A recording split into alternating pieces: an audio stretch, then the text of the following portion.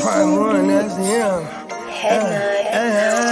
Scott, thought you thought, but I wasn't born yesterday. All I do is ball. You goofies underestimate. Heavyweight bag, step on your weight class. I done moved across states, blood up pink cap. Strap put it on my pivot, clocking digits. Rock hard and I ain't even in the kitchen. I'm on a mission to move soft, make a thing flip like a moonsault. Keep a switch for everybody through salt. Face froze, somebody check dude's pulse. Is you stepping or stepped on? Wake the game up, make them regret I was slept on. Bogey's world, welcome to a new dawn. Till I move up, I can never move on. Big bread got me bougie past the great poop on. I'm getting over while you busy fighting over croutons. Yeah, bogeyism, a true Bogart, gon' get it. All this water got me tripping. Hella fish scale, but I ain't fishing. See, I move with precision. When it comes to living, I'm the definition. If I stand for one thing, it's on business. Bogeyism, it just hit different. Yeah, it just hit different. You find my story is all non-fiction. I put my fan before me and I gotta mention. I keep an air fan tone mob a henchman. For you squares, option for opposition. And you ops that get popped trying to stop my ascension. Talking generational, you got my attention. Underworld motivational, you feel the sensation. Try to see how I look, get booked, I'll take it. I was just a cook, all it took was some patience. Now my phone off the hook, I got hella deals waiting. You ain't really made it unless you got somebody hating. Bogey's world, welcome to a new dawn. Till I move up, I can never move on. Big bread got me bougie past the gray poop on. Getting over while you busy fighting over croutons. Yeah, bogeyism, a true Bogart, gon' get it. All this water got me tripping. Hella fish scale, but I ain't fishing. See, I move with precision. I was told when it to comes give to away living, to the I'm the definition. So If I you stand guys for one want to thing, subscribe it's to on all the business. channels so you can get Bogeyism, your it just hit different. entries in. But Yeah. we're going to tell all the interesting information on the show.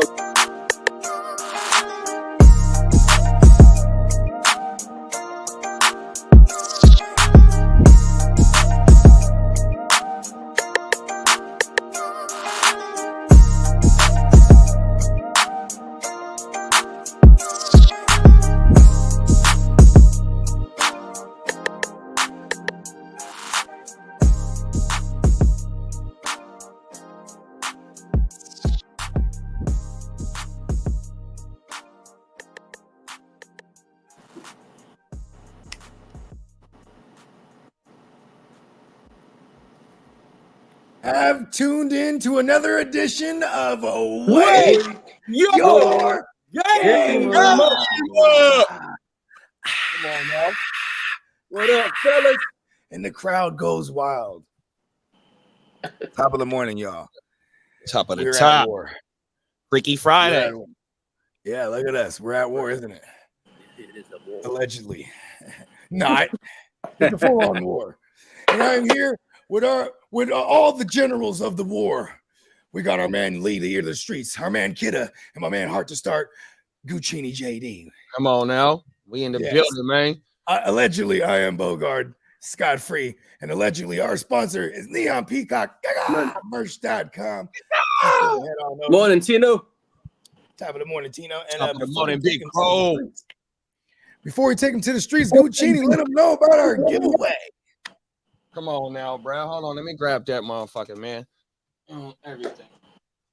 Got something for y'all, man, to help celebrate the how y'all been running this motherfucker up, man, on everything, bro. Y'all been making sure this Jim Wells shit get to popping, and without y'all, we couldn't get this shit the way that we got it going 100%. So what we gonna do, bro?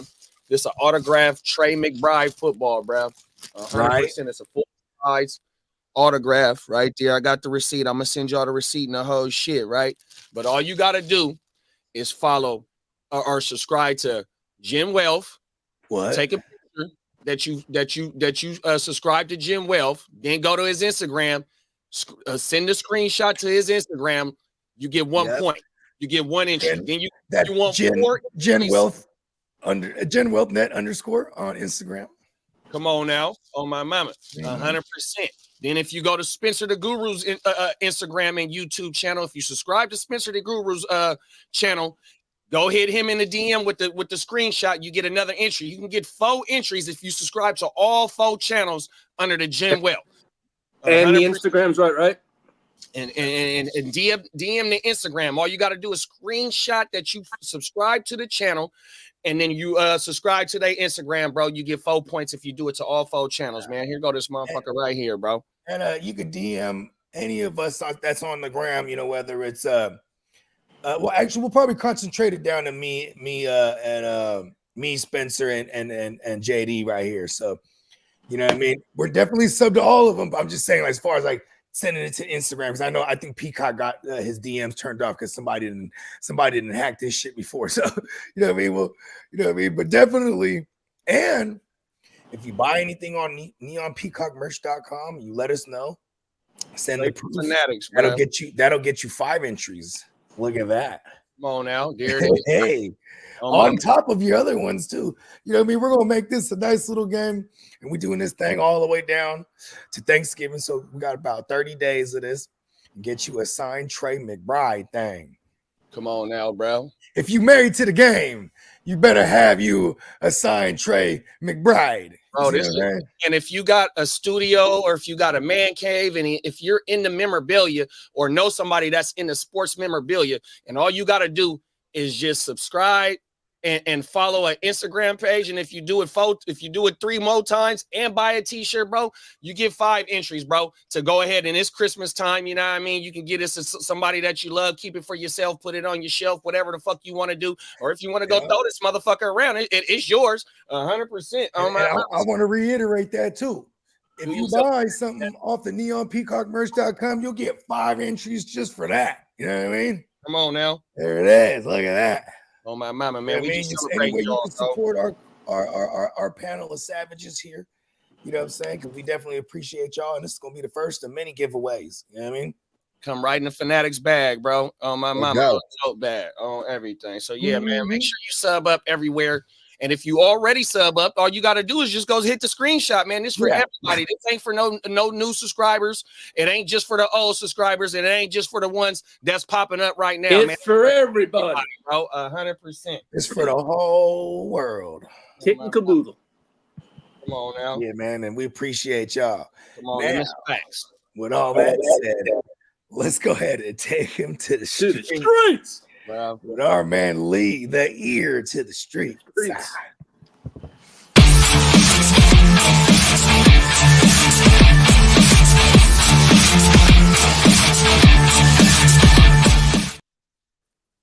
Good morning, and happy Friday. Yeah. How about that game last night? Oof.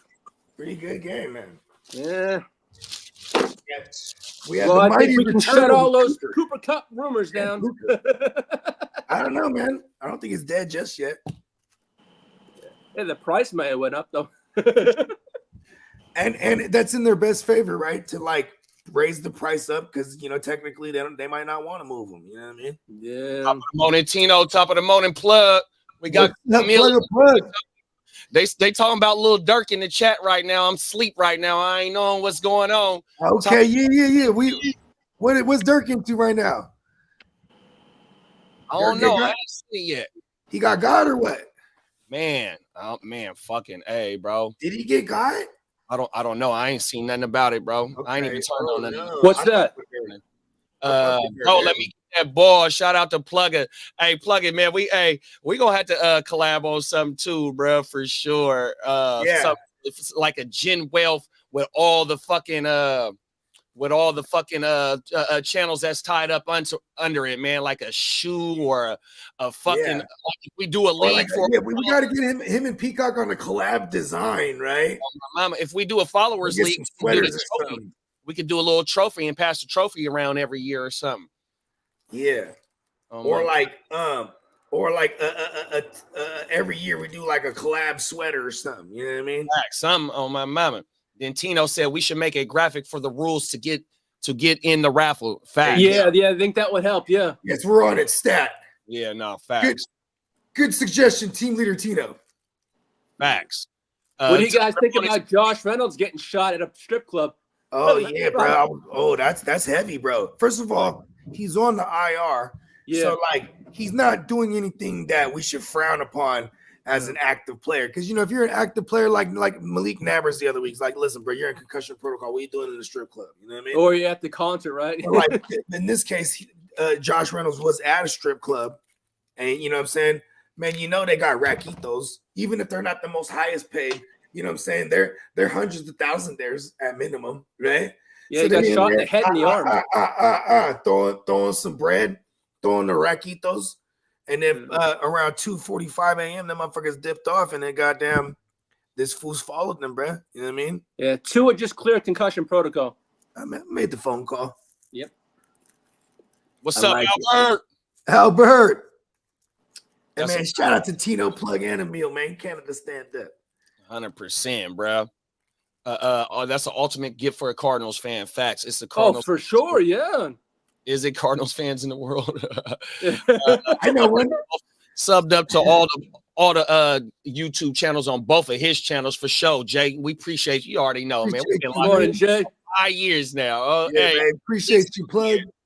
Oh, my mama. Smitty says, should I play the Chargers defense over the 49ers defense? Oh, I would. Yeah. Because it's not just because Rattler's a rookie. It's because of that interior line is really bad. I mean, shout out to Plug. It's no shot at Who Dat Nation, but he'll tell you too in the chat right now, that interior line's giving a mad pressure. You know what I'm saying? And I mean, this has been all year since their tackle. I think both of their tackles went down. Yeah. Well, the Giants came out and said they're not going to make a change at coaching or the GM changes this season. So and that's why they're a bad organization, aren't they? Yeah, exactly. That's cool. Listen, man, Brian Daboll definitely got them into the playoffs like 2 years ago with Danny Dumbass. So you got to give the man his wops. You feel me? At least for now. And it looks like Christian McCaffrey's going to hopefully return to practice next week. Yeah, I'll say because we got the bye next week. Yeah. So they come in preparation for week 10. I think we should see him in practice, and then that'll lead up to the last 7 days of that window. So. Yeah, he's on pace to play week 10.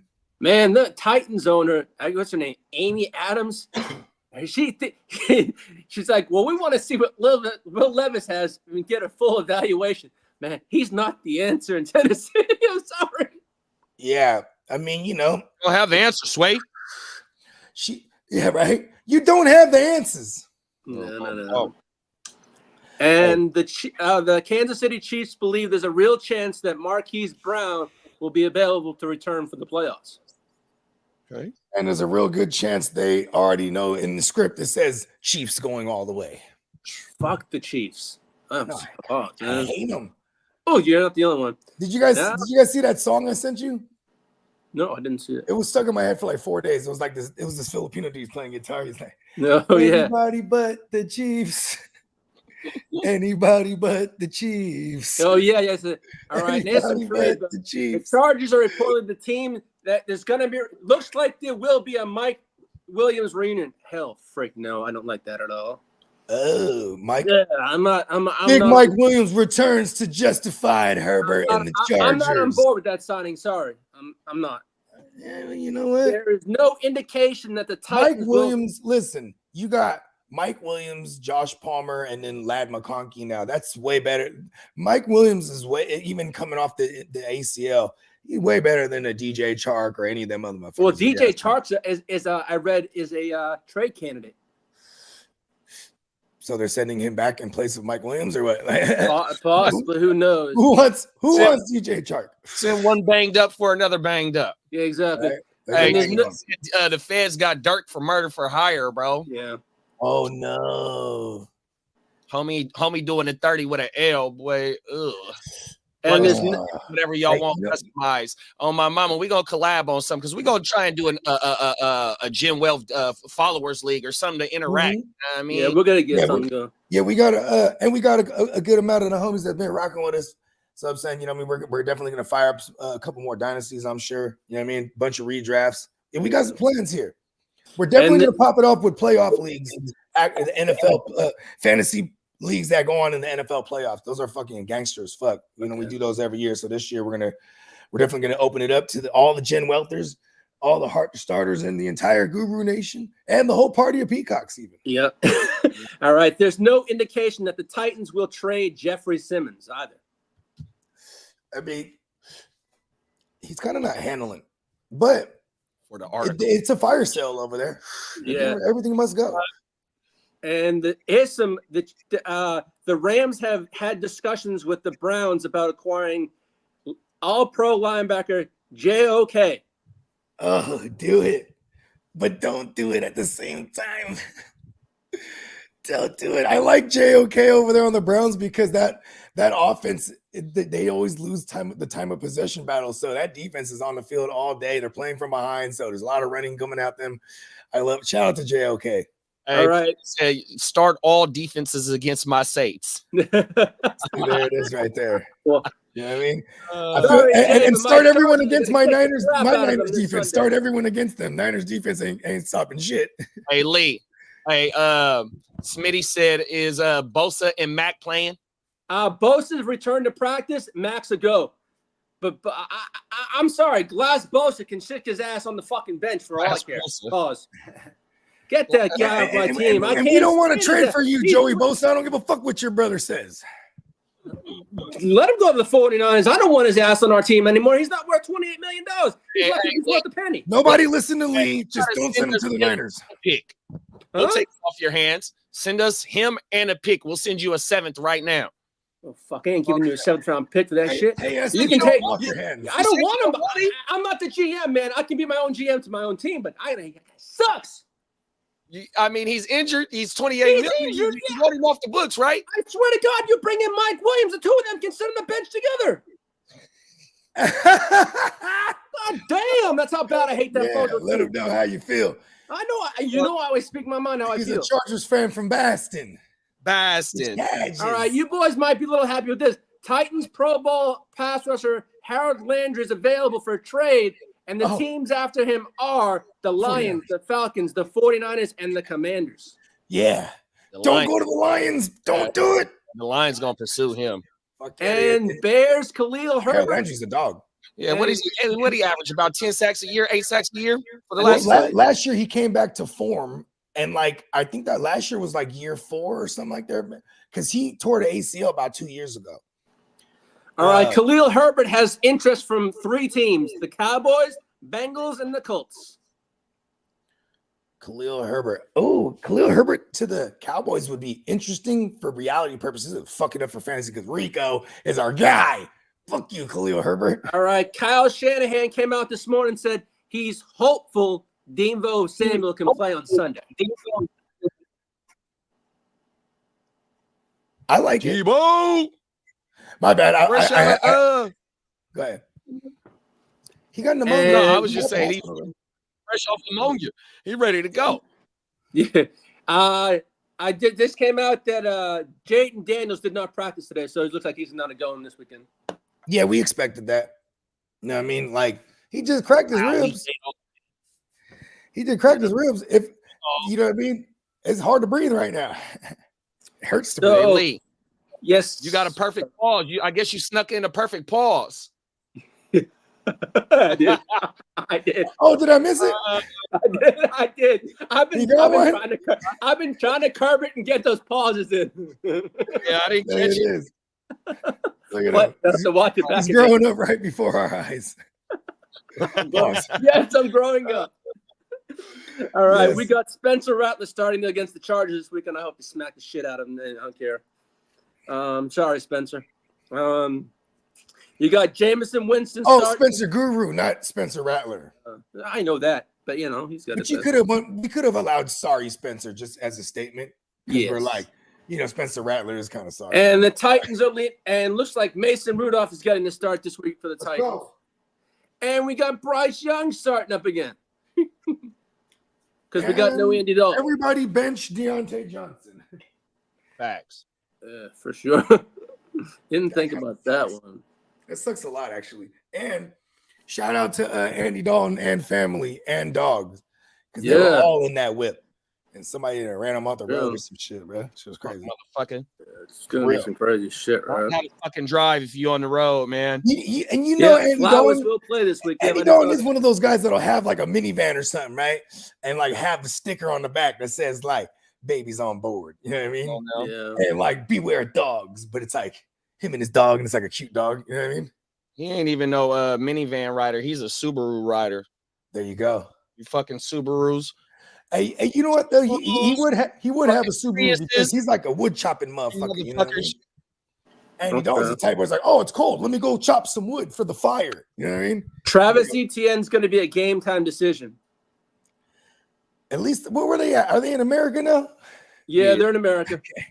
Oh shit, we going to Germany, huh? Yeah, we in Munich, I think. No, Frankfurt or we in Munich? We're going to Frankfurt, I believe. Oh, Let's go.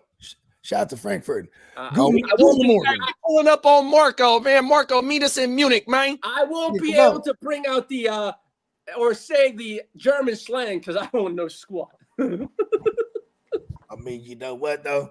It's a donkey shame. You know what I mean? How about that? It means thank you. I That's think. what I know. I know Heisenberg. I know that blue. I know that blue Titi. I Oh, know the the blue Titi. German ingenuity. Come on now.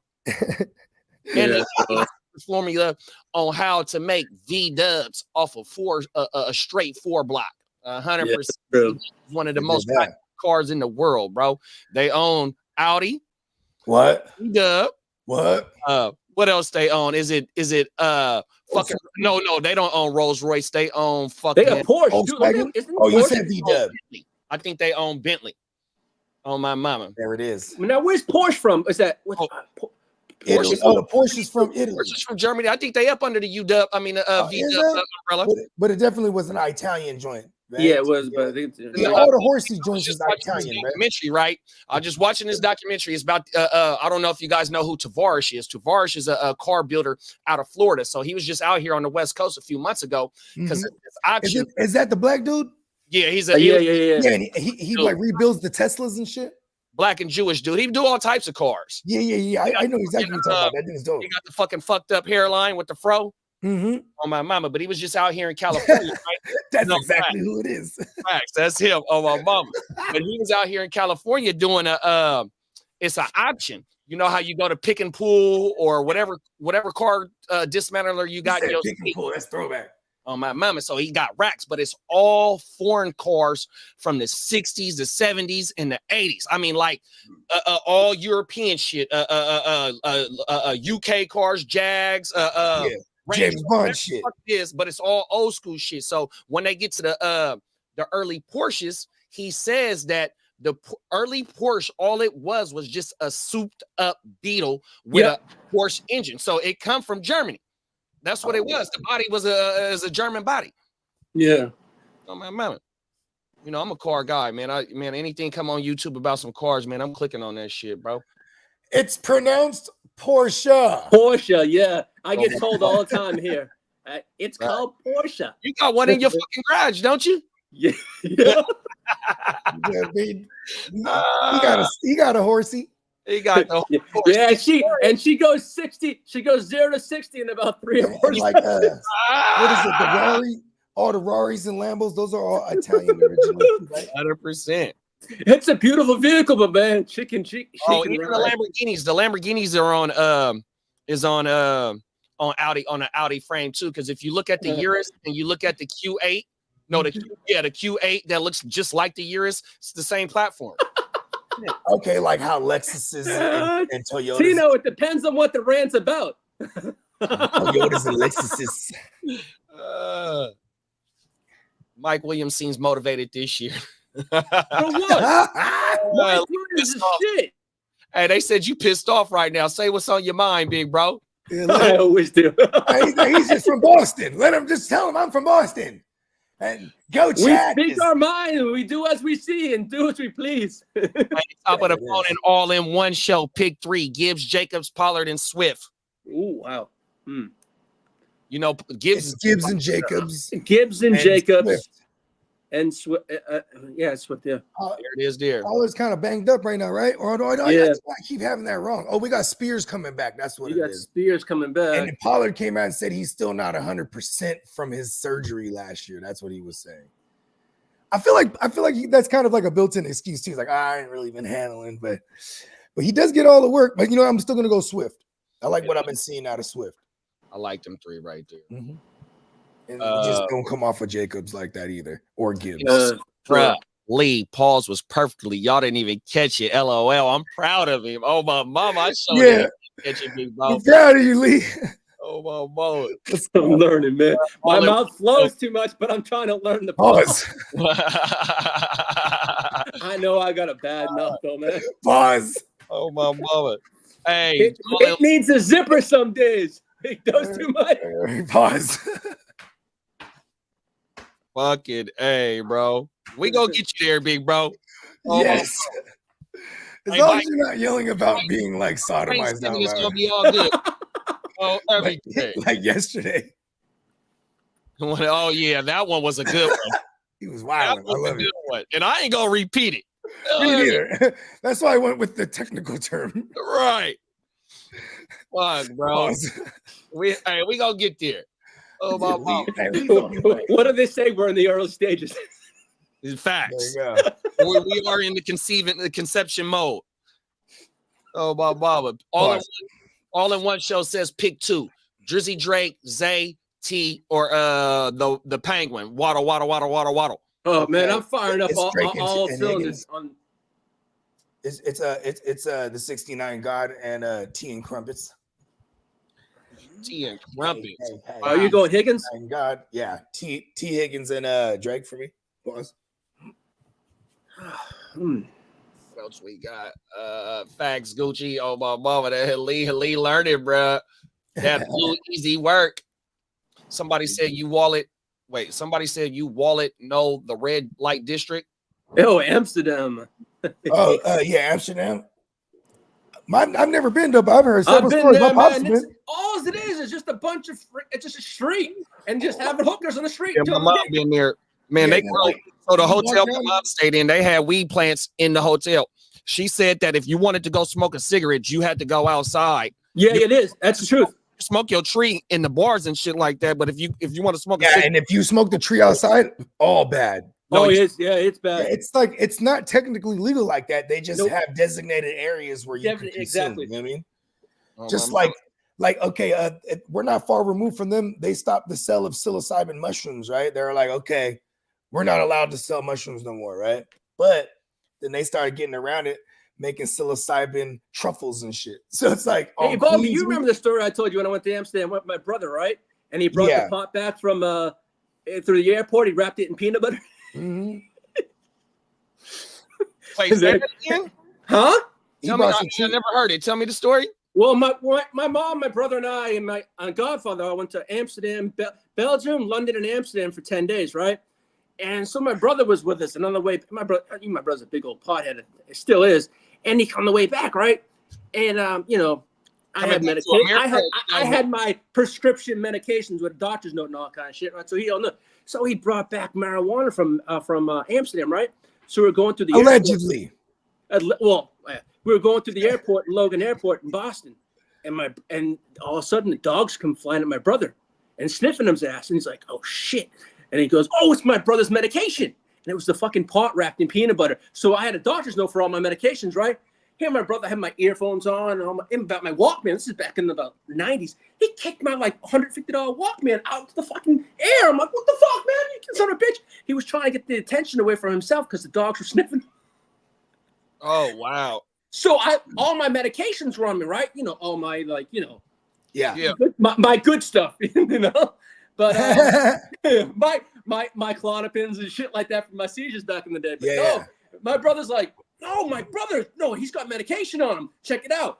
And I'm like, because he knew I had got the ET finger pointing at you. Yeah, he's like, and then I go to my brother. I go, Tim. "So you got to pay for my Walkman?" He goes, "Fuck you, man. I'm your brother." I go, "Kiss my ass. You just bust $150 in my ass." I go, "You just go sell some drugs and you have the money handed over to me." Son of a bitch. That shit is crazy. Hey, when I was in Puerto Vallarta earlier this year in February, I seen the dogs hit the conveyor belt, right? So yeah. when I get ready to go to Cabo for the draft. Oh I'm gonna yeah. tell the story, man. Look, when I touched Allegedly. down with the pack at the hotel, I probably smoked 7 little skimp ones that fat because I shook on everything. I'm like, oh my goodness, I do not hope they hit me with this motherfucking tree, bro. Well, at least when you know once you get across, it's just as long as you're smoking in privacy, you straight. Because even if that's the case too, and you get, God forbid, a motherfucker get hemmed up, man, you just shoot a couple of dollars. Right, You know what I on mean? my mama, 100%. All right, look, you got me. Here's a hundred.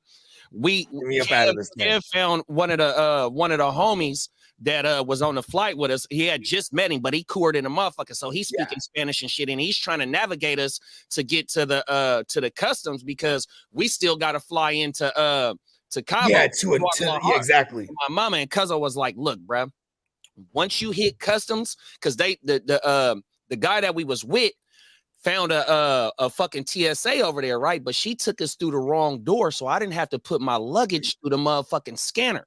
Wow. Oh, my mama. So she slipped up by taking us through the wrong way. Then we had to come back inside the TSA, and she just took it to this little shortcut, bruh. Showed passport, boom. We on our way to the next terminal. I was like, bong. Facts, bro. Oh, I was shook, bro. I swear to you. Even a phone call. Motherfucking Cabo was only like a 45-minute flight, hour flight. I'm still shook that way, too. I ain't gonna lie. Yeah, you ain't lying, though. That shit had me spooked. Top of the money. Hey, Chente said, hit that motherfucking like button. Please do, man. Yeah, man. Shout out to Chente. What up? I feel like you got to say that when you say his name, huh? Come on now. What up? Oh, everything. Sounds like a fighting style. Hitting with the Bruce Lee. He's like, everything. I'm a 3rd degree Chente. Now what? Right? Sound like a fighting style. Oh, for real, right? I've trained in the art of Chente. Emil said, lost Mike Evans. Pick one for the flex. Sterling, Troy, or Eli. Elijah Moore. Ooh. Sterling. Oh, but I like the Troy thing. It's just that the only thing that sucks is like they're real game specific on how they're going to attack each defense, right? Like this week, they should run all over them with the running backs and Bo Nix. You know, but it's also one of the worst secondaries too. So I like the Troy Franklin play, but just Sterling Shepard is attached to one of the better offenses, and I'm going to say this: he's going to get a majority of them slot snaps. So I'm not saying he's going to replace Chris Godwin, but he's going to be that slot guy. You know what I mean? And I kind of like that a lot, actually. And moving forward, but Troy Franklin, man, if you swooped him, he could be. Yeah, he had a great week last week. And he already has that. He already has that chemistry going back to college with Brett. Going back to college, correct. Yeah. So it's a great speculative ad. What's that? But if I was to start one or the other this week, it'd be Sterling Shepard. YouTube is about to. Thanks, Dino. That rant yesterday put you in the YouTube. It's about entertainment. Come on, man. Keeping the world entertained. Yeah. Roquan Smith got fined $16,000 for that tackle on Chris Godwin. For killing Godwin? For kissing. Still love you, Roquan. Yeah. Made me really upset, actually. I had a lot of Chris Godwin, Roquan teams, actually, so it's kind of hurt, you know? See my own guy, take out my own guy. Pause. $16,000 for a hip drop fine. It ain't nothing to him, though. He's the highest paid linebacker, huh? Fuck, bro. He getting the bag. What else you got for us, Lee? Not too much. I'm just going through ins and outs right now. Yeah, Tino, that $16,000 was for the hit on Godwin for Roquan Smith. Yep, it was a bounty. Yeah, the bounty. It was a bounty on Bogart's teams. Fuck you. Let's see. Anything else that's come out? I got a star sit. Okay. Pittman or Tank. Oh, that's rough. All right. The 49ers just announced that Christian McCaffrey is expected to play Week 10. Just said it. I mean, it's easy to call that one because they actually activated his or opened his 21-day window. Yep. I was like, well, he's going to come back in 3 weeks or not. You know what I mean? So that puts him on the week 10 return or not. I mean, theoretically, they could activate him back onto the active roster and he still doesn't play that week 10. But yeah, he's trending for week 10. So, all right, Jordan Mason, I love you. Let's just, you know what I mean? The Chiefs just restructured The Chiefs just restructured the contract of tackle Jawan Taylor by converting salary into a signing bonus, creating $5.3 million in 2024 cap space. Good for them. Fucked up Chiefs, a piece of shit. They're clearing somebody like they're trying to do something still, man. Yeah. They're clean. I mean, they did bring in D-Hop or whatever, but it's not like his bag was super crazy. You know what I mean? And the Titans, they picked up a gang of it when I looked. If anyone has Zach Zeller for the Dolphins, he's been ruled out. Fuck is that? Huh? What is he on the defense? Yeah, defense, I believe. Yeah. I guess he got poked in the eye and he's got having eye problems. That's cold. You know, like when you watch the UFC and a motherfucker gets poked in the eye, you know that shit's serious too because they try to swing. Boom, you get him in the eye with a thumb. You're, oh shit! That motherfucker, Sure.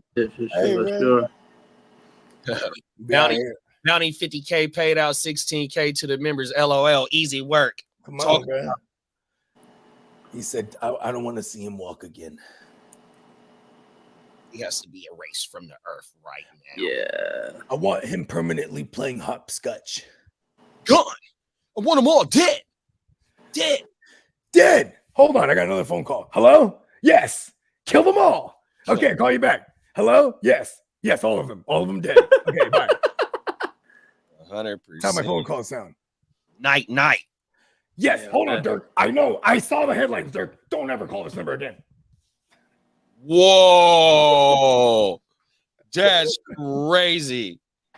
Oh, allegedly. Hello. Allegedly. That shit, I can't wait to turn the internet. Well, I'm already on the internet right now. Right? I'm like, yo, bro, because listen, it would be for the duck thing. Because Mama Duck, she didn't went there and started this whole hoopla trying to sue the Gold Coast and all the Dolce and Gabbana and all the stores, and then the security company, which is a private security company, trying to sue them. You know what they was finna do? Fuck that. You need to sue this guy. They all collaborated on putting a PI together to go ahead and get all the I's dotted and the T's crossed, big bro. They putting it in all of them. Dirk put out a song called "You Should Have Ducked." Oh yeah. You know what I mean? He basically, you know what I mean? They claiming ownership, so to speak. And then, like, Vaughn, rest in peace, Vaughn, he gets slain. And then they thought they kind of just threw it on his name. Even the O Block Sloppy Six is what they call it, right? Because it was 6 of them that slayed. It's not alleged, so I can actually say this. They slayed Duck, and then they did not get away with it. Their digital thumbprint put them everywhere they was, and then they, it was a known that it was a paid hit. They got like 100 banditos to split between the 6 of them. I mean, it's kind of crazy. And then one of them's getting the for sure. Ironically, too, Dirk, he has a strong, just like anybody from the streets should and would have a strong disdain for ratas. Because his dad gone his whole life because behind somebody ranting on his dad, you know what I mean? And it's kind of ironic because they kind of spearheaded the culture of self-snitching on wax. You know what I mean? Look at this shit right here. Top of the morning, D-Wave. Sorry, my What's up, D-Wave? That's actually him. Tino said, nah, it's for Quando Rondo. Rumor is Brick Baby snitched on Dirk. Ooh, and Brick, he was tied in with Dirk and all them. Oh yeah. And you know what else, bro? Who's Brick's brother-in-law? Longway. And Longway just got popped. It's kind of crazy, right? What are they getting popped for? Like drugs or something? Rico shit. Oh wow. Yeah, not long way. Dirk is solicitation of Yeah, long way shit wasn't for a Rico. It just they tried to tie Oh, in. they tried to get him for the Rico. Yeah, they tried to tie in that Rico with And then they tried to add the gang enhancement and all that shit. They say Longway was fucking with the cartel. There it is. Yeah, because they were tracking the cartel guy might be an ET finger having motherfucker. Right. Yeah.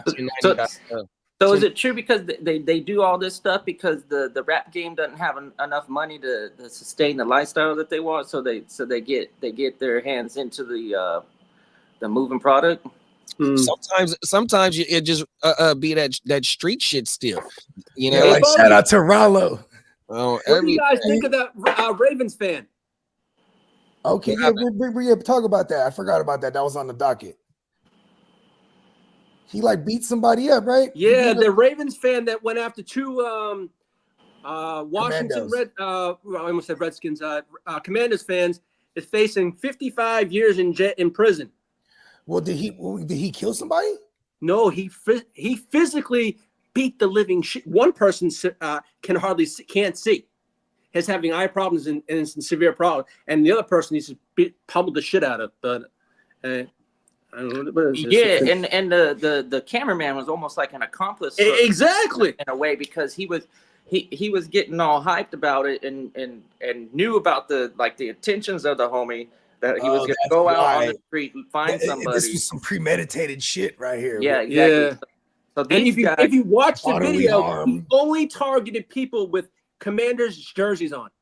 What? Oh, he was trying to go viral. Yeah, and he lost his job. This was obviously a few weeks ago when they played. He's lucky he didn't run into the wrong one, you know. Exactly. He was picking on little guys. He was, and he's a big kid. He's a big boy. Yeah. He was like, what do you say? Yours? He's very husky, like you, kiddo. He was a pet one. What the fuck? But hey, he'll learn his ass in jail. Yeah. Hey man, that was fuck that shit. That's crazy. That's my first time hearing about that. JD, you didn't see the video? I'll have to send it to you, man. That shit is crazy. Lunatic, man. Yeah, he said, Tino said Brick got popped for an AK 3 months ago, never did a court sentence. Now Dirk got a Fetty case. Oh, yeah. There's too many coincidences. Yeah, right. Dang, that's a fact, kidda. Damn beat the dude blind. Oh, my man. Steelers fans are calling for the head of their GM if he doesn't land Cooper Kupp. What? Top of the mountain. They're calling him if he doesn't land Kupp. He's a con artist, and his last name is Con. I mean, the Jaguars or the Steelers? No, Steelers. Steelers just got Justin Fields for free. Pretty much, but they remember he promised them Ayuk, and he's promising a Cooper Kupp, and now they're just saying Cooper Kupp's probably staying. The fans are fucking having an outrage. Yeah, I think he stays too, bro. They looked too good last night. Yeah, they did, but they did look good with the whole offense healthy. They looked really good last night. Yeah. Yeah, there's not a lot of big names out there available. I think the Chiefs were the lucky ones to swoop in and get DeAndre. To me, if they're gonna have to land a receiver, they're gonna have to trade. It's gonna have to give up something, I think. For the Steelers to get something. Yeah, but there's not really many divisions options out there, though. I mean, come on, who's out there? Receiver-wise, a lot of these divisions are still close, right? Exactly. I mean, the NFC North, and we know none of them are going to be moving off of their players. And then the AFC South, we got Indianapolis and Texans. Like I could see Green Bay being a team that low key. All right, Bucky Irving is in play to play Sunday. Who? Bucky Irving. All right. It just came out. He was never in danger of missing it. Nope. Yeah. Hey, and you know what? Rachaad White's still the guy to have if you think it's going to be a negative game script for the Buccaneers, because Rachaad White is the pass catching back now. You know what I mean? It's pretty cool, actually. Only I had some Rachaad Whites. Rashad. Hey, what was that in what was that? The Chappelle Show. Hey, run that quickly. What was that Trade say? Jordan Addison for Najee. Yep. Hell yeah. Mm-hmm. And the Najee thing with Warren back, it was a 50-50 split as far as that, but the more touches and the money touches still went to Najee. And it just goes back to what I was saying in the offseason, man. When you get Russ in there, that all our pieces are going to be more viable that are connected now to Russ versus like Justin Fields becomes the weapon to start when he's the guy. You know what I mean? Because he's the fantasy weapon. You know what I mean? Yeah. Yeah, but now it's like, okay, Russ can facilitate all these guys to eat for us. You know, your Muths, your George Pickenses, your Najees. Even Warren is like back in fringe flex territory. You know what I mean? Especially if we're gonna move forward with them doing a 50-50 snap split. You know what I mean? Yeah, Matthew Stafford passed Dan Marino last night on the all-time career completions list last night. Yep, you said that earlier. Yep. I like it. Shout out to Anakin Fieri. For Fieri. On everything. That's my first time seeing you around Yeah, here. mate. We appreciate you for pulling up on us, man. I see you got that Four Loco and then pack of Marlboro Reds and your what do you call that? The Avatar. The Avatar thing. Yeah, hey, remember Four Locos? Those are throwback, bro. Hey, you speaking I swear on to God, I used to smoke Marlboro Reds when I used to drink Four Locos. Yeah. Hey. I wonder if he's a. Do you work on horses? Are you the Jedi or the what do we call? Is Anakin a Jedi or is he a Sith? I would say he's a Jedi. Yeah.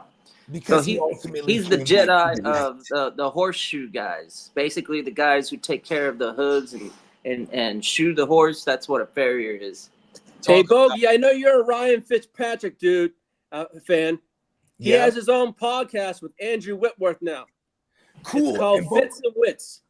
Hey, that's tight because both of them, they're Sagittariuses too. Yeah, it's called Fits and Wits. Fits and Wits. Sorry. Hey, listen. They were all awesome. It was them two. Sherm. Who else was there? There's somebody else I'm missing. Hey, big bro. Hey. He says, shout out to Anakin, man. Hey, for sure. He says, black dude sounds like Macho Man. I love it. You on team, bruh.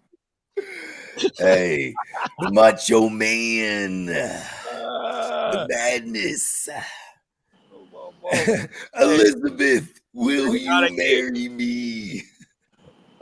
Oh, everything. Make sure you hit the subscribe button, man, and put the thumbs up for us, man, if you fucking with the content, big. Love, man. And shout out to Onyx, man. Oh, my mama. You know what I mean? I read it like Onyx. Slam. Let the boys be boys. Boys make noise. Slam. That's another one. And then another one. They were kind of like the precursor to like guys like DMX for real, huh? Fedro Starr and they had that hyped ass like what's the other boy's name? Fedro Starr and what's the other boy's name? Fuck. And they both movie stars too. They both had good roles in several. One of them was on Moesha, right? Q. Oh yeah, facts. Fedro. Oh my Fedro, there you go. And then other bruh, he was he was Blade, bruh. Come on now. He was Blade. Fedro Starr was in Above the Rim. Sticky Fingers is his name. Sticky Fingers, that's his name. Oh my God. There you go. Facts. Scott free for life. 100%. For life. Come on now. All right. Dan Quinn just came out and said Jaden Daniels did wind up practicing today, and we really pushed it. They'll evaluate his status over the next 48 hours to see if he can determine for Sunday. That's gamesmanship. Yep. Make sure Chicago's still on their P's and Q's. Like, listen, we might play him. You know what I mean? Because otherwise they're like, all right, guys, we're watching tape on Mariota. And it's like 2 minutes later, all right, we're done.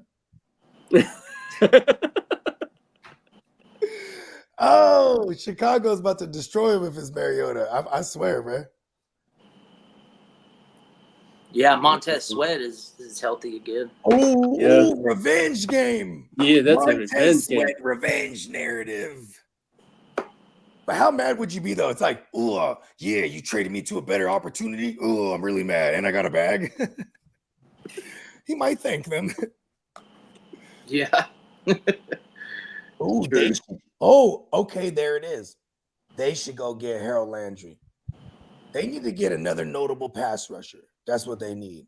Someone opposite of Montez Sweat, and it'll just not be fair.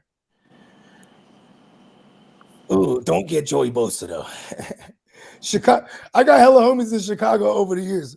Excuse me. I wonder if Bosa's on the move at the deadline. I wonder if Joey Bosa, we move him at the deadline. Doesn't he have some stupid high contract?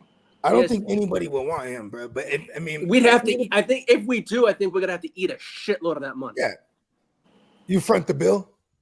Yeah, I ain't gonna front that piece of shit. Yeah, no, I'm just saying that's the only way it would work. But it's only for the rest of the year, though, right? Yeah, I think it is. I think his contract was $28 million. That's why I thought it was kind of interesting that like the rumors go from we finna trade Alvin Kamara to like, hey everyone, Alvin Kamara got an extension. I was like, ooh, maybe they're trying to do him a solid because they're finna trade him. Yeah, That he's gonna way, like- retire at St. Denis promotion. I mean, I can see that too. You know what I mean? But you know what I'm saying? Why not cash out on them? But the And- Saints also saved a lot of money in cap space on the Yeah, contract so too. that was also the necessity too, because they Yeah. were in the red as far as their cap goes, so they restructure him They were strapped. to Yeah, an extension, quote unquote. But that means if you trade him, and you know what I mean, you're doing him a solid because he got a contract next year. You know what I mean? yeah. So now a team isn't just going to pick up a rental. You know what I mean? Yeah, for what he's done for that franchise, that organization, that's a damn good move right there. It'd be a Yeah, it solid was. player. It was. You know what I mean? It did him right. Yeah, because if they do ship him out, they're like, boom, you're good for like this, the rest of this year and next year, bro. Your bag's intact. You know what I mean? They're gonna have to then you know he would have to restructure with them or whatever. But yeah, because there's some teams that should be interested in him. You know what I mean? I hate to say it, but the fucking dirty Chiefs,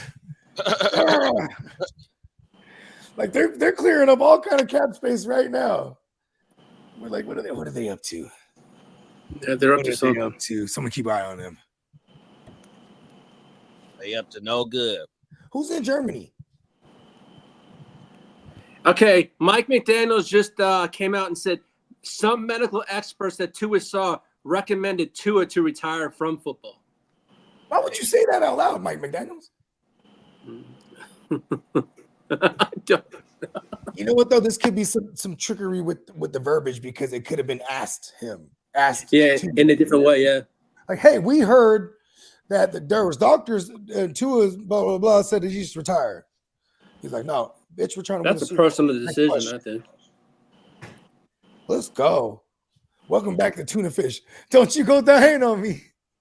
Like just as a humanitarian, you know what I'm saying, or at least a wannabe humanitarian, I should say. I would say I just hope for his sake we don't see him die out there, man. Yeah, You know no what I mean? shit, right? Like that shit's crazy, man. Hopefully he's all right. Get that ball out quick to Tyreek. He's fast as a cheetah. Well, he's got two fast receivers. Let's see how fast he gets that ball out of this Sunday.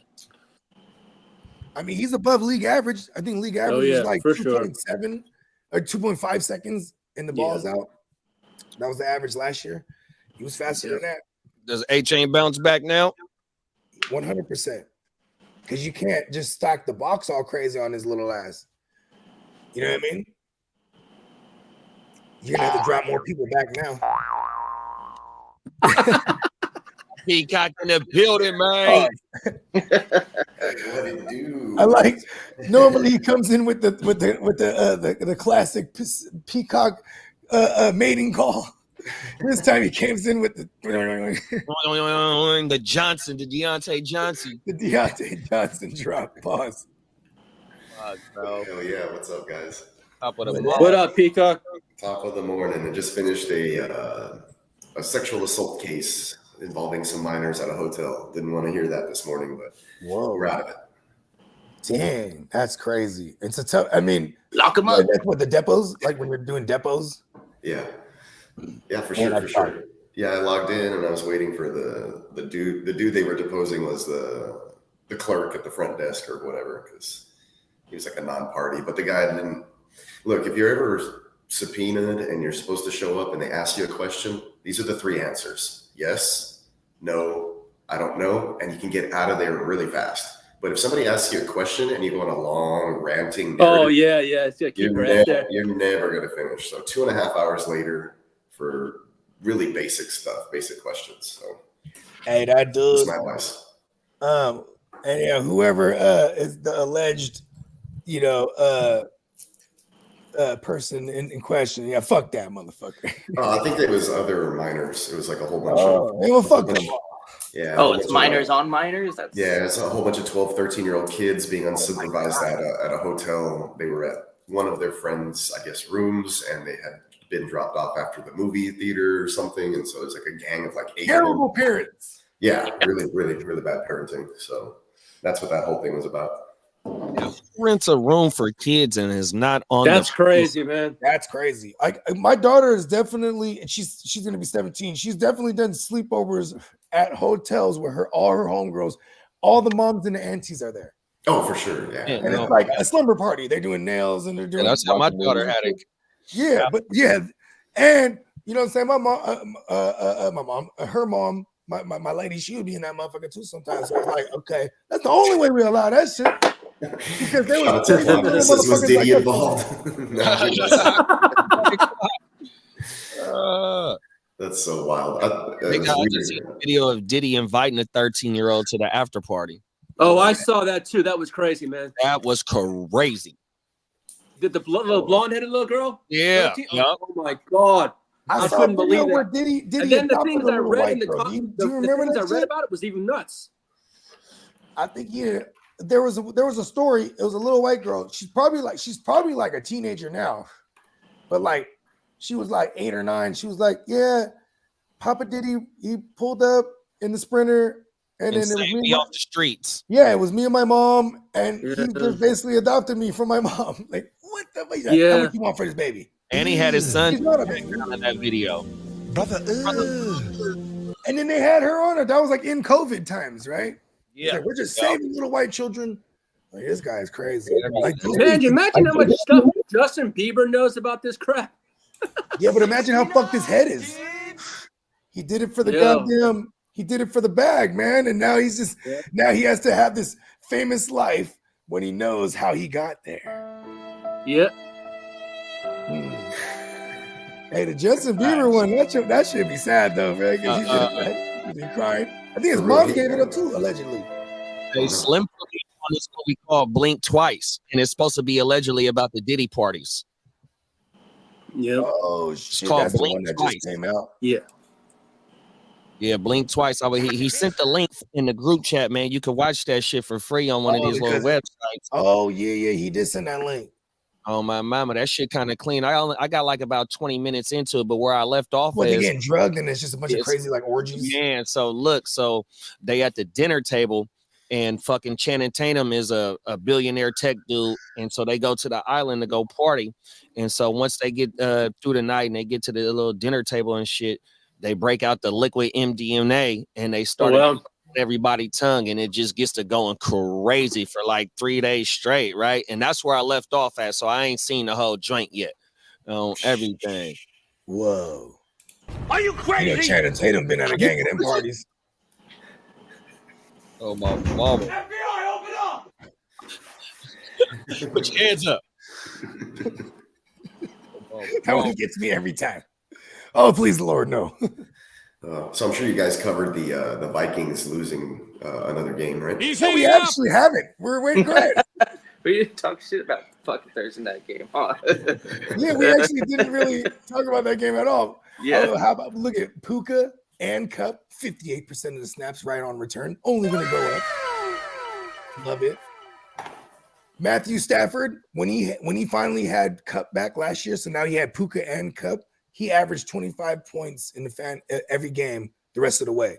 So we do love our Matthew Stafford the rest of the way. You know what I mean? Kyron Williams, what else is there to say about him? He's awesome. Man, I tried trading yesterday from MJD on I'm gonna tell y'all what I sent. I sent Najee, I sent Dale, and I sent Evan Ingram for Kyron. He countered, he took out Dale and he wanted Puka. I shut that shit down so fast. Then he countered with DK, shut that shit down so fast. It was I felt like it was too much to give up for Kyron. Yeah. But if he would have took Tank or Michael Pittman, I would have did it. Yeah. And you know what? Here's the thing too. If I can get Pittman and Tank and Ingram, is that what you sent initially? No, I sent I Najee. would send all three of them for Kyron and then one more. Like what? Maybe one more on his side. It was Najee. You gotta tell him. You gotta remind him. Najee's from the soil, come bro. on now. You already know, man. We was in Like, the come sure. on, bro. Najee's from your hood, bro. Hey, he was damn near ready to take it. My second offer with Pittman, he let that shit sit up for like 5 hours on everything. Then he called me out in the chat everything. Oh, my mama, he sure the hell did. Shout out to MJD, bro. Yeah, man. Motherfucker. Okay. What else? Okay, now the Vikings side. Peacock had some interesting. He found some interesting facts here. I did. Here, let me pull that up real quick from the group chat. I sent it to y'all earlier. It was These funny are because facts. I had These are heard, not alleged. yeah, I had heard some stuff, and then as soon as I got on Twitter, I was like, oh look, there's a graphic, like just backing up what I heard.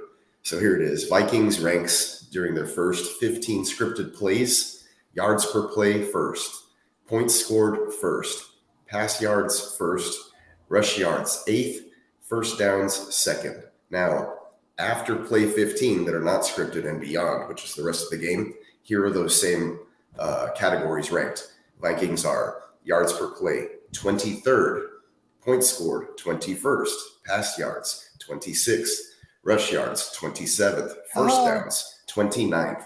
So after scripted plays, they go from one of the best in the league to one of the worst. And the best teams can go through like 25 scripted plays and they're solid. They're giving him about 15 here that they're like, learn these good and ready to die for him. And he executes them well. And that's why you see our Jeffersons drop off in the second halves of these games, haven't we? Yeah, typically he's Jefferson's like quiet in all these second half games. killing it in the first half, and then Maybe second not half last of game, most games. in there, but Second half of most games, he's relatively quiet. yeah. Kind of Albert crazy. says, oh, my bad, bro. Yeah. Darnold only got one passing touchdown in the fourth quarter. That's crazy. And they're outscoring opponents. He's like They're the outscoring Michael opponents. Penix of.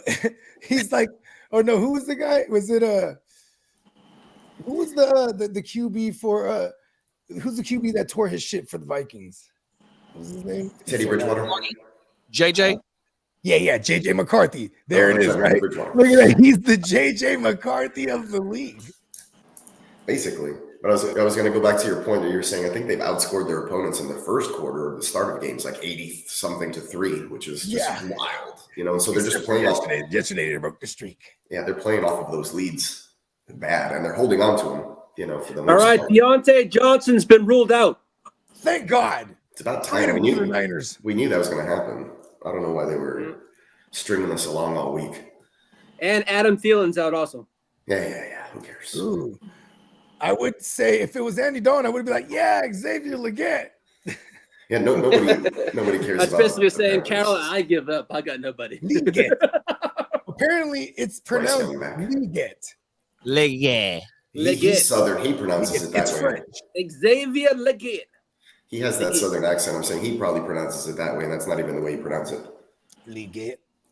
I'm sure it's Legette. What He you just said. he just says it that way. Have you heard him talk?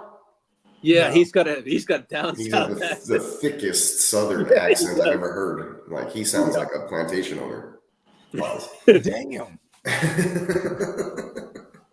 Go watch one of his interviews. You'll freak out. I'm like, what did he just say? I kind of tripped out when I first heard Cooper Kupp talk. I never heard him talk.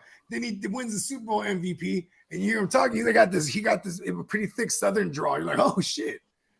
I guess he looked like he would. And apparently that Southern draw comes from directly from like the British England, and it just kind of in that area of the States, it just never like formed into any other thicker accent. It just kind of I do declare. just weird. Slowed it down. Yeah. Weird. Mhm. I mean, it was them going down there like, it's so lovely out here. Yeah. As opposed to like the muggety, gloomy London skies and Britain skies. Smokestacks. Right? Yeah. Like, fuck it. Look at us. wearing the big hats, For real, huh? right? They're wearing the big old hats, having their tea and crumpets like they do. You know what I mean? Hell yeah. Look at it, look at that. Now they got biscuits everywhere in the South. See that? That's true. Biscuits and gravy, baby. Come on, let's go. That's hysterical. Biscuits and gravy is absolutely a must. Motherfucking right. Mhm. Halloween is less than a week away, so I'm pumped. Right? I'm trying to figure out what I'm gonna be. I feel like no matter what I am, I'm gonna do most. Dr. Bogey. Oh yeah, there it is. But I'm him every day. 'Cause I No, went to that's Tuesdays and Harvard Fridays and Medical. Sundays. You know what I mean? I guess it's too late now, but that would have been cool if I was able to somehow get like a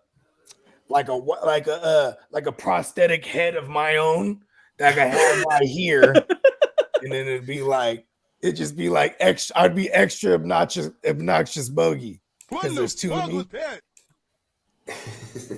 Mhm. Bruh. For real. What Tino the had, fuck was that? I was gonna say Tino had one earlier. He wanted to know. I don't know if you guys touched on it. Pause. The what we think about Hopkins now that he is with Mahomes. Big slot. Big Pause. slot. Yeah, sure hands out of that big slot. So, like, you know, if we're looking for like a greasy, 7 to 9 targets, he's probably gonna get it because they go death by 1,000 paper cuts. Yeah, a lesser Rashee Rice, maybe not as much yak. Yeah, no, not really. Yeah. Exactly. And then there's still gonna be maybe this actually helps Kelsey a little bit because I think so. Yeah, I think it's going to the help. reputation that Nuke Skywalker, by the way. Remember that when he Back was in Nuke his- Skywalker, when he back was in strong in his, the first. Arizona Cardinal days. Yeah. Right, with Kyler Ren. Kyler Ren. There it is. I was trying to remember what his name was. Kyler Ren and Nuke Skywalker. And they were doing it, man. Yeah, they were. Yeah, for fantasy. Reality, there was, And they were doing it. Yeah, if I had some Hopkins, I'm starting him. Like, I mean, maybe this week because no one's on a bye week. Like, how about this? Andy Reid said why wait as far as throwing him into the lineup himself. So Albert, let me if check he's on gonna that do for it- you. Hold on. Zay Flowers, I think he started. I think he's a go. But I can't be certain right now. I don't think he practiced yesterday. If he gets into a limited today, that's He's a limited good- today. But I haven't seen it just yet. Okay.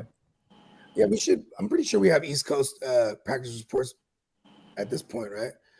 I've seen the Jaguars so far. I've seen The Jaguars are still on London time, huh? They're like, yeah, we practice. the Panthers. So there's East Coast stuff is just gradually coming out right now. So I think maybe in about an hour or so we'll basically see.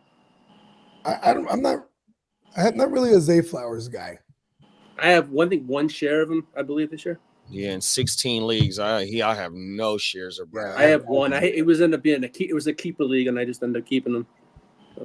Lawrence Bruce, top of the morning to you, big bro. We appreciate you for pulling Hell up. of a name. That's a new name. Lawrence Bruce. 100%. That's That's my man Larry. That's my man the Law. come on now. Matty Law. I got Baker, but I'm worried about his Oh, wide. no, that ain't Matty Law. Shout out to Lawrence Bruce. Come on now. Facts. Shout out to Lawrence Bruce, bro. Top of the morning. Should I start Tua over Baker? Also, I have Rodgers and Dak. Who should he be firing up if he I'd be firing up Dak. Dak against the Niners? Yeah. Yeah. I'm not mad at that. But and in the Baker thing, he still has Kate Otten, and Atlanta is susceptible to the tight end position. So I think like Baker's, there is going to be a drop off. I mean, you can't just go from two of the best receivers to having just only Kate Otten, right? You know what I mean? But I do. Speaking of, I picked up Kate Otten for 0 fab this morning. I had There to you drop, go. I had to drop. Are you Ray killing me? In a Davis. tight end premium, what's wrong with them? I love it. People are kind of shying away. I mean, everybody has their like in the league, guys have like the top 4 or 5 guys rostered, and then after that, it's kind of like we have some good flex options. And it's a shallow bench. It's a shallow bench also, so it keeps the waivers moving. There's only been one trade in that league, but I like the setup. It's good. Like you're making waiver moves. Yeah, it keeps things in motion. Yeah, you're making waiver moves almost every day in that league. I feel like with the Yeah, I'm in a 14 team super flex with 4 IDPs, and it doesn't have the deepest bench at all. So it tends to happen that way too. Like people got to drop things that you know, you just got to be.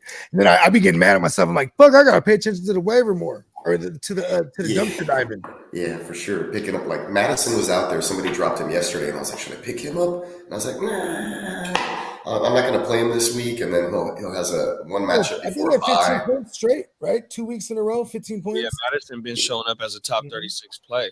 Yeah, but he's been hitting in the end zone, so it's like I'm not banking. Yeah, on that's that. true. Yeah, I'm not banking on that against the Chiefs. Playing the Chiefs. Yeah, and then they has. I think it's. I don't remember who the next matchup is after that. Kind of decent, and then it's a bye week, so it's like, am I really going to thrust him into a lineup in these next couple of weeks? Probably not. So I just Okay, Deontay Johnson is out because of the trade. It's related to the trade deadline. Called it. Oh, yeah.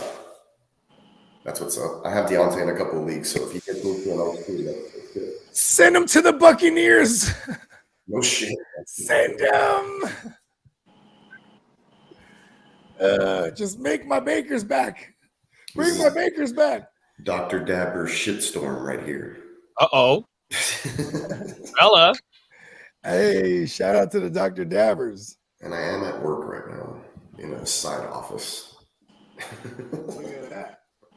Hey, we promote clean medicine. That's right. And Yeah, no, what's the word? Oh shit! It's like passive burning. No passive burning. Come on now. Oh. Yeah, like you know, I was always a blunt smoker by nature. Then like when I started smoking joints, it was probably like, remember when everyone there was like an anti-blunt movement? I always thought that was ridiculous, but then like everyone's and their mom was smoking joints, so I was like, all right, fuck it. So but then I'm like, ooh, because I stopped smoking cigarettes too for like 8 years or 7 years, and that was always like a, you know what I mean, like hey, you know what I mean, it's part of the, like I was an Italian, you know what I mean, hey, you got to talk with your hands, you got a cigarette, and the joint did the same thing. You know what I mean? Hey, I started smoking weed when I was about 15, 16 years old, right? So Same. I'll be 44 this year, so almost 30 years, right? In my 30-year career of being flower friendly, I've never been able to construct a good joint. That motherfucker run like Usain Bolt and Carl Lewis put together, and it be tight. That motherfucker don't hit. I'd be like, man, fuck this shit, man. I ain't never tried I was to. the same way, but I was the same way. I was the same way. I would let somebody else roll it, but then I'm like, oh man, I'm putting the crutch in this bitch, and then it was all over from there. I was like, yeah, okay. Oh, perfect ones. I'm pretty Yeah, you decent. smoke I them had down to really good the skills. smoke them down to the gritty. I would do the papers and blunts and the whole thing, the whole 9 yards. Big fat ones, little skinny spliffs. I even rolled some with cones. I used to roll what I called target joints. Explain yourself. Target joints were little skimpy joints that once we pull up to target, I said, go ahead, get out the car. I'm gonna walk behind y'all. And I smoked this joint, and I killed the joint by the time I almost to the front, like 25, 30 feet away. Yeah, toss the crutch, Hey. and then I could tolerate target because I'm in that motherfucker 3-4 times a week. Who remember putting two swishers together and rolling the Beelers? Yeah, come on, the Be Legitters. Shout out to Be Legit, first of all, right? But yeah, the Be Legitters, you'd have, man, we used to get ignorant on the 420. You had like 3 motherfuckers in a row. Rolling the fucking, we got the Extendo Be Legitter. 100%. See, the 2 was good. Because once you get further than that motherfucker is so resonated by the time, and you need it, you definitely, I used to be like, put a crush in there. Like, nah, we don't put crushes in the blood, man. Okay. Then the motherfucker is so resonated, you trying to hand me this thing, it got tar all over it. I'm like, nah, I'm good, man. Definitely needed to stay. What's that on the blunt? Slob? Giving the I know blunt we were a blow talking job. about Vrabel the other day. Do you think he'd be a good fit if Stefanski's fired? Vrabel will be a good fit anywhere. Mm-hmm. He's a man's man. That's a badass. Vrabel needs to come to the Niners as our DC. Vrabel needs to go back to the Texans as a DC. Fuck yeah. We all you guys want can for our solve own it. We'll get Vrabel. Anytime Vrabel was with Tennessee, they were a top 3 run defense. Yeah, they were. you did never wanted to start your running backs against them in fantasy. And now Justin Simmons is on the trade block. Ain't that what you said earlier, Lee? Yeah. That shit is crazy. Come on, it's a fire sale over there. Hey, That team's a whole mess, man. Even Peacock said that today to me on the text. Listen, big pause. I'll take Justin Simmons for the Niners. We need that. We need something in the interior like that, bro. You get a Justin Simmons over there, boy. Oh, everything. 100. Yeah, But we bro, need anything right there. Hargrave. Yeah, man, give me Armstead back. Go back, Armstead. Out to the Sacramento native, man. 100%. Oh, my mama. So I want the Texans to trade for an offensive lineman. Maybe somebody from the. For the Giants. Who? Somebody was available. Evan Neal. I was asking about Evan Neal in the chat, like what PFF grading, because our right tackle, McKivitz, whatever that motherfucking name is. Please forgive me, Cole McKivitz. But you know, I mean, we need to get somebody else over there, big bro. 100%. Yeah, they just built Deshaun Watson into the surgery. Right side of the O line up. Pause on everything. Once old boy went down Ayuk, and man, they played man, and they was sending boys. It was a wrap, bro. Yeah. Massage Watson's having a surgery this morning for his Achilles. Make sure you get well, big bro. 100%. We make sure you get a healthy surgery, speedy recovery, kick back. Chaotic said, I got a question that's probably ignorant. I doubt that, but I want to understand if you're in a non-IDP league with a defense in a lineup and your wide receiver had a special teams rushing yards or touchdown, in my case, Parker Washington, how come he doesn't get those points? It all depends on the settings. Yeah, you should fix that. In my league, if you're going to play a player, you're going to flex somebody off the whatever, and they score a big play like that on special teams, you get the touchdown points and you get the return points to the play. Yeah, the commissioner's got to fix the settings on that. Yeah, that's the old way they used to do the team defense and special teams combined. Right. So now we just give it to the player, right? Since you don't have team defense, so that's what I do. So a lot of times you're in a bind, like, oh shit, there's nobody on the waiver wire. I'm going to pick up this wide receiver 3 who returns kickoffs and punts, and hope for the best. And a lot of times, if they get a lot of kickoff return punt yardage, it's a decent flex. Gets you by. So I love leagues with return yards. Yeah, that motherfucker Shaheed was one of them good candidates for that type shit. He went down on everything. Pause. Tino says Swisher, Henny, and Corona owe me hella money. Them is facts. They better give us a sponsorship, big bro. Oh, everything. Tell them. Oh, everything. Clock says Seattle Stone Foresight is cool as fuck, but the worst offensive lineman in the NFL. Oh, Stone Foresight. Oh, Stone Foresight, yeah. My bad.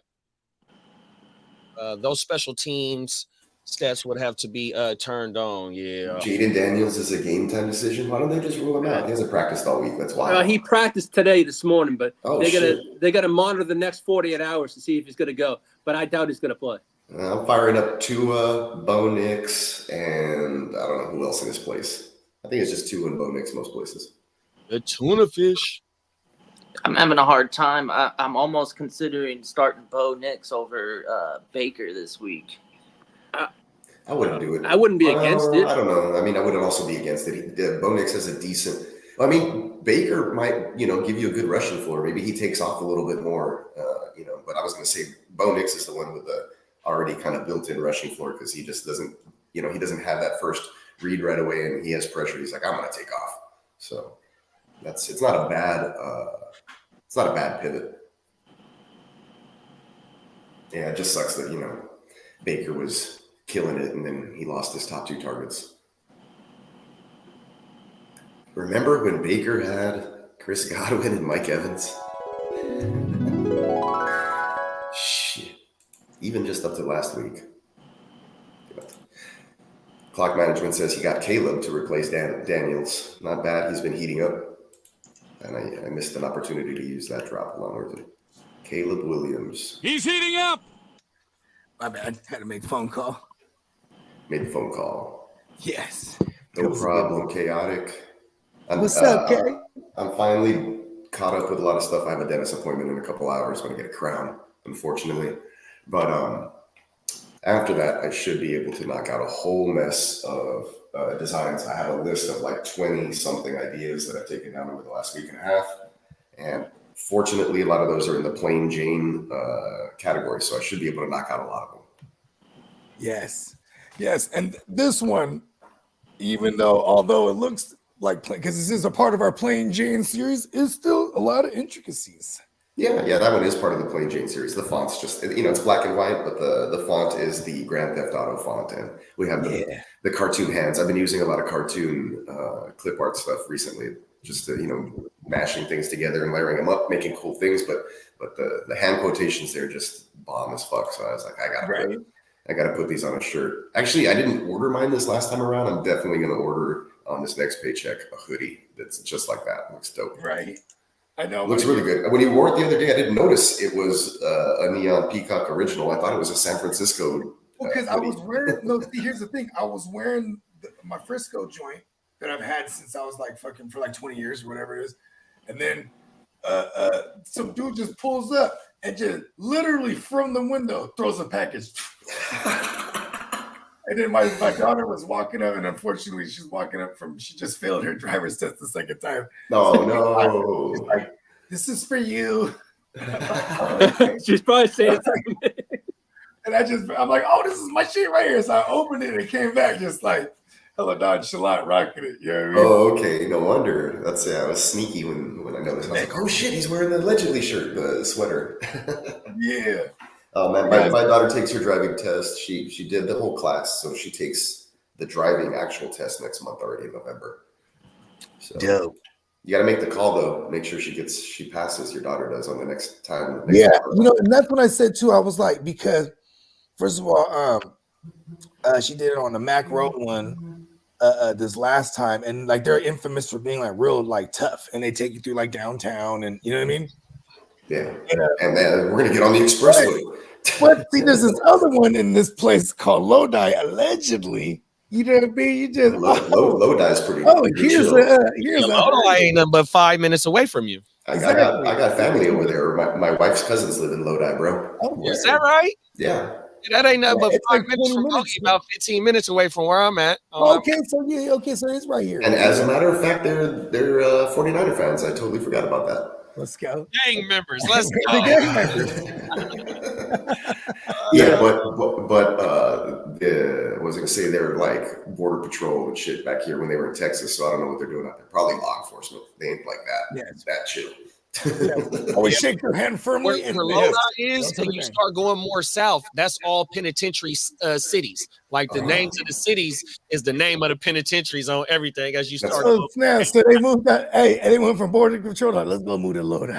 Probably, yeah. Her cousin Toby. The other one that was in Fresno before. He's a big dude. Yeah. As a matter of fact, yeah. Yeah. Because in Fresno ain't nothing but a hop skipping away that way. No, Right. Makes sense. Yeah, I got family out there that's too. a fucking lieutenant in the correctional facility, in the correctional shit on everything. She almost about to retire on everything. That's the best. Damn near her 20 and it's time to go. Hell yeah. Shout out to Clock also on that. I know he was pretty much done there doing his thing. Clock's down here right now. Yeah. Retired. Hell yeah. So Congratulations, man. Yeah, shout out to Clock. He's out here going through the exit process, like all the medical, this only the best for Clock. I did do Stanford pre-med. Like, listen, get my guy. Take care of him over here. And so I've been hitting him with all kind of recommendations. Like he hit me yesterday. I'm like, what you gonna do right now? He's like, let me get some sushi. I'm like, ooh, go to Sushi Rito. He's like, okay. You know what I mean? I wonder if he went there. But like, he's in Palo Alto. There's all kind of like dope like food spots right there. And then so I'm gonna talk to him later. We're gonna figure out if I'm gonna tell him to come through Sunday because he has to also like schedule it like to get like a pass out. You know what I mean? 'Cause he's at like this facility over there. Like it's big deal shit. You know what I mean? So he's like, I gotta get a pass. So just let me know which day. I'm like, all right, cool. He's like, I'll drive wherever you're at. I'm like, I think you're about 2.5 hours from me. Might be 3 actually, because he's on the other. Well, he'll go over the Dumbarton Bridge, and then boom, all of a sudden he's on the 80, and the 580, and then he's on the way. So actually, it might not be so bad. But he's like, fuck it, I'll drive. He's like, they got their rental car, the gas is on them. I'm like, yeah, let's go. Come on, There man. you go. Shout out to Clock, man. Yeah. 100%. Yeah, maybe. And if you Salute to your service, big bro. Yeah, because then if anything too, you know what I mean, we'll figure out maybe. We'll definitely. We might do the Cowboys game. I have to slide over. Do you think Mahomes lights up the Raiders after all those little Muppets, after what they did in the beginning of the season with the video? The Kermits. The Kermits? Do you think he lights them up? Man, I'd love to fight his ass, man. I bet he's going to be on that one, all right. Fucking A. Here's the slate. Let's go. Sorry about that. Man, Here's the slate. Javonte Williams is a smash for me. Yeah, I like Javonte this week. It's Carolina. Amari Yeah. Cooper's exactly the same thing. I'm not mad at the Cooper play this week. No. I mean, I think he played like 30% of the 35% of the snaps. It's going to jump up like double. You think Njoku has a good game on the Ravens? The Ravens secondary just been giving up a lot of booty. Yeah. 'Cause I have Njoku and I have Kittle. I'm like, what do I go with? Might have to make the judgment call and throw in Njoku because Kittle's the night game, and Kittle Yeah, exactly. is gonna go. Kittle is gonna go, and Yeah. he's probably worth flexing too. I ain't gonna lie, Yeah. because if you were in a bind like that, but most people shouldn't be unless you got all the injuries because there's no bye weeks this week. So unless That's you got true. all the injuries, you should have like your multitude of options. David Montgomery's a smash play for me, too. I mean, David Montgomery's in must-start territory to me. Yep. You just play him. Sure. Always. He's like, I treat him as an RB2, like, straight Exactly. up. If I had Gibbs and Monty, I'd fire them both up. Same with the Packers receivers this week. That's a smash also. I mean, I do like Dobbs a lot. The only thing Romeo Doubs, I love this one. I need them to make it a game. Like, hopefully they don't come out sloppy on them. The Jags on offense, which is, you know what I mean? Because then if they can't I go don't to know the if you game. smash. I don't know if you smash on all of them. Like even last week versus the Texans, susceptible secondary, it was really only Dobbs and then the one touchdown. Yeah, exactly. You know, Yeah, so Jaden Reed- I wouldn't smash play all of them. You got to kind of pick. Jaden Reed disappeared. He didn't have the 2 points. He still gets taken off the field when they go big packages, bro. When they Exactly. go 12 personnel, he's not on the field. You know what I mean? So I wouldn't then- say smash play on all them. Versus Yeah, you gotta pick me your neither. poison. Look at the Outside matchup. of Dobbs. It goes back to what I said too, because even with the healthy Christian Watson and Wicks, they literally split 50-50 as the perimeter guys. So like, you know, that's a headache. You know what I mean? And Dobbs is the only consistent like snap count guy. It's almost like they're trying to show him off to trade him, right? Trade him to the Buccaneers. Do it. I'd sit Keenan Allen this week. Trade him to the Bucks. I want to trade them all. Trade them all to the Bucks. Bring back Baker. Well, the Bucks don't look like they're going after a big high free agent in the market. They're looking at small pieces. That's what they say. You're right. People lie. I'm just saying. We shall see. A lot of liars out there. Yes, that's true. For sure. Pause.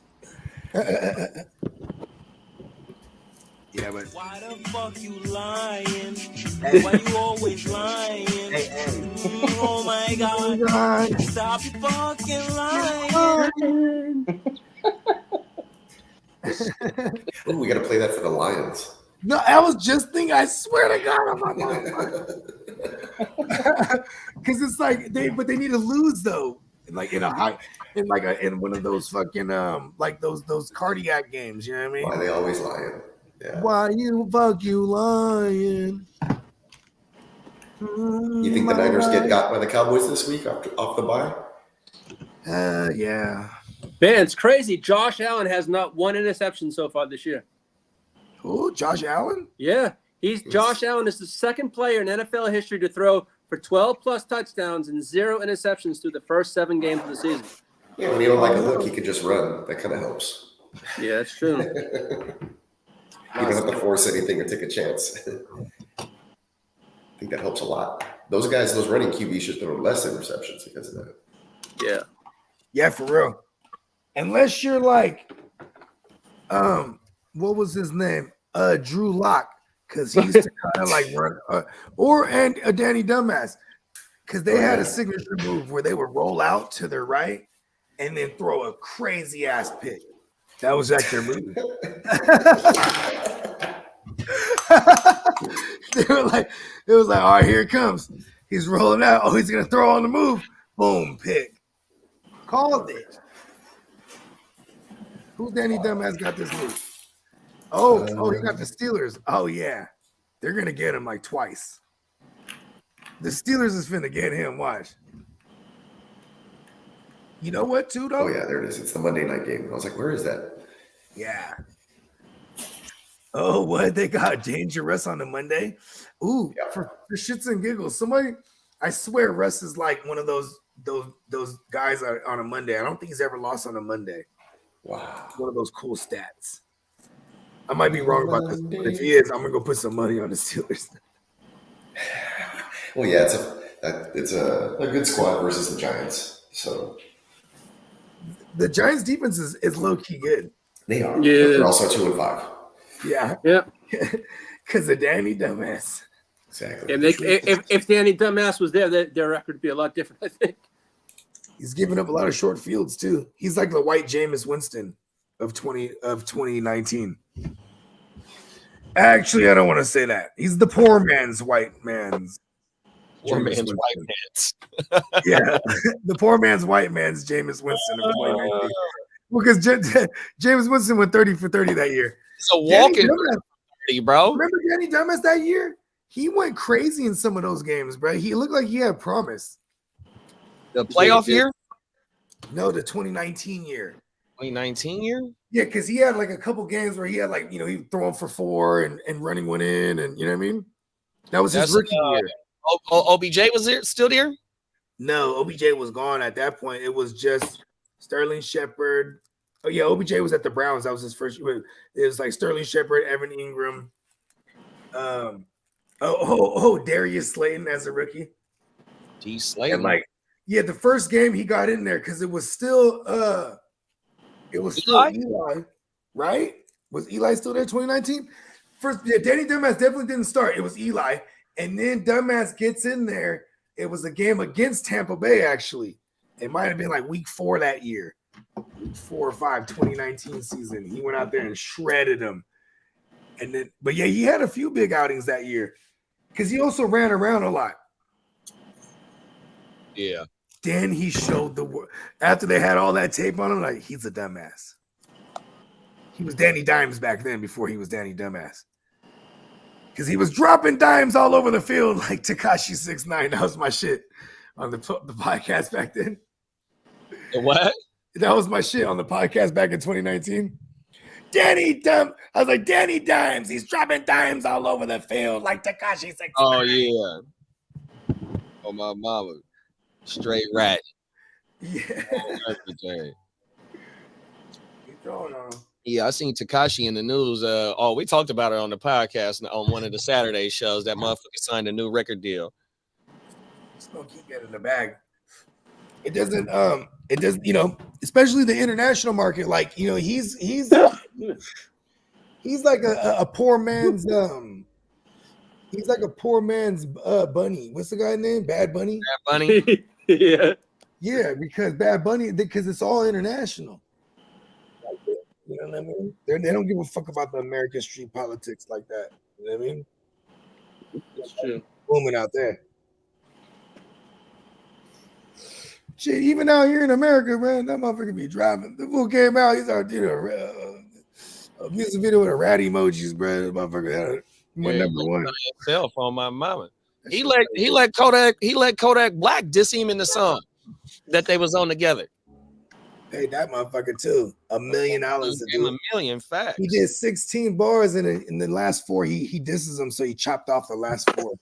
Fuck, he paid for it, right? Facts. And had him in the video. What if that was part of it? What if he paid him more? I shout out to Kodak Black though, because they gave him shit, but that was the price, right? Yeah. Well, how much would it cost to do a song with a known snitch? Yeah. $1 million. He took it and ran with it and didn't give a fuck about what nobody said. He said, "Fuck." I heard he tried to check him too when like he tried to shake bruh's hand, and Kodak was like, "Nah, bro. I'm just here to get my money. I'm just here so I won't get fined. Yeah, Run me my M. I'm out of here, big dog. fucking touch me." Oh my mama. Fuck you. And you know, this is why I love Kodak though, is because while everyone that is credible in the streets, and he's one of them, it's like, would you do you're a rapper too, right? So like, if you're a rapper, would you do a song with the rapper? $1 million. You know what I mean? Run it. For In $1 cash. million. Nigga, fuck that check. Mhm. Mine in cash. I know you got it. I have my money counter right there. 100%. $1 million for the song and $1 million for he got $1 million for the song and to do the video. Oh, everything. That's So with another at least another with another 500 large Yep. for the video.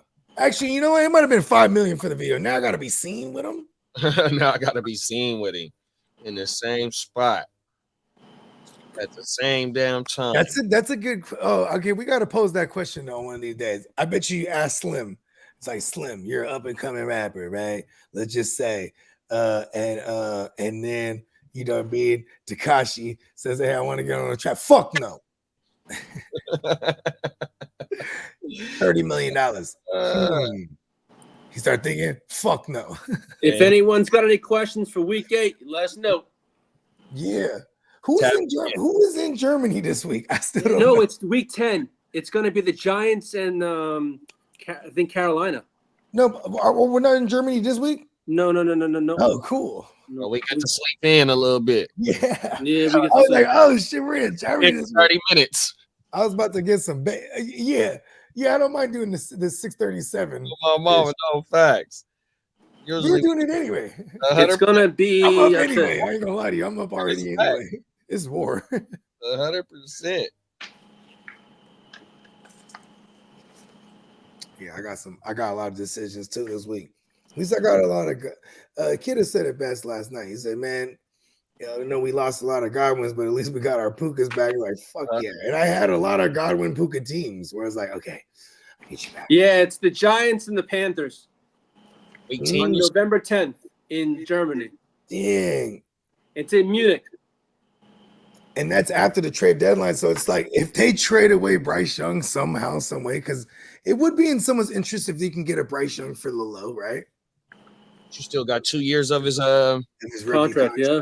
And if you can get him for like a third, because that was like that was the going rate for Josh Rosen a couple years ago. Mhm. Everybody thought he was trash. Like, here's a third round. Let me see. You know what I mean? Yeah, but he wouldn't be a starter. He would technically be a backup, wouldn't he? Yeah, but see, and it would have to be a situation like maybe like this. Like, listen, if the Saints weren't in the same division, that would be something they would explore. Yeah, But the Saints are in the same division, so that's out of the question, right? But it's like, out of the so question. Exactly. realistically, what other teams? Maybe the Jets, maybe the fucking, just be like, all right, we'll house him for the low. Raiders can still bring him Raiders, and still take a quarterback early. exactly. Raiders can do it. Man, that Week 10 Monday night game, Miami and Rams, is going to be it's a hell of a game. Week 10, Monday night. Yeah, Miami and the Rams, Shoot it out, B. and it's going to be in SoFi. So Miami will be in attendance. Yeah, It's always a home game for the visitors in SoFi. for sure. Yeah, even when the Niners go over there, bro, it's always a red out. For real. Taking shit over. Yeah, it's reminiscent of like in Dallas. when the Chargers were in Dago, and then it would just be like a blackout whenever the Raiders were there. You know what I mean? Whenever the Raiders come in, yeah, I know. Yeah, it's a red out whenever the Niners go over there, bro. It goes crazy. In Jerry's world, the Niners take over too, bro. You know what's crazy, bro? Your Rams call is aging very well right now. They still got a lot of ground to catch up, but you ain't For lying. sure. I'm just saying, like, because they're getting their pieces back. Shit. Everybody else is kind of in bad shape. Like, I mean, okay, how about this? In a vacuum, right? When you look at Geno Smith, you think they're going? Well, it depends on what the NFC North continue to do. You know what I mean? Because all four of them got 4 wins right now, even though Minnesota's on back-to-back losses, or they got 5 wins, and they on back-to-back losses still. Though, that they're going to get 3 for sure, 100%. Even if you got falling down in Chicago, catching up to the other two teams, Green Bay and Detroit. You know what I mean? They're the candidate to get 3 out of We gotta beat out our fucking division rivals. So you're only gonna get one. You're only gonna get one team out of the West. Yeah, for real. And then I haven't looked into the Rams schedule, but like, man, they got their weapons back and their defenses. They went from the first 3 weeks, they were one of the worst secondaries to like they're one of the better ones now. Granted, they couldn't hold Jefferson, but they could for the first 15 after the first 15 scripted plays. Did Cam Curl return to the game? Because I know he got injured at some point early in the game. Who? Cam Curl. Oh yeah, I saw that. I know because I got him in IDP and I was like, "Whoa!" Yeah, he's in a bunch of my rotations too. But I didn't play him last night though. Sam Darnold's actually been. Well, he hasn't been the cleanest. No, I did play him thinking that the last night was going to be the night he like turned into a pumpkin and threw some picks, but yeah, sucked that he went down with an injury early because he was, he went down on an injury, like making a tackle. Yeah, friendly fire, got hit by his own guy. I'm saying. Yeah, I love some Cameron Crowe, man. Shout out to him. Hopefully he ain't serious. I got a bunch of Cameron Crowe. I'm always heavy with DBs though, and linebackers and DBs in that order, and then I'm always trying to string together my DL starts. Be like before the year started, I'm rocking with a lot of Chicago cats, and I started picking their brain. Hey man, what's up with this Jerome Dexter, man? There's a lot of hype on him. Like, oh man, yeah, second year guy, bro. We're expecting big things. All right, cool. I just picked him up everywhere, and like I think he's been like a double-digit guy for the most part, and not crazy double digits, but just to put in your DL and it doesn't fail you, that's awesome. You know what I mean? Oh no. But I'm like, I need more boom. You know what I mean? I've been steadily trying to find, like, I got this Hassan Reddick, I need him. Boom shakalaka! And I'm throwing Hassan Reddick right in that thing. Pause. You should have been on the Van Ginks. He was free in your draft. And then another one that gets a lot of tackles is let me go ahead and find him in one of my teams. Off the top of my head, it's hard for me to remember. You ain't the only one, big bro. Hey, kid, did you see your Jets uniforms this weekend? Nah. They're going white on white jerseys, green pants. The Jets have like 10 uniforms. And 10 different, at least 10 different. That all look the same to me. At least. Have the Jets ever came out in a black jersey before? Yes. Yeah, they have. The all black is badass. Yeah, it's It was about what Cam's asking something. Y'all still feeling the same on the start 3: Pickens, T. Higgins, Jaden Reed, Garrett Wilson. I'm gonna go Pickens, Higgins, and Reed. Any Wilson? So it's a sit one. Yeah, Pickens, T. Higgins, and in GW. Yeah, I think I'm gonna go GW. And GW, I think it's 40 targets in the last 4 games. Hold on, there's one game he had. No, it's a sit one. It's a sit. It's right at the sit one. Yeah, that's right. Yeah, so I'm Pickens, T. Higgins, and GW. I'm sitting Jaden Reed out of all 3 of these. That's where I'm going. Who's Cincinnati play? Cincinnati. I got it right here on the screen.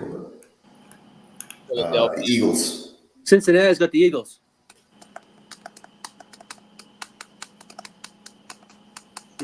I might sit T. Higgins.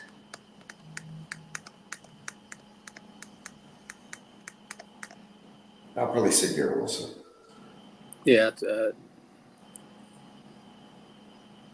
If I had those choices, I don't know. It sucks, but I think T. Higgins gets the lowest volume out of these 4.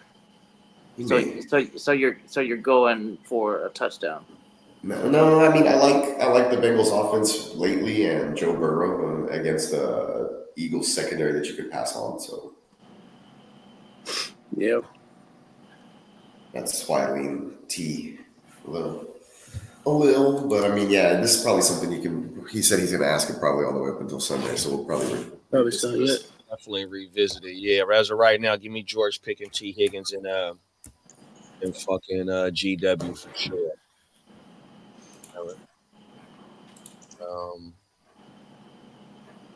It's like the most difficult decision. Everyone has differing opinions. Yeah. Yeah, exactly.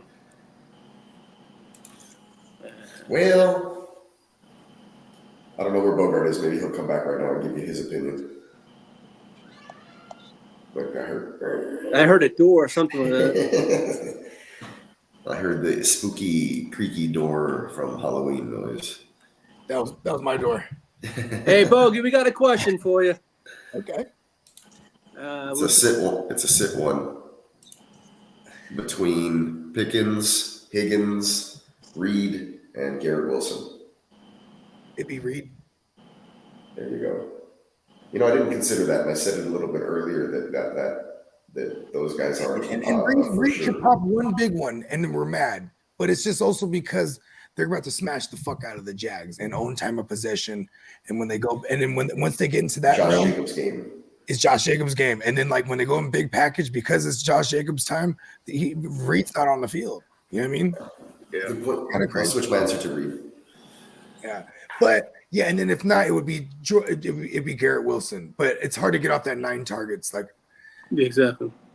and then, Pickens in that order. Pickens, because then just because of the Barnes, his individual matchup, but yeah, it's 41 targets in 3 weeks. Ain't no way. We can't get off the G Dub. 100%, dog. I have to oh my mom, I ain't sitting G Dub. Yeah, we just can't do that. And he has Aaron Rodgers now. And I say now because it's like, oh, he has Aaron Rodgers now. Yeah. That line's so bad too. So it's like their ball's coming out quick. Like Garrett Wilson, this first game with Devontae Adams, he played I think it was 41% of the snaps of his snaps were in the slot. And then Devontae Adams was 50 something. These are all from a cool little site. You could go find other forms of advanced analytics and find snap shares and shit like that. Yeah, interesting because it's like, okay, they want to get the ball to their playmakers, but they got to do it short because the pressure's coming. So look at to the tune of 9 targets each, right? For Brees, Adams, and OG Dub. Dub. GW, man. GW Bush Wilson, man. Vote for him for president, man. It's pretty dope. What a jam. That don't get you fired up, man. I don't know what will, man. If I'm running low on coffee, I just listen to that. Come on now. You feel me? That's just that's that hype right there. The Jen Weltmet theme. Right? So we got here. Okay.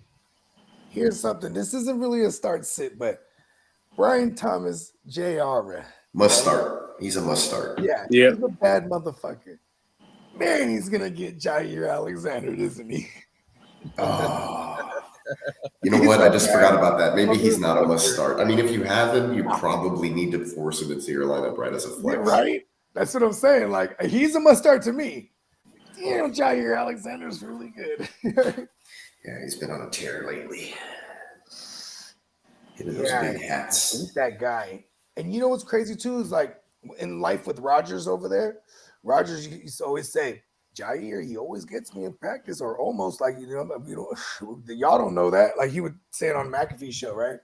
He's like, he's coming into his own because before he used to be quiet. Now he's like he's a talking motherfucker. Like now he's like, he's channeling his inner Dion. You feel me? Yeah. All right, the Chiefs just put out a timeline for Isaiah Pacheco. Yeah, they opened the town. 21 days. Hold on. Okay, so 8. We're looking at November 11th. Okay. That's like 3 weeks. Oh, against the Broncos. Fuck. 3 weeks. It's a Monday night. Let's go. Hey, rate this trade. Since we're talking about IPOC, I traded I traded Bijan and Josh Downs for IPOC, Hunt, and Drizzy Drake London. Yeah, I like it because of the other pieces you got. Yep. So that would be Essentially, you're getting the running backs for Kansas City because we don't expect Hunt to have much workload when IPOC comes back. No, I think he goes to full backup, honestly. that would be a week 10 return. Cam said he'll be back to ask that question a few times. Yes, Tino he's coming back. Tino said we just had a jam session. Yeah, we didn't have like a lot going on in the comments or anything. So it's like, might as well just jam. I mean, just like the NWO would too, right? They would let that thing run for like a minute before they even started walking out. Yeah, because they back there, you know what I mean, doing They the going skiing, you said. Allegedly. They were doing allegedly. Yeah, I tried to trade for CMC because I'm the Mason owner in my home league, and I tried to trade for CMC, and I was going to give away Pacheco and throw in a receiver.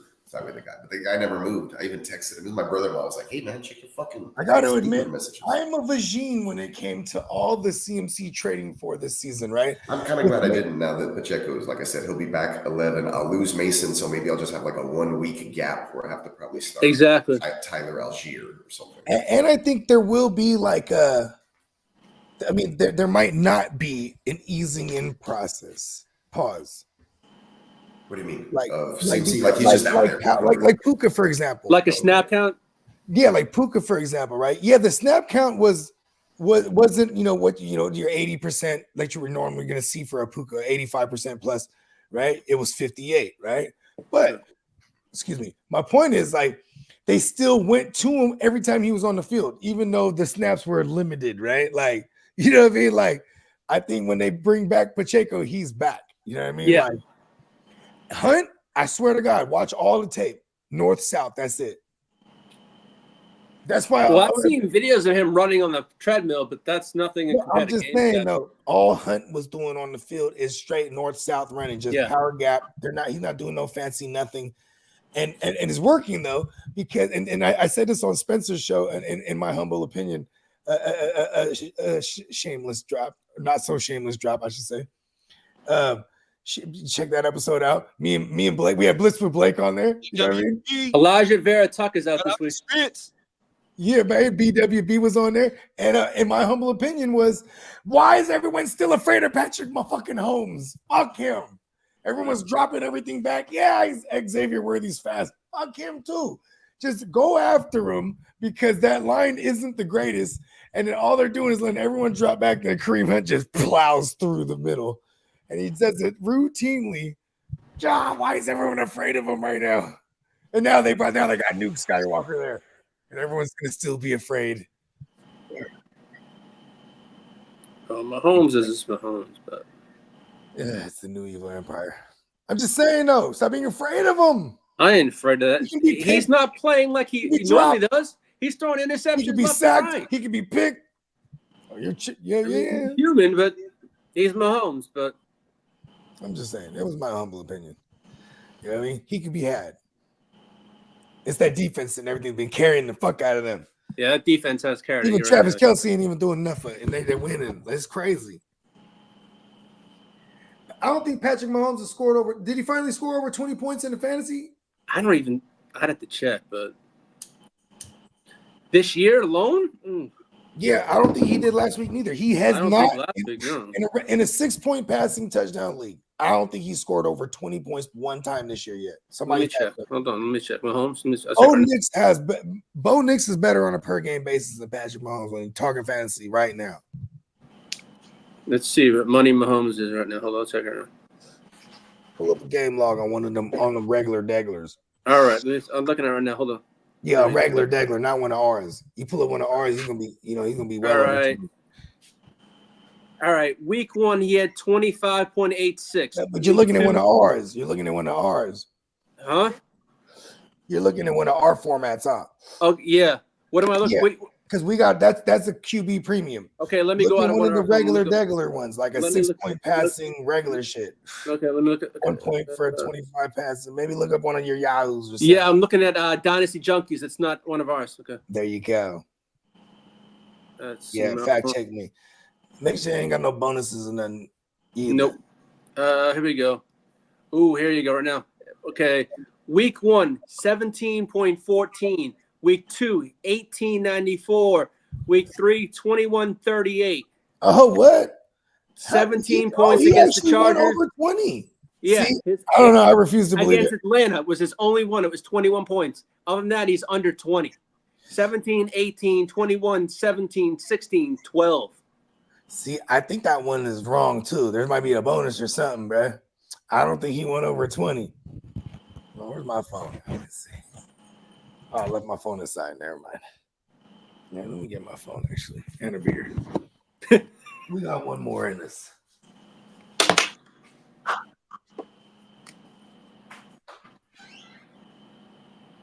That's down to Junkies.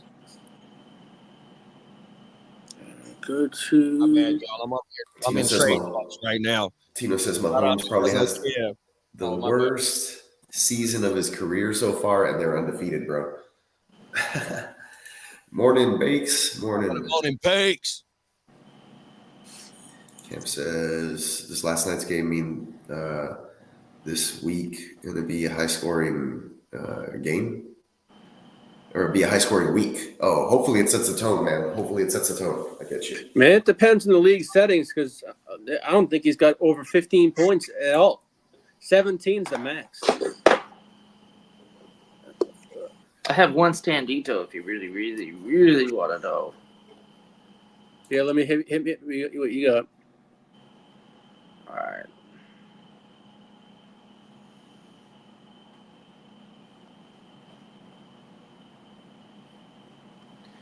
All right, Jerome Ford's been ruled out.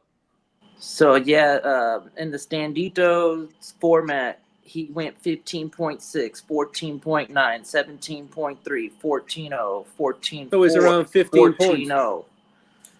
He's more around 14. 14 to 15. Yeah. Who y'all talking about? Mahomes. Oh. Jerome Ford is ruled out. Out of quarterbacks. Let's see. What is he Yeah, rated? Jerome Ford's been on my bench for a couple weeks. Don't matter. Built Ford tough my ass. Pause. Yeah, no shit. Yeah, it isn't much help this year. Nope, not at all. Alan Lazard, Tony Adams, a game time decisions. Okay. Fuck that shit. What else do I gotta decide this week? Well, it's not really deciding. It's just like the matchups that I have to deal with. I'm hoping, and then there's the other ones that like should be smashes that you just hope don't falter you.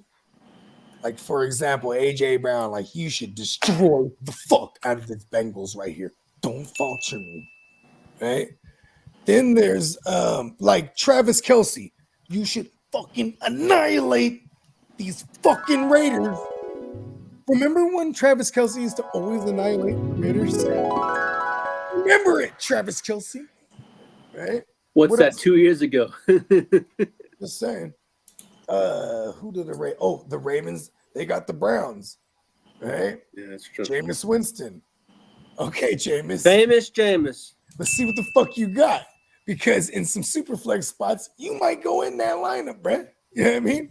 Yeah. And I'm doing the fantasy math. These Ravens secondary, they giving up more than 28 of receptions of 20 plus yards. 28 right now. It's more than 28. It might have been 29 or 30. Crazy.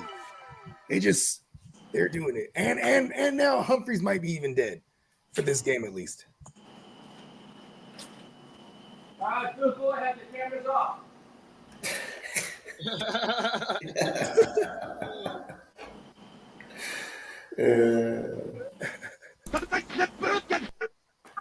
Yep, Mahomes is QB 22 for perspective. He's just over the threshold of being better than. Well, actually, this is surprising too. Justin Herbert's probably one of the worst quarterbacks in the NFL right now.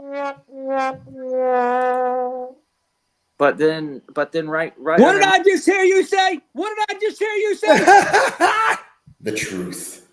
Yeah. Man, look at the numbers, man. Stafford just gave himself a little bump though.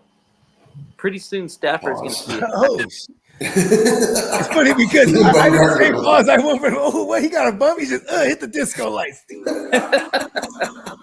Stafford's just going, celebrate. Like, we didn't win nothing. Oh, no. Mahomes is getting beat out by the likes of Daniel Jones.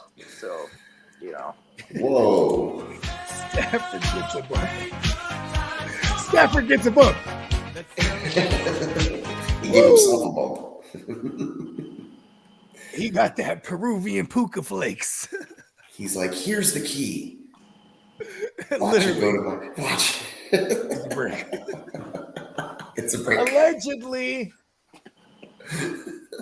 Don't let me be a legend bogey on you. That's gonna be a new character. It's actually him, but now it's like a superhero now.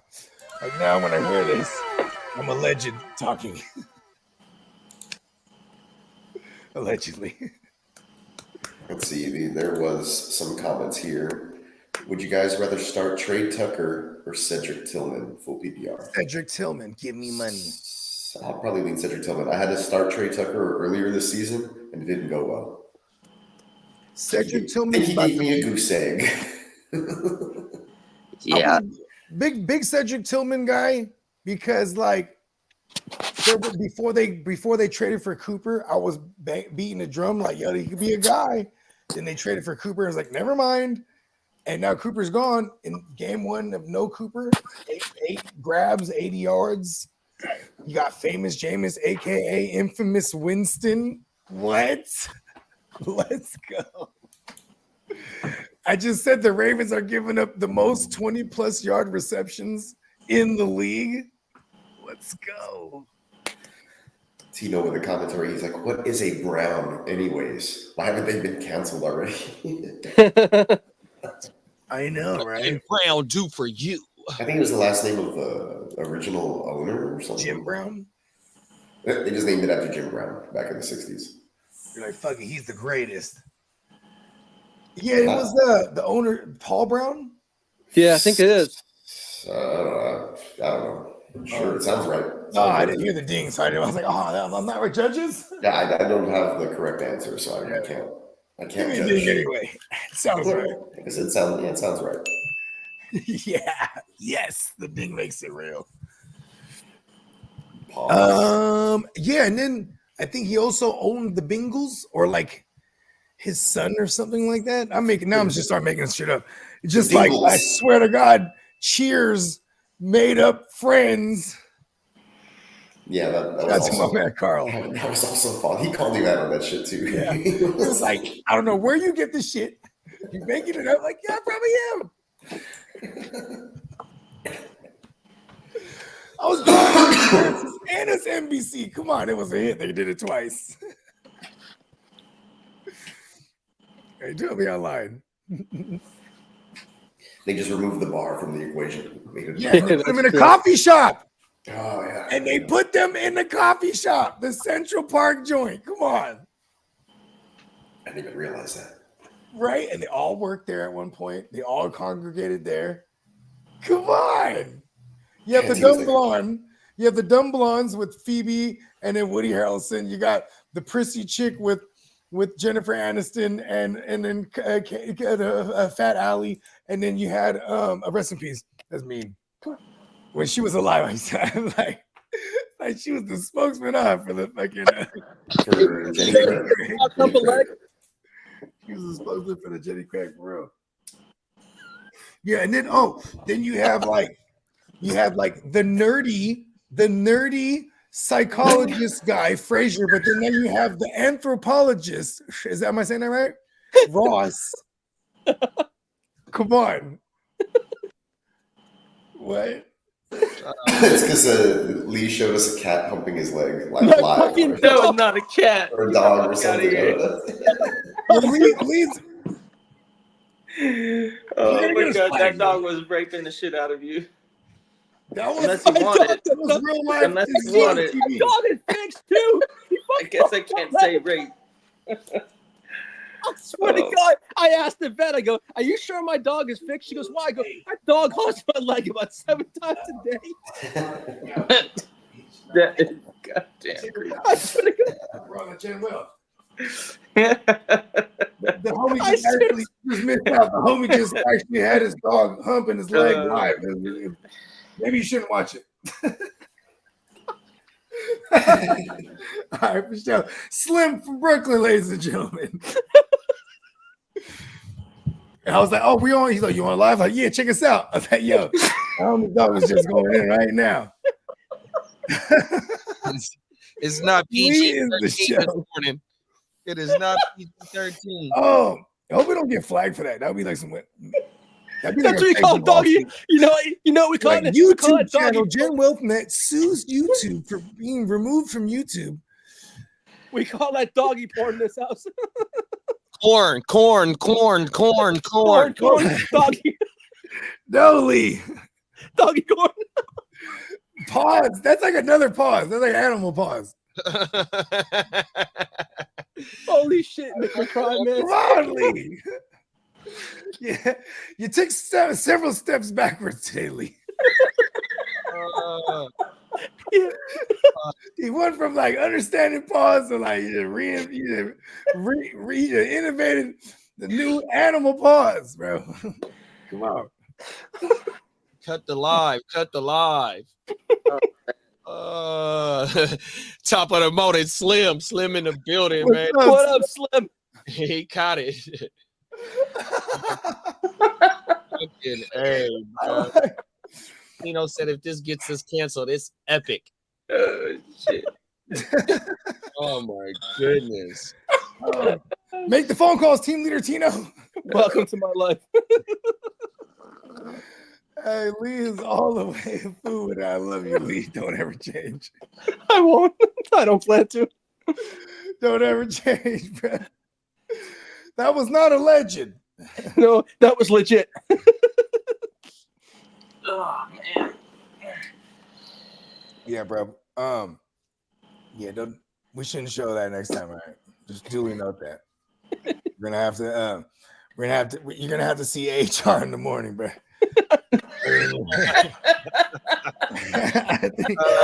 I'm just saying. Oh shit. I remember week one, right? I don't know if it was week one. It might have been one of the first episodes we were doing. I don't think he knew he had the camera on him, right? He was trying to lift the shirt, he's just scratching away. I was like, Lee, you're showing on full belly, bro, right now. Well, you know what I mean? Let's not do that. I've gotten better. Shut the fuck up. Come on, you came a long way, Lee.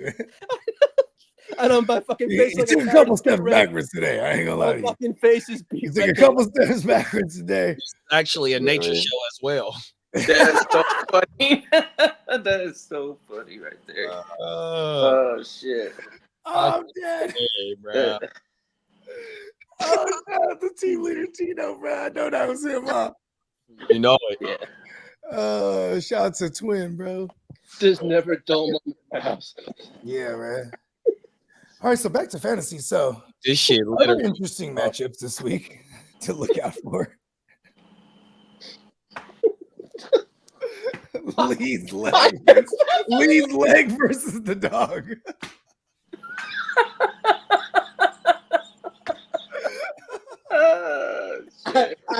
I'd be a rich man if there was an over. Hey, bro. I'd Hey, you know, I was about to bring it back on the rails. I was like, you know. My dog humps my legs. I'd be. Oh, come on, pause, please. Animal pause. Hold on. Animal pause. Come on. Yeah. Yeah, you know, animal pause. Oh man.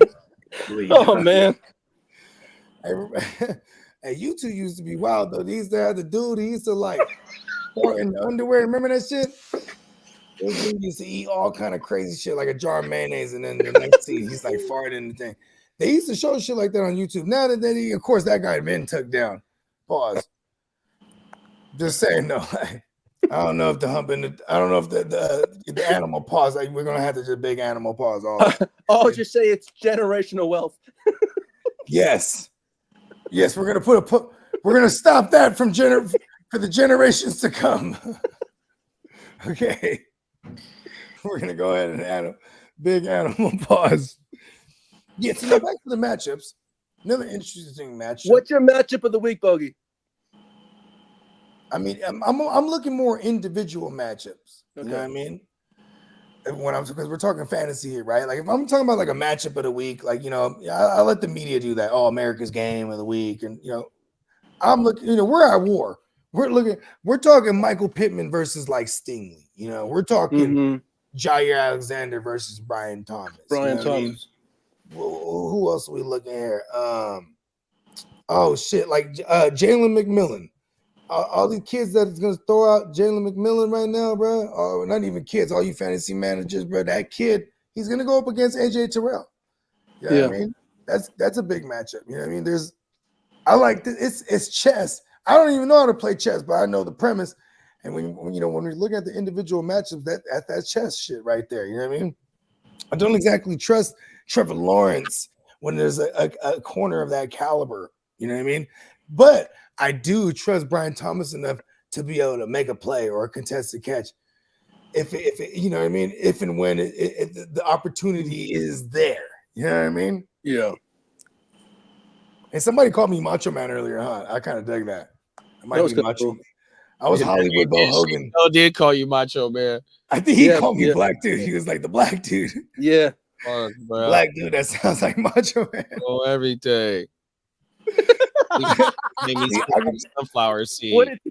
I was Hollywood Bo Hogan for a couple years ago. I might be Bo Macho Man. Come on now. Bo Macho. Bo Macho Man. I might do it, bro. I might do it. You know what was brought to my attention? Lee said, I'm not playing Keenan Allen, so I was curious on why he thought so, and I started looking at that matchup, and I actually would start Keenan Allen this week. Keenan Allen been getting targets. He's been getting. There have been important targets in the red zone. I think he's top 24 in the red zone targets at receiver. He's in the back half. He's coming off a bye, so that's useful. He's going up against the Washington secondary, who's not that great. And then, do they still got Kendall Fuller? I believe so. In Washington, I think they do. Hold on, because that's who will man the slot. You know what I mean? Against Keenan Allen. They're bad against everything though in that secondary. They're also one of the most pressuring fronts in the league. So Caleb will be under duress, which actually goes back to what you said. I would start Keenan Allen this week. I mean, also too, there's a lot of bye weeks. I mean, there's no bye weeks. So if you're starting Keenan Allen, it's because you're probably in bad shape. Like, you know what I mean? Yeah. Yeah, it's a no flex league. So every team has no bench. So I have to kind of get creative, and I'm doing a WR3 play with Keenan Allen. Well, yeah, I actually dropped Tank Dell and picked up Keenan Allen. You're a savage. Yeah, that's an interesting league. Yeah, there's always people out on the waiver. I don't think Tank Dell is gathering much interest anymore. Right now? Yeah, he might still be there if he goes off, then claim him or whatever. But we need you back, Nico. Come back to us, Nico.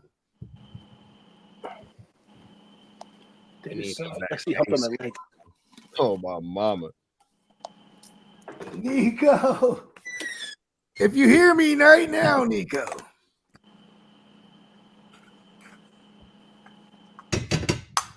We gonna get hot and start shredding shit, bro. So going back to what you were saying earlier, though, JD, Pittman versus Tank, right? Who you got in there right now? You got Pittman in there? Yeah, I got Pittman in there. I wish I would have had both of them motherfuckers in there instead of. You know what's crazy? It's like I would say if I'm playing Pittman, I'm looking for the big play. I'm kind of saying the same thing if I'm thinking about Tank, but this is the matchup. And I think that it was an outlier game for last week. So I am kind of leaning Tank here. Because last week was an outlier. That's how I look at it for Tank as far as his targets have been. You know what I mean? Yeah. Like, yeah, I think I like Tank, but Pittman's a big play guy. When do we get Nico Collins back? In what, 2 weeks? Maybe week 10. Yeah, and then once they're bye, they got one of them late buys. Oh, they got a week 14 bye, don't they? Do they? I think they do. Yeah. Check that out, bro. I'll check it out right now. Hold on. We're into knowing. We gotta know these things. But you like Tank. I just sent an offer for Pittman to one of my league mates. I don't want to jinx the trade yet. I wanted to see if he gonna counter. Houston Texans have a week 14 bye. Okay. Ooh. My boy been declining my shit. Week 14 is Baltimore, Denver, Houston, Indianapolis, the Patriots, and Washington. If we don't got any buys this week, they should have figured out how to get them in the middle right now rather than waiting until week 14. Yeah, week 14 has 6 buys, not 4. Week 14 is the one of the bipocalypses. Yeah, six bye. Actually, and week 12 has 6 also. 1, 2, 3. Yeah, they need to understand fantasy football is like the biggest ticket in football right now. So 12 and 16 are the biggest. Oh my God! Hit me off with the 16 are the biggest bye weeks. Hit me off with the 6 teams in the week 14. That's so gangster. All right, you got week 14. You got the Ravens, Broncos, Texans, Colts, Patriots, Commanders.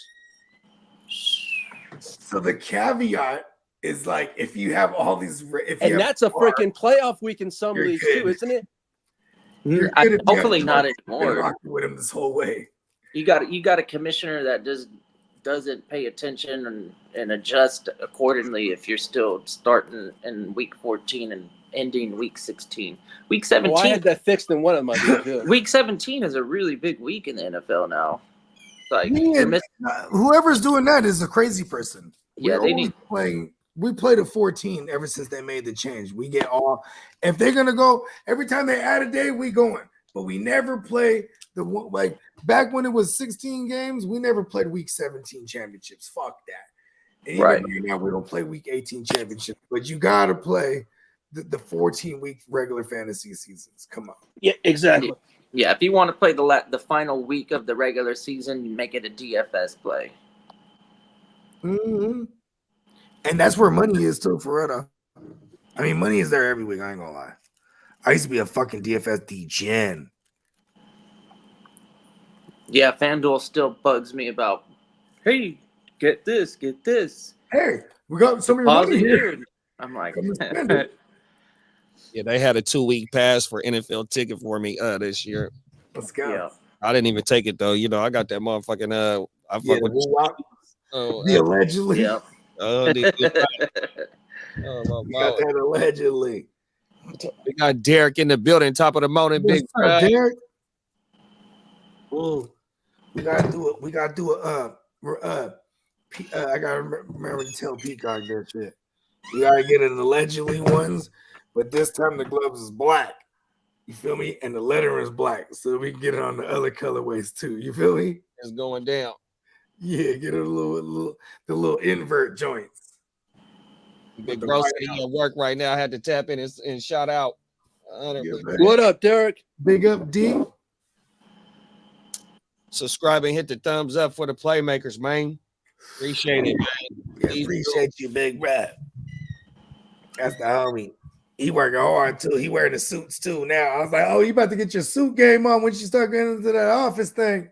Uh-oh. I think it's like semi-casual, actually, he said. But I was like, you still got to have some suits on deck, right? I need to get my suit game up, too.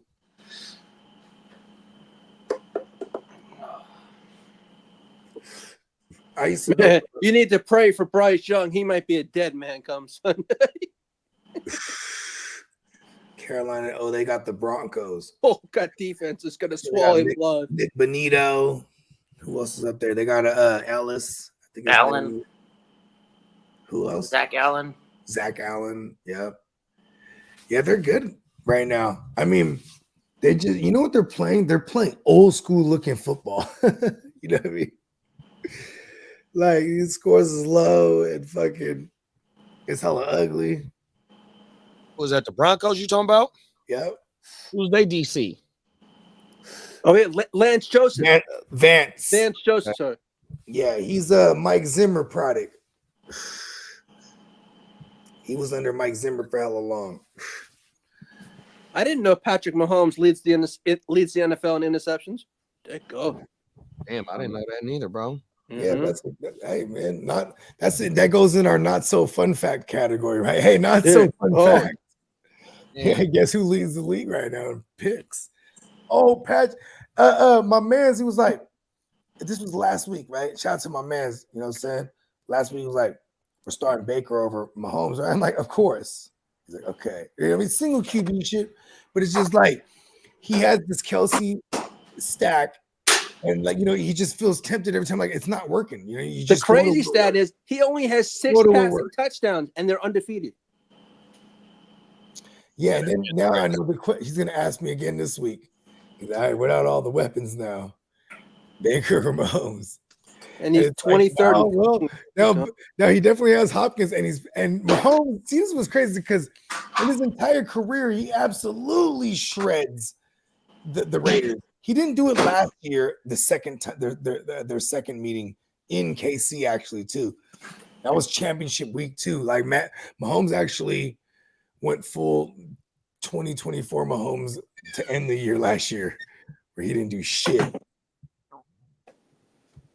think Pacheco might have died that game too.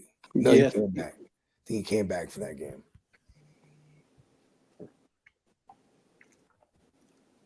Yeah, they lost to the Aiden O'Connell and Zamir White in them. Yeah. It's kind of crazy. It's not gonna happen this week. Do you think Ginsu goes out there and does anything? Nope. I do like. Do we got Jacoby Myers playing? Because like Trey Tucker might be in play here. I mean, they're down there. They had a rookie corner, Jalen Watson. He was killing it. You know what I mean? And McDuff is definitely going to be on the same side wherever Myers is.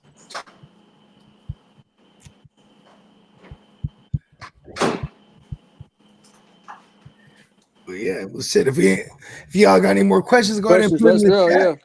You know what I mean? And if not, we could put a bow on this one. Yep. Tino said, who has the most career INTs? I bet he stinks. The most interceptions? Yeah. All time? The career. Brett Favre. It's Brett Favre. Peyton Manning? It's got to be Brett Favre then. Peyton Manning, just for shit, because he said Brett Favre. Brett Favre. Favre. Active, I bet you it's Matt Stafford. Like active QBs right now.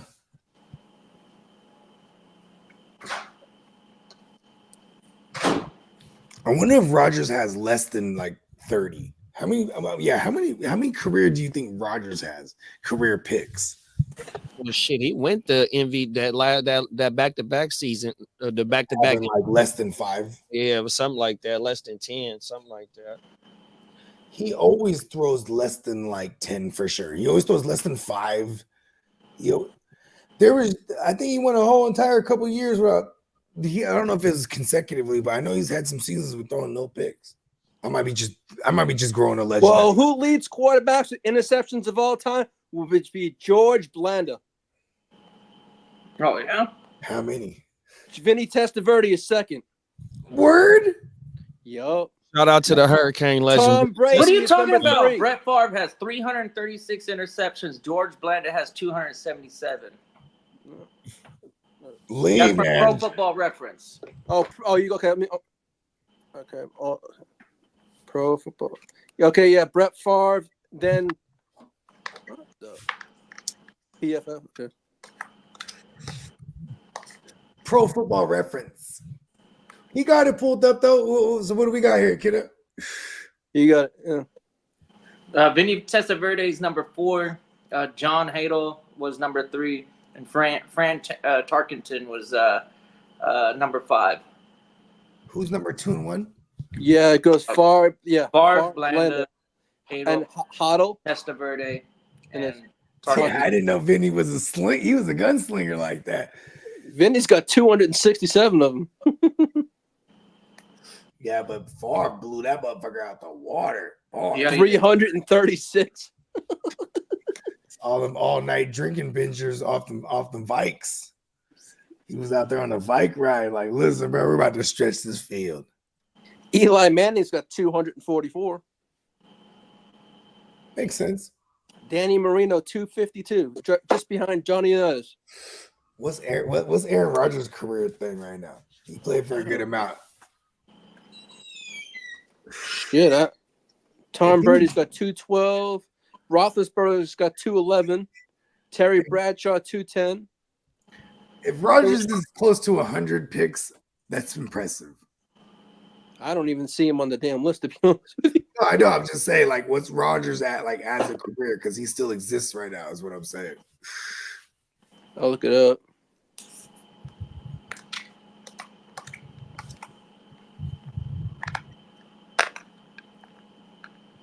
All right. He's got 7 this year. Damn, he had 7 this year. already? 7 this year already, yeah. 6 or 7. And you don't even see that in 2 years. It's for him from him. Yeah. Okay, give me the career. I'm gonna look at it right now. Career, okay. In his career, hold on. Interceptions. And my neighbor dogs are going crazy. And someone's alarms are going off. No, that's all. In his It looked like career, a drop for allegedly, man. in his career, he has a total of 112 interceptions. Oh, see, I was like, yo, he can't be that too much over 100. Okay, look, Rodgers is a guy, bro. 112, yeah, 112. Was the guy. His career high is in a season was 2008 with 13. 2010 and 2010 he had 11. Oh, 2022 he had 12. So 13, That's 12, right. and 11. That was the no Adams year. He was throwing them all over the place. And he would go in that thing and blame the receiver because it would be their fault. He's like, the ball right on him. He wasn't in his place. Boom.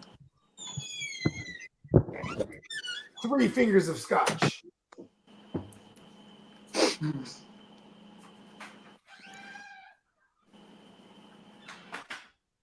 Tino said, Lee, I never ask a question I don't know the answer to.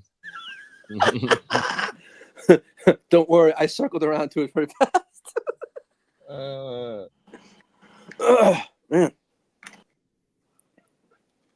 What the hell are you trying to scream my hat for? Oh, man. I hate Brett Favre. Brett Favre. Oh, Brett Favre. Brett Favre. Brett Favre is crazy. Hey. Do you think Myles Garrett gets traded or not? Oh man. Oh, excuse me. It's gonna take the whole house to get him. You ain't getting him cheap. Yeah, he ain't gonna be cheap. You're right. But shit, bro. Whoever pays up for him, and they already got key pieces on their defense, and they adding him to it for a championship run. That's so that puts it's looking like the Chiefs are gonna have about now on top of what they had. They had $5 million in cap. They're gonna have about 11 more now. They just made space for a couple more players. Hey, God. I wonder what they're gonna do. Right. Reggie White won them the Super Bowl. Won them that Super Bowl. Rest in peace to Reggie White, man. What was he called? The Minister of Defense? Minister of Defense, yeah. Minister of Defense. Now, that man was a scary mofo. That's all I know. Facts. Man. So, kiddo, what's for lunch? Got some leftover rice and green beans. There you go.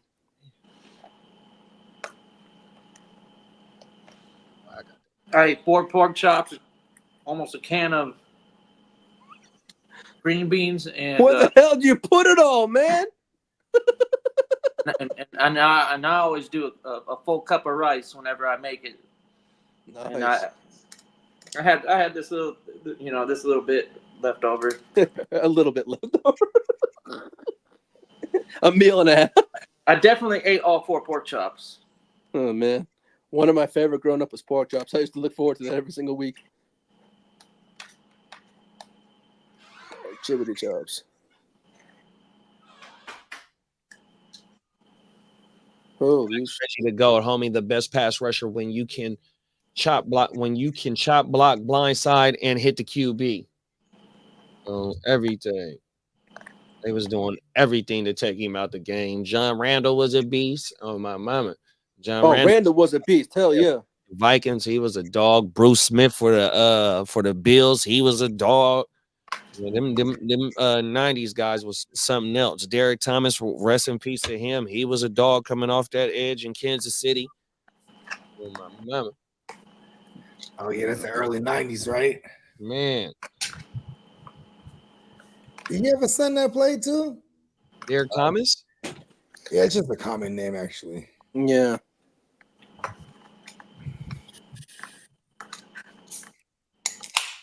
Juju's ruled out. Okay. Who's ruled out? Juju's out, and I heard it. Juju and Mike Dana for the Chiefs. Is that the offensive lineman? I believe so, yeah. I'll tell you right now. Hold on. It's Mike Dana. Peck is out for a peck, and Juju's out with his hamstring. So Yeah, well, what position? Who's the other guy? Dana, I'll go check that right now. I think he's on the Mike Dana. Check that right now. We need to know all the intricacies. If you bring it to me, I will fact check it because that makes us an incredible killing machine. Dana. He is a defensive lineman. I heard it. I couldn't help myself either, man. This is the first one of the day, too. That's your first beer? Yeah. Holy shit, man. You're packing them down.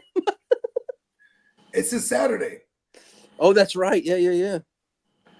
He usually gets off of work. Usually he's getting off of work. He's a graveyarder, so he gets Oh, off. I know those days. It's nighttime. He's like, yeah, let's get to it. So yesterday, right after the show, I went to bed, and I woke up at like 5:30, and I was like, you know what? I'm going to bed. I'm gonna sleep in as long as I can, and I probably waked up just before 8. Nice. Eno said, I wonder if these youngsters know who Terrell Suggs is. Oh, man, that's one of the best right there. T Sizzle on my mama. He just retired probably like, what, 4 seasons ago? 4 seasons ago, I think. Yeah, he played the COVID year. I think he was the year before that. He was with Rona, with Arizona. I mean, with Zona. They loved it. Yeah, I think he's from Arizona. Yeah, hell yeah, he went over there because they had energy over there. Boom, yeah, Kyler. Yeah, just brought over. Now they bring over a Nuke. It was going down for a sec there. Eco say, oh my bad, bro. No, go ahead. Trey Mahomes plus Brees or Kyron for Jaden Daniels, Pollard, Tony Pollard and Neighbors. Redraft Superflex wide receiver 1 now is Jefferson, and other QBs are Arifai, Jameis Winston. I'm 2-5. Can't decide which RB to trade. Damn, I don't want to do it. You have like Jameis. I'm just trying to thug it out lightweight. I need Brees, especially this week. Mm-hmm. Right? Jaden Daniels ain't gonna help. He has Mahomes plus Brees or Kyron. But he don't got to. I guess I wouldn't be comfortable doing the Mahomes and the Anthony Richardson trying to get into the playoffs, and that's why he's 2-5. I get it, but then the Jaden Daniels too. You're gonna need to win without him this week. You know what I mean? So he's gonna throw in Jameis, which I'm okay with. I'm reckless. You have to win this week. I might even start like I would start Jameis over. I would start. Oh, you would do Mahomes the trade next week. Yep, you already started Kyron. If you're doing the trade next week, then I'm pulling the trigger, and I have to get Jaden Daniels on my losing squad. Exactly. but she might have to do that now because he's hurt, right? No, he says that he's doing the trade next week. Okay, there it is. Yeah. Yeah, then yeah, for sure. But okay, Kyron played last night. It would be Brees. Who are we getting rid of, Brees or Kyron? Here's my thing: is like at this point, it would be Brees for me. Okay. You know why though? It's just because I have Kyron the rest of the way because I'm considering his record. I want Brees the rest of the way over Kyron. All right, Justin Simmons has been ruled out. Does that make sense to you though? Right? Yeah. Because Kyron's going to be in a more hungry squad for touchdowns. They might get more. And they're going to run like almost double the amount of plays on offense. Like, because you got to remember with Rodgers, we have been seeing it's kind of been a trend the last 3 weeks where since London he's been throwing a significant. Yeah.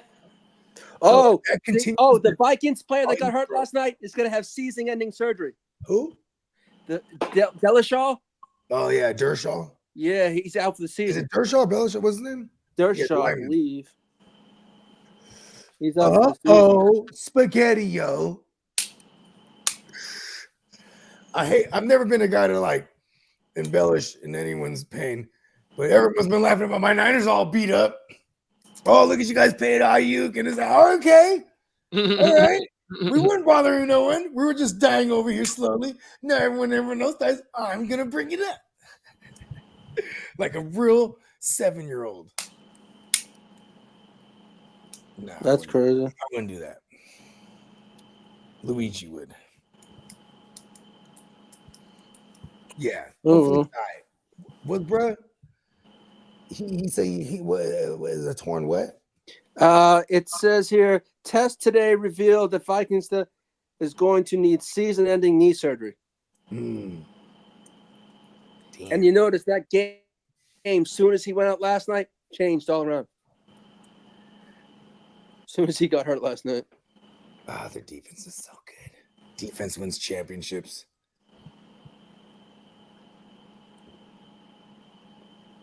That sucks. If they somehow get to the Super Bowl, JJ McCarthy would be in line. Wasn't his just a torn MCL? Yeah. Matt, that would be he could play. Oh, yeah, that's right. Is it torn MCL? I am a doctor, but don't worry about that. I think it was an MCL, yeah. You know, I'm a doctor. I got you, bro. Stop talking about it, Lee. We can hear you through the whole thing. Yeah, how come we can't? How come your thing doesn't get pause? I had it on pause. I don't understand why you can hear shit. No, I'm just you don't click it. It goes automatic too. Oh, it does? No. It should. Yeah, mine does. Well, because it's you're on the stream thing. You're on the app thing now. So you're No, it was even like that before that. Oh, weird. Yeah, that's weird. Yeah, because as soon as the thing comes up, it throws the thing at the top. Your mic is muted. Lee was having a whole conversation through like the intros. I text him like, "Hey," I was like, I keep forgetting to tell him like, "Oh yeah, I got to see. I see the app thing now. You got it. Got it. Yeah, you get Lee. I got it. He said, "Doggy porn." Doggy corn. Animal pause. Pause. It's a new animal. It's a new pause. We're gonna start categorizing these things. Animal pause. Yeah, but yeah, I think was JJ McCarthy. He was. Let me see what it was. Hold on. Let me see what it was. I think it was. I thought it was a PCL. I could be wrong. Let me check. Now the PCL is the back of the leg. Hold on, McCarthy. PCL is what prevents our leg from bending the other way. Yeah, McCarthy. JJ. You know what I mean? That's like a common injury for tight ends because they just get hit. They get hit in their shit and it fucks their shit up the other way. You know what I'm talking about? Yeah. Like Kelsey had that. He had that last year. Dalton Schultz had it with the Cowboys. Okay, JJ McCarthy. Yeah, last year with the Texans too, actually. Yeah, I think it was an MCL because the MCLs are like 6 months. So he was definitely done for the year.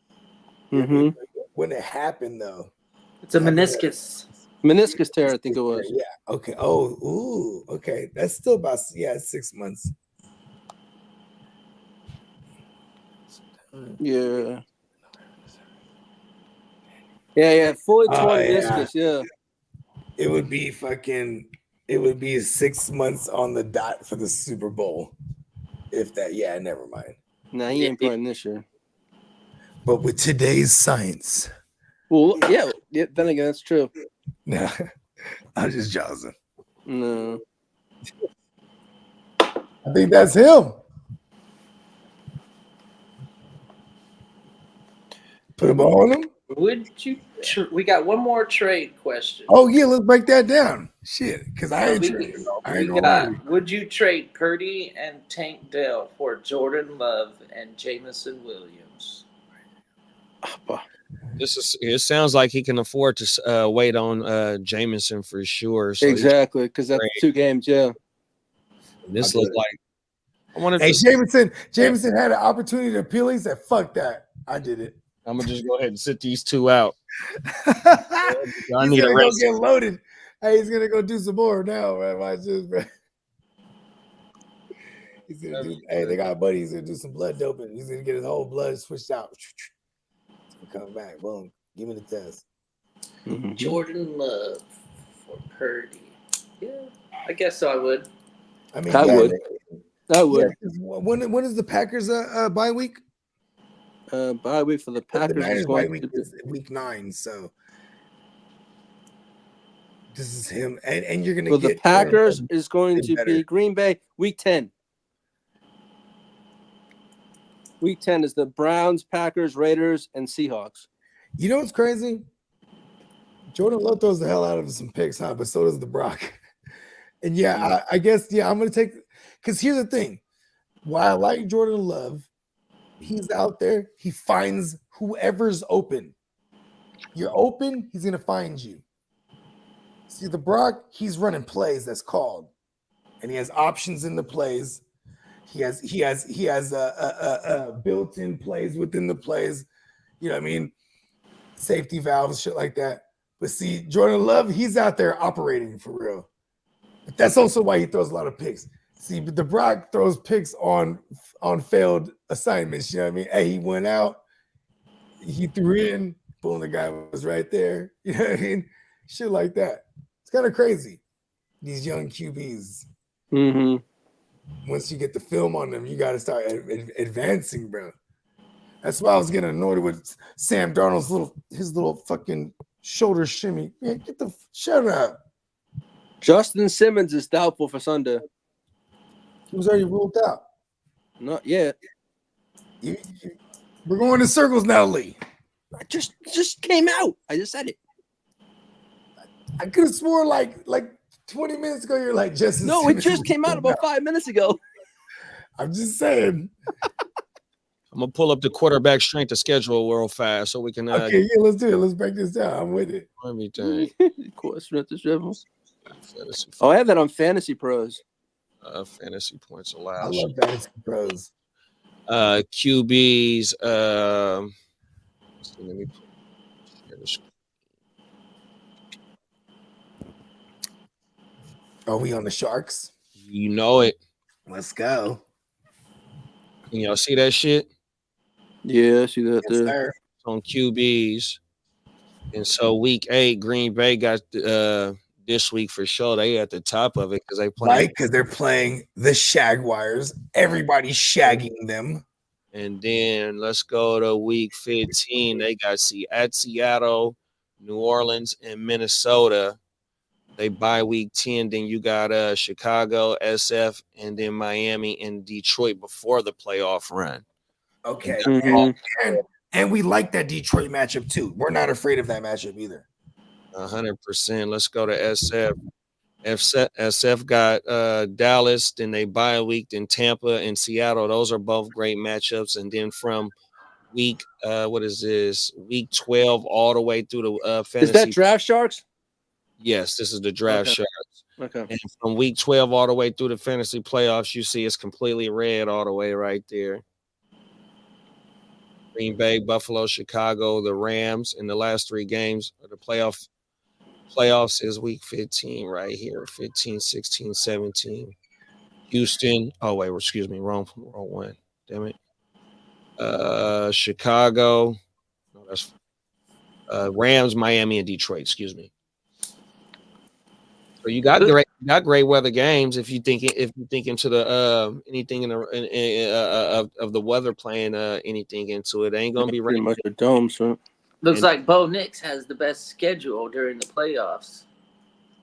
Denver right here. Yeah, you ain't lying. Indy, the Chargers and Cincy on the road in Cincy. Yeah. Got Indy at home. On the road again. Well, Fantasy Pros has what they do is they have it from week 8 to 17. Are they still doing the letter grades? The letter grades? They're doing it by stars. Stars now? Okay. Yeah, they have Philadelphia as the Oh Philadelphia. yeah, Jalen Hurts has a phenomenal rest of the way. Yeah, Philadelphia, Pittsburgh, and New Orleans. And Denver is the best top four, going the rest of the way. Yeah, Philly's last 3 is Pittsburgh, Washington, and Dallas. Yeah, we like because Washington and Dallas not good secondaries. And who else did you say, Lee? It goes Philadelphia, Pittsburgh, New Orleans, and then Denver. But even look at Jalen Hurts. Like then they got Danny Dimes as starting now the rest of the way. So in Pittsburgh last 3, you got Philadelphia, Baltimore at Philadelphia, at Baltimore. Yeah, secondary ain't the greatest either. Exactly. Unless those young guys all of a sudden come on. Pause. That sounded all the way wrong. Yeah. Dallas, Tampa Bay. They look pretty good too. Right. Philadelphia. Dallas and Tennessee right here. But Tennessee doesn't actually have a quarterback. Otherwise, it'd be exactly. Them is facts. That motherfucker green for the money for sure. Yeah. Right. Week 17, Pittsburgh and Kansas City each. That's a Christmas game. No, it's on Christmas. Oh shit. Yeah, December 25th. The NFL is the Grinch who stole Christmas from NBA fans. Oh my God. Them is facts. Shout out to the NFL for being the Grinch of sports network television on Christmas, man. Man, Yeah, Pittsburgh's schedule is not that bad. Santa Claus, do you know what I want for Christmas? Chippers. You know what your old pal Bogey wants. 100%. Run it. Chippers. Oh, my mama.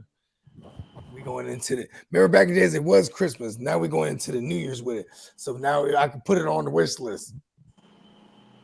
Right. Also, okay, part of the Plain Jane series. Remember, this is another classic Bogey saying. Wishing is for suckers. You gotta get one that's wishing is for suckers, though. Just what covers the whole thing. Yeah. Every time I wear one of them joints, one of the Peacock joints, though, somebody always says some shit. When I had the only you can keep it lit, I was in the grocery store and someone said, you just look at it. He does one of those like he's in line. Hey, Lee, you know, he was examining it. You know, you can tell he's like you totally said Simmons was out. You meant, huh? He was doubtful. He was doubtful. He was out. What is it, Lee? Doubtful. Lee, I get back to the streets. There's a lot going on in the streets without you, Lee. Hey, he said you making Bogart think he's crazy. See, don't He's you do making that. me think I'm crazy I'm a someday. genius. This is not a legend. Oh.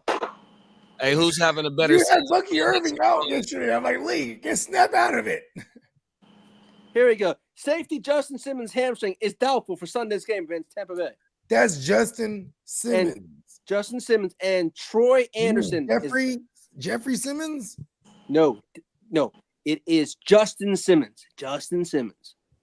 We were talking about And Jeffrey. Troy Anderson knee is out. We're talking about Jeffrey. Jeffrey, there's nothing about him yet. Give me a fucking coronary. Watch the tape. You gotta give me a coronary at an early age. Watch the film. Sir, dude.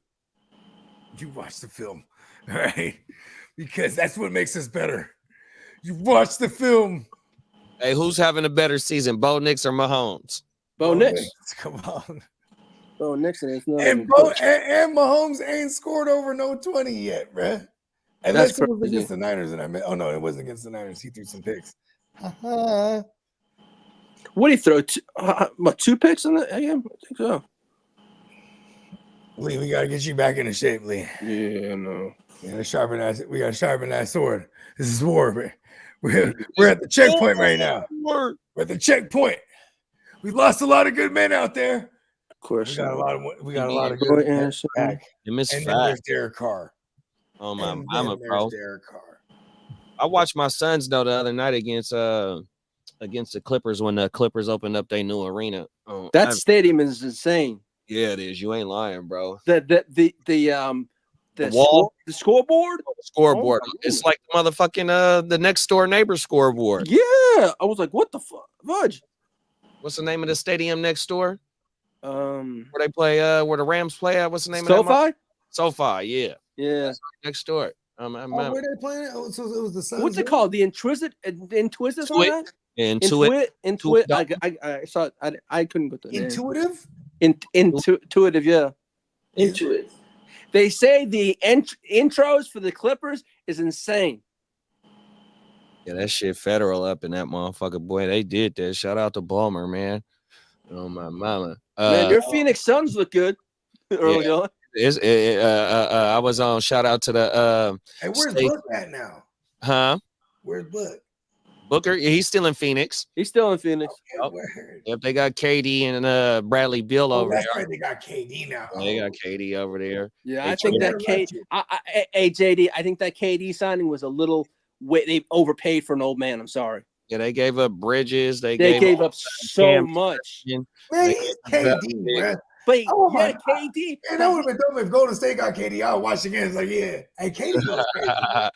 Hey, but our bench though, this second year with Okogie, Grayson Allen, we got Tyus Jones. They got a rookie that they were playing. His name is something Dunn, and he came from motherfucking Virginia, and so he's supposed to be like a defensive player. So we definitely need that because all we need is a bench and a consistent point guard, and that's why they went and got Tyus on everything. So All right, Jaquan Brisker's been ruled out.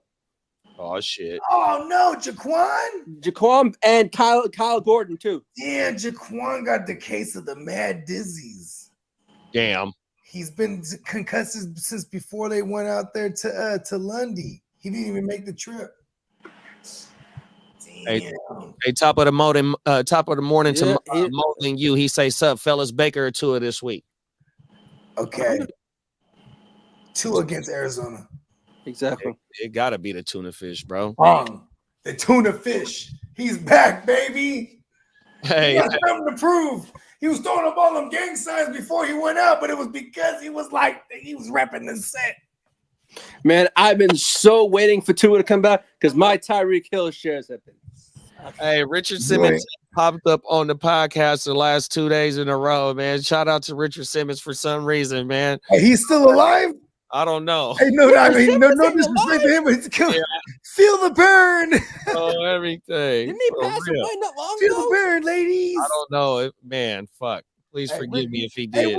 listen. It would make sense if Richard Simmons, as in, hold on. He died July 13th. Oh, Richard Simmons, the black rest in dude. peace Not, to Richard not the aerobics Yeah. guy. Yeah, I think that is the aerobics guy. Yeah, Oh, it it is. is. Yeah, he died July 13th. Yeah. Oh, he passed. Oh, man, rest in peace. You know Yeah. what? He had a long run. He was supposed to be fit. He was born July 12th and died July 13th, Hold on. What? 1948 to 1924. Okay, I was gonna say, what's the age? Look at him. He had a hell of a run, man. Shout out to him. He was hella fit. Come on, ladies. Feel the burn. Man, back in the 70s, he were all those freaking tight. Come on, bro. Hey, listen, man. Shout out to him. I see all of the infomercials. Sweating to the oldies, wasn't it? He had all the kind of shit, bro. That fool, Yeah. he started peddling all kind of shit. Yeah, he did. It was crazy shit. I mean, he was like, listen, I'm peddling fucking sweats to the oldies, peddling the aerobics little videos. He had the aerobics videos. That shit was you know what I mean? I was born Yeah, in it was the back 80s. when Jane Fonda was putting out her videos. Feel the burn, ladies. He had the little Jufro, kind of like actually it wasn't a Jufro. It was more like a it was like he had the activator in it, but he wasn't black. You know what I'm talking about? He had a little He had like the curls in there. He was like, Oh, the Jerry curls. yeah. It was like the Crispies though. You feel me? It wasn't like no like curls for real. Just, All right, "Yeah, T. feel the Higgins burn, is ladies. T. Higgins is listed as questionable Oh, come on, T. with a quad injury. He Oh, picked up in practice. no. That's not any Gotta good at be all. stressed. On a The Friday. quad is one that you can work through. It's just a painful thing. Like if Yeah, I'm if just you saying, can it's eliminate, Friday. then you shouldn't be any slower. So to What's say. the actual report? Did they hold him out? He was listed as questionable. Okay, there is. Yeah, T. what's the Higgins is practice listed as report? questionable for Sundays with a quad injury. Higgins was limited in practice today, Okay, and his yeah, okay, status we're will good. be monitored through the weekend. All right, we're good. Yeah. Yeah, it's not. It's nowhere near as severe as a hamstring. If you get a hamstring, man, it's like game over. Yeah, exactly. I'm in a super flex dynasty where I'm the reigning champ, League 20, and deciding between Goffle, Baker, and Joe Burrow is supposed to be hella easy. It's like trying to choose the 2 out of the 3. I keep choosing the wrong combination. I mean, there's always one that's right, and the other one's like could have done better. The other one, the third, did better. Like it's like son of a bitch, and they're all like hard. They're supposed to be trustworthy. Come on now. For real, I right? better not start Joe Burrow though. Fuck the world.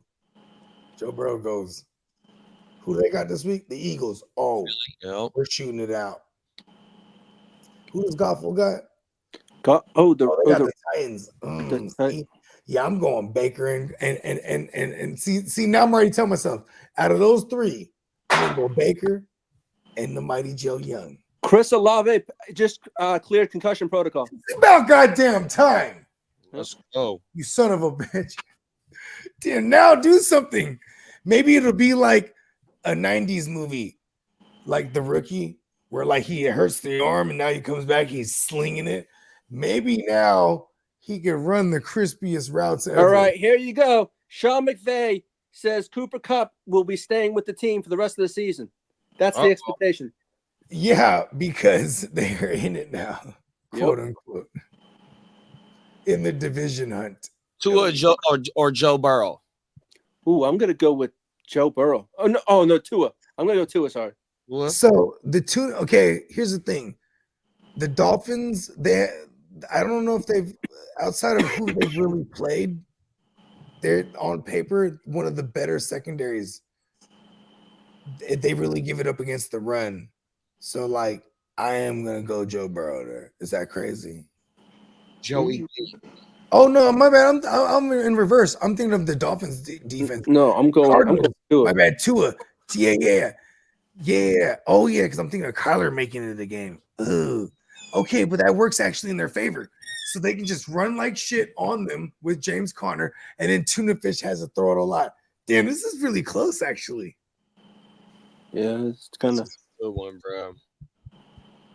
Mighty Joe Young. We don't get off the Mighty Joe Young. It's Mighty Joe versus Jalen Hurts. Let's fucking go. Fuck that shit. I'm trying to climb up in the standings in this league. Super flex or that's single? Nah, it's a single quarterback. Little single leg takedowns. Come on now. Fucking 4, 5, and 6 and 7 is all bunched up right now. 4 and 3. okay. The Browns just came out and said they're now not going to shop JOK. He's going to be a building block for long-term building block. They just paid him. And to me, JOK stays, and that is A-OK. Talk about it. Let's go. I just said that earlier when I was like, don't do that. Yeah, so. And they're going to run like shit with Henry. Let's go, JOK. I need you this week, JOK. Rack it up. Fuck Pooch Kick. Steamboat last night, he was like, yo, when Kidda talked about that Pooch Kick, and you were like, what? Fuck Pooch Kick. Because all he did. I was dying so hard. I'm like, yes, I knew he was. Because I was so serious. Fuck him. he had his Sam Darnold versus my Puka last night. Felt pretty good about that. Fuck him. We're going to war. I only got but one QB right now. I have Derek Carr. I actually just picked up Rattler. Somebody dropped him because fuck Rattler, but I picked him up just in case. I don't think I'm finna start him over anyone else I got though. It's kind of crazy. In the SBI? No, this is the Eastside League, but it's only a 5-point passing touchdown league. It's a super flex. It's a 14-teamer. So them flexes they be hitting sometimes. You know what I'm saying? Like if I've been running 4 running backs. You know what I'm saying? This past couple of weeks in place of a Derek Carr. You know what I mean? Oh yeah. I'm 5-2 trying to hold on. You know what I mean? I went up against Darnold. He has Darnold, Pittman, McLaurin, Mooney. He's probably gonna put in McMillan because he had Jennings. Then he has Bowers. You know what I'm saying? His defense sucks though, because he sucks. He doesn't know what he's doing. Fuck you. What? And then yeah, but then you know what I'm saying? I just been all the way wounded. This team, I had AJ Brown, Puka, Nico, Godwin, Brian Thomas, and then Travis Kelce, Baker, Derek Carr. But right, my first running back was Javonte, Chase Brown. Then I swooped up Jordan Mason, and I'm thugging it out. And I came up on the Tyrone Tracy's. You know, I'm plugging and playing. Pause. You know what I mean? I'm just been thugging it out, bro. You know what I mean? 100%. And fuck all of them too, especially Pooch Kick. Pooch Kick, bitch. It's funk on sight. Kick, bro. That shit is crazy. I said it. I'm trying to put him in a wood. Pause. Oh, I got Steezy this week in the SBI. Steezy just made a move. He got Pittman for he sold IPOC for Pittman this week in the SBI. Hey, good for him because he cashed out on something he can't use, and then whoever bought him, good for him too because they it was just Wood. Shout out to Wood and Steezy. Yeah, shout out to Wood. Hey, look, that's why I love the SBI. It's all hitters, bro. 100%. Hey, look, I'm about to make a comeback. You seen Pookie come back? Let's go. I ain't even set my lineup yet. Watch this. I'm about to come back. I always do this every year during this time. I rip off like 5 straight, and it doesn't matter. It's time to go on right now. Tom, SBI. How's your record in the SBI, Bogey? It's always the same since it existed. I always do bad in that league. I remember I text JD and Kev last year. I was like, hey, I'm not voice command. I'm like, hey, yo, hit me with them SBI funds or whatever it was. And then I send it, then I read it, and it says, hit me with them FBI funds. Whoa! Whoa! Working with the peoples. There's SBI.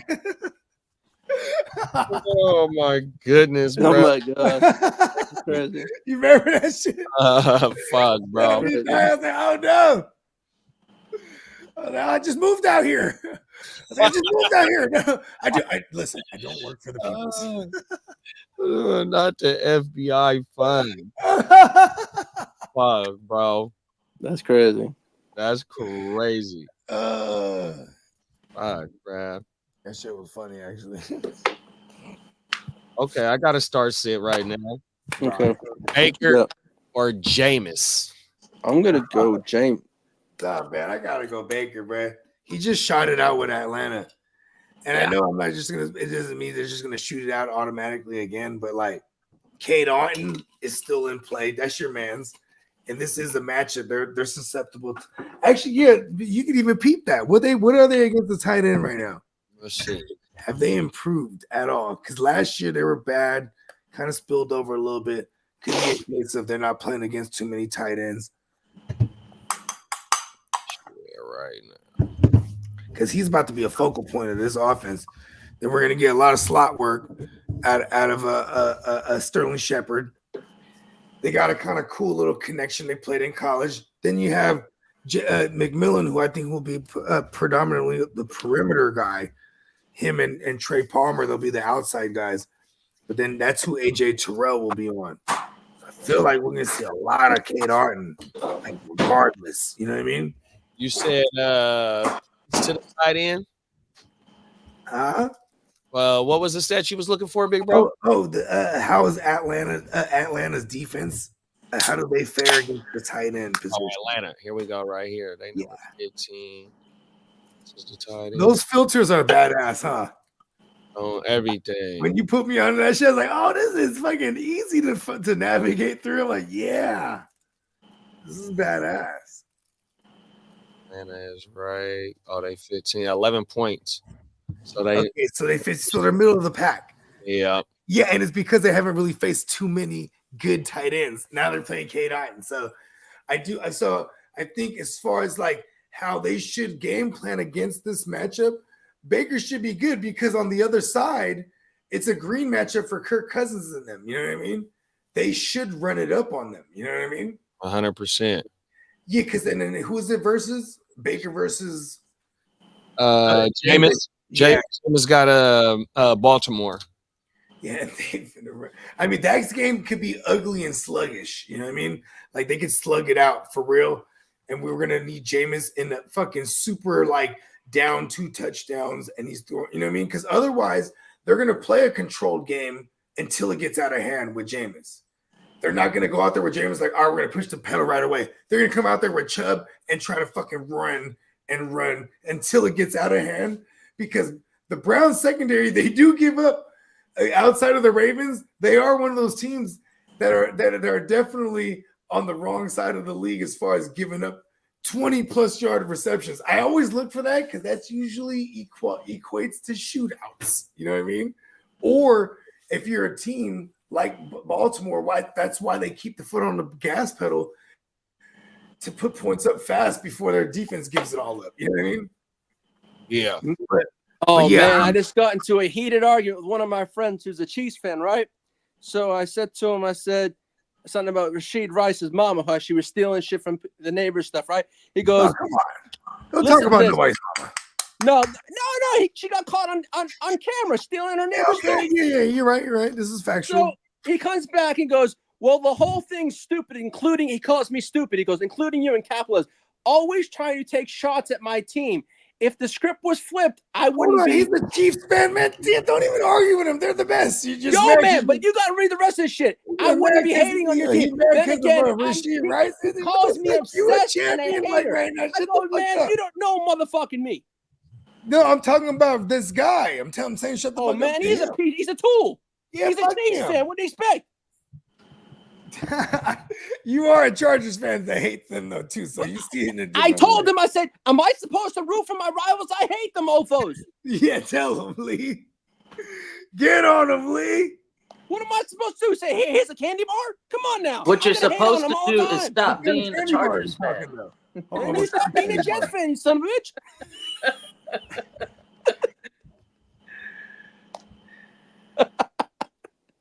I love the rivalry. Yeah, it's fun. Hey, I used to be a diehard Chargers fan. Hey, man. Used to be. Yeah. Past tense. I don't give a fuck how good or bad the Chargers will ever be. They're always going to have one of the badasses of the badassery motherfucking jersey, bro. The powder blue. That shit goes crazy. That shit rocks. I won't lie. That is my favorite jersey that they have, though. It's the powder blue.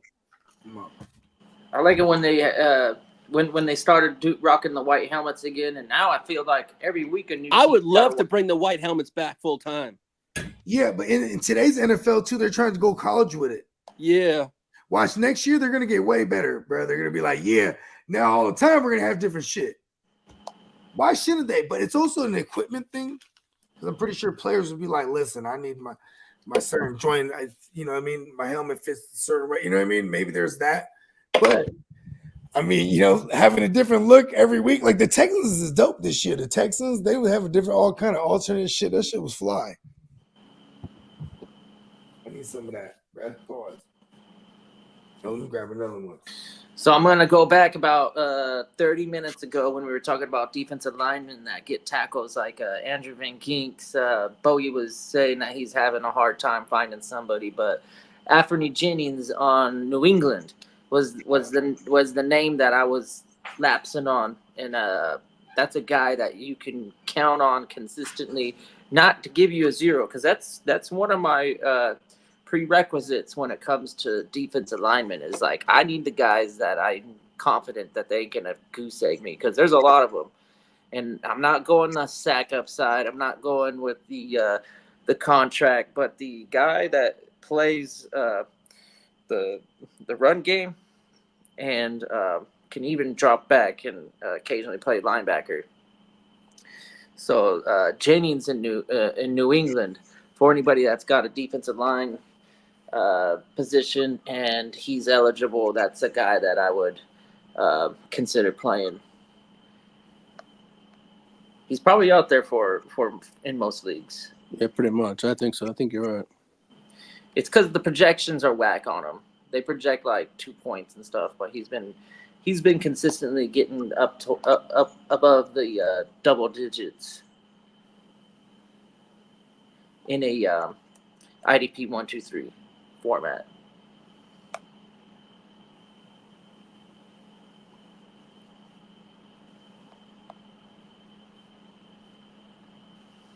Wow. Caleb Williams sent a box of rubber ducks wearing Jaden Daniels' uniform to Washington's training facilities after Daniels didn't practice for the third consecutive day. What the fuck? That's crazy.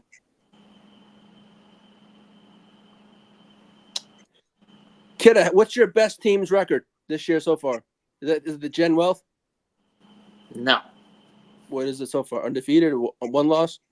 Undefeated. Nice. Congratulations. I have let's see, how many 6-1s do I have?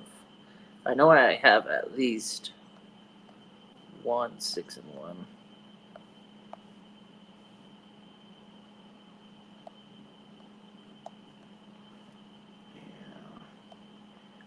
A lot of I think the worst teams that I have are 3-4.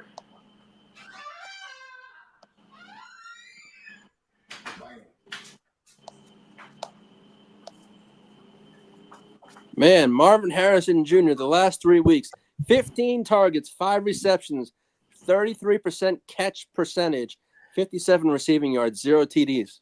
I dug into this actually. Pause.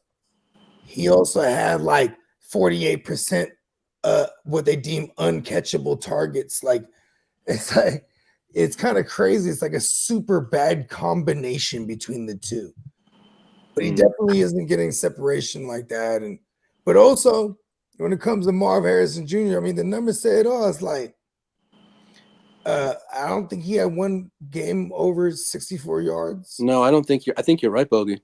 To be honest, I think you're right. He only had one game over 64 yards. Oh, okay. That's what it was. He had one quarter over 64 yards. You mean? Yep. And like, it goes back to, I always come up with these like run-on jokes, but now it's going to be a shirt. He became a shirt. Marvin Harrison on that thing with Kyler Murray. Yeah, that was week 2 too. That was a huge fighting on the shirt, right? Hold on. They're like fighting on a shirt. And it just says, oh yeah, and his dad is there. Yeah, and we got a lot of thought bubbles. So it's like, Kyler's not throwing me the ball. And it's like, it's Friday. Go out there and catch the ball. And it says, is he his father's son? Question mark. Yeah. I've been asking the question. This is what he's done. Week 1, 4 yards. Week 2, 130. Week 3, 64, 45, 36, 0, 21. Only one game over 64 yards. See? I knew I looked at this. And look at this now. Now, with all that said, right? Is he his father's son? Maybe DNA wise, but I don't know. What you say it was Marvin Garbinson? Jr.? Garbage son. Yeah. Yo, that's also a testament to how polarizing the first couple weeks of the year is, right? Like, okay, everyone's so hyped all offseason on Marvin Harrison Jr., right? Yeah, he's his father's son. That's what they said to me, right? Then the year starts. Oh, he's shit. Oh, it's Buffalo. Okay, I guess they're shutting down receivers all of a sudden. Then week 2, he goes crazy. Oh, there he is, right? But then, since then, ain't shit. Even the following week follows up with 64.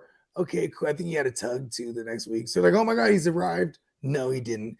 And then they started looking at it like, because you can, as a fantasy manager, we chase that because that's how polarizing the first like few weeks is, right? Yeah. He has 43 targets. He had this year 43 targets, 20 receptions, 300 total yards. Damn. So he's pacing for. He's a low end WR3 right now. Exactly. Yeah. high-end second round pick.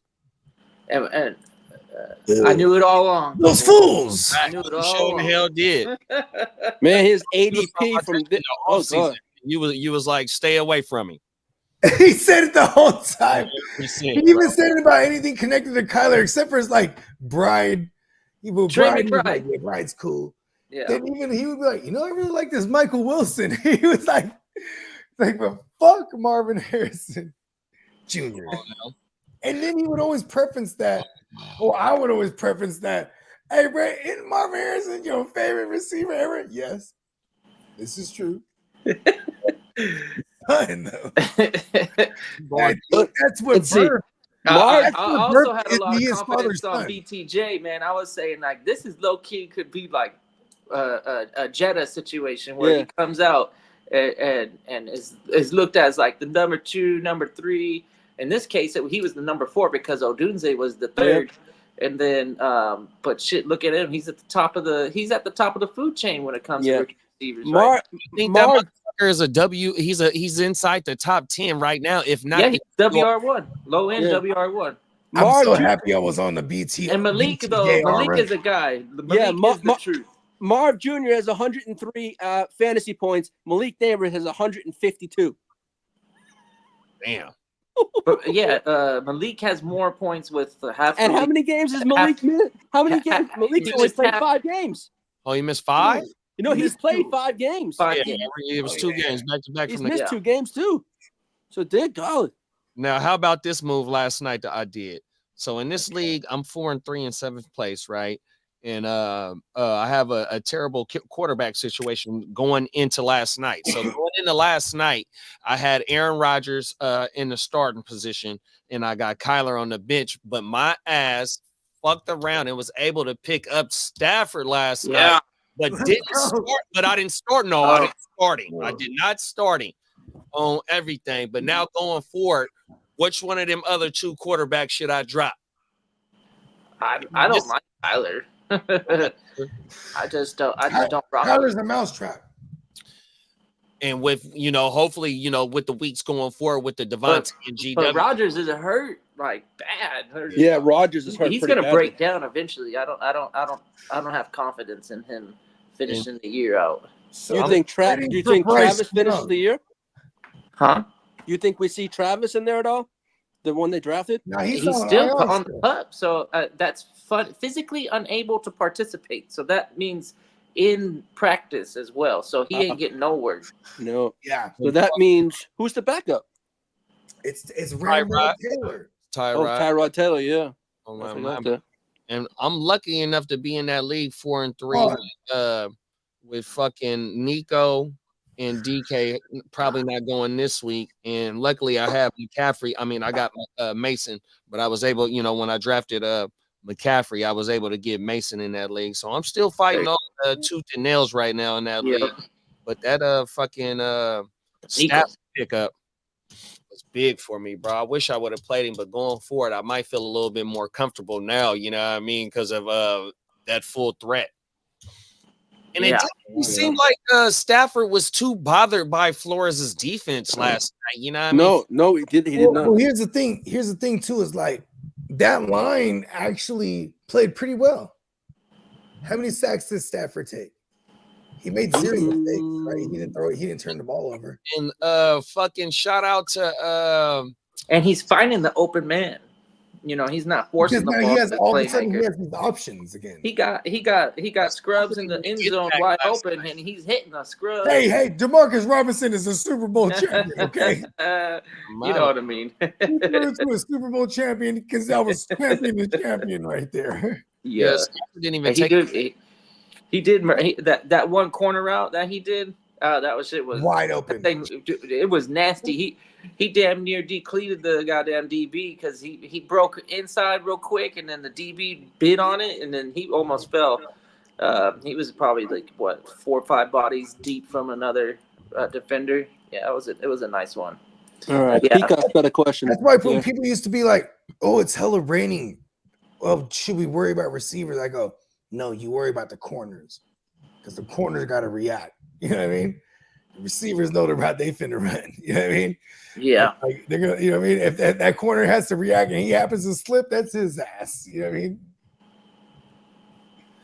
But yeah, DeMarcus, see, but when you got options like that, you have to account for Kyren. Then you have Puka and Cup, bro, and they come back. Can you imagine that? They just lost.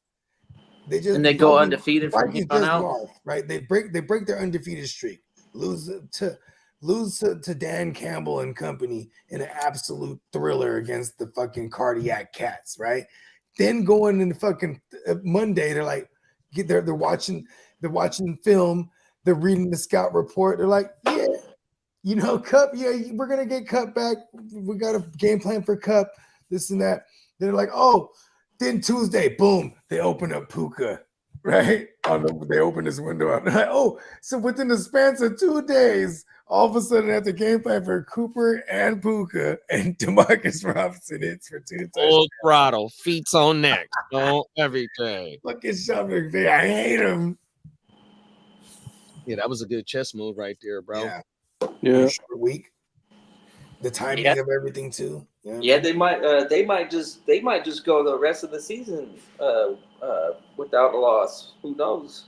Hey, I'm at the flea market right now, guys. I'm looking for stuff right now. Everything. I see I see Jerome Ford out there. Lee, what's the word on his hamstring? Oh, he's out. He's out already. But is it going to be multiple weeks, or is it just somewhere they just sitting him out for a precautionary? I think they're setting him out for We've been dealing with that for the last few weeks. So the fact that he's not on the IR, that's a good look. Yeah. I'm gonna go. The more and more they get Chubb back into action, he's going, bro. Chubb. They say is going to see a bulk of the action this week too. So, yeah, come on. Week 2, they're not going to be like, oh, they're still trying to get in this thing because mathematically it's still possible. You know what I mean? And they're paying Chubb, bro. Get out there, bro. Get out there, Chubb. Boom. Of course, they're increasing his load. Let's go. Yeah, Chubb rock. Yeah, and some of my dynasties, my super flex dynasties, where I only got 2 quarterbacks, right? You know what I'm saying? And those ones I happen to have 2, and I've been thugging it out, bro. And so one I'm 3 and 4, the other one I might be 2 and 5, but I'm like, hey, I'm still in this thing because my team and my points, it's all crazy. I'm like, listen, it's not over. It's like this is the checkpoint. That's what I call it. When you're a sane person, you play 14-week regular season fantasy seasons, right? 14-week regular fantasy seasons. There it is. Have the other one crap. Edit it. Sane people play that, right? Because when you get to the 7-week marker, that's the first half. We just popped off the second half last night with a banger. Fuck Sam Darnold too, by the way. And look at us now. This is what I call a checkpoint. When you got to look at all your teams and you got to check yourself before you wreck yourself. What do I need to do? What do I need to improve on? And if you're playing Dynasty, am I in it or not? You know what I mean? Because I'm always going to think I'm in it. because I'm gonna start thinking, what moves do I need to make to stay in it and fight to get in this thing? You know what I mean? It's that checkpoint, B. I love this. Some of this shit right now. I'm trying to get for this shit. Saturday waivers is coming up tomorrow or tonight, however you want to look at it on everything. Big Bro said sit one PPR 1.5 tight end premium Tank Dale Khalil Shakir K-Dot and asking for myself. K-Dot. I'm starting K Dotton. Yeah, I'm sitting on it too. Premium. You already had it there, and he should and will be the number one look in the passing game. But we're talking to sit. So you got to sit Shakir or Dale. Oh, Shakir. Okay. Mm-hmm. So Otten is the stat. I do like all the passing options just in a vacuum against Seahawks, because the Seahawks, they're just not good against the pass. They have one good corner over there, and he limits whoever he's on. Everyone else eats. So maybe Shakir hits a big one. Houston has to have it bounce back. They can't. They have to. They have to. If they don't, fucking Colts. Did you see how angry Peacock was on his show? There's no way they don't have a bounce back. Peacock, because you know what? Because Peacock, he's like, don't make me put the gloves on. They're watching the Houston huddle. Allegedly. On Wednesday night. I forget. Oh, I think I was talking to Steamboat. I was like, you know why I love Peacock and Spencer and also like anyone else that will do a show about their squad, because you have to get out there for the good, better, or worse. It's a marriage. You know what I'm saying? We love our teams. Because Steamboat was talking to me, he's like, we should do a Niner show. I'm like, hell yeah, the gang show. Or even the gang members, whatever it is. Some gang members would hella drive the algorithm, I swear to God. I was like, we got Gucci, we got everybody. You know it like, will. We already got the squad.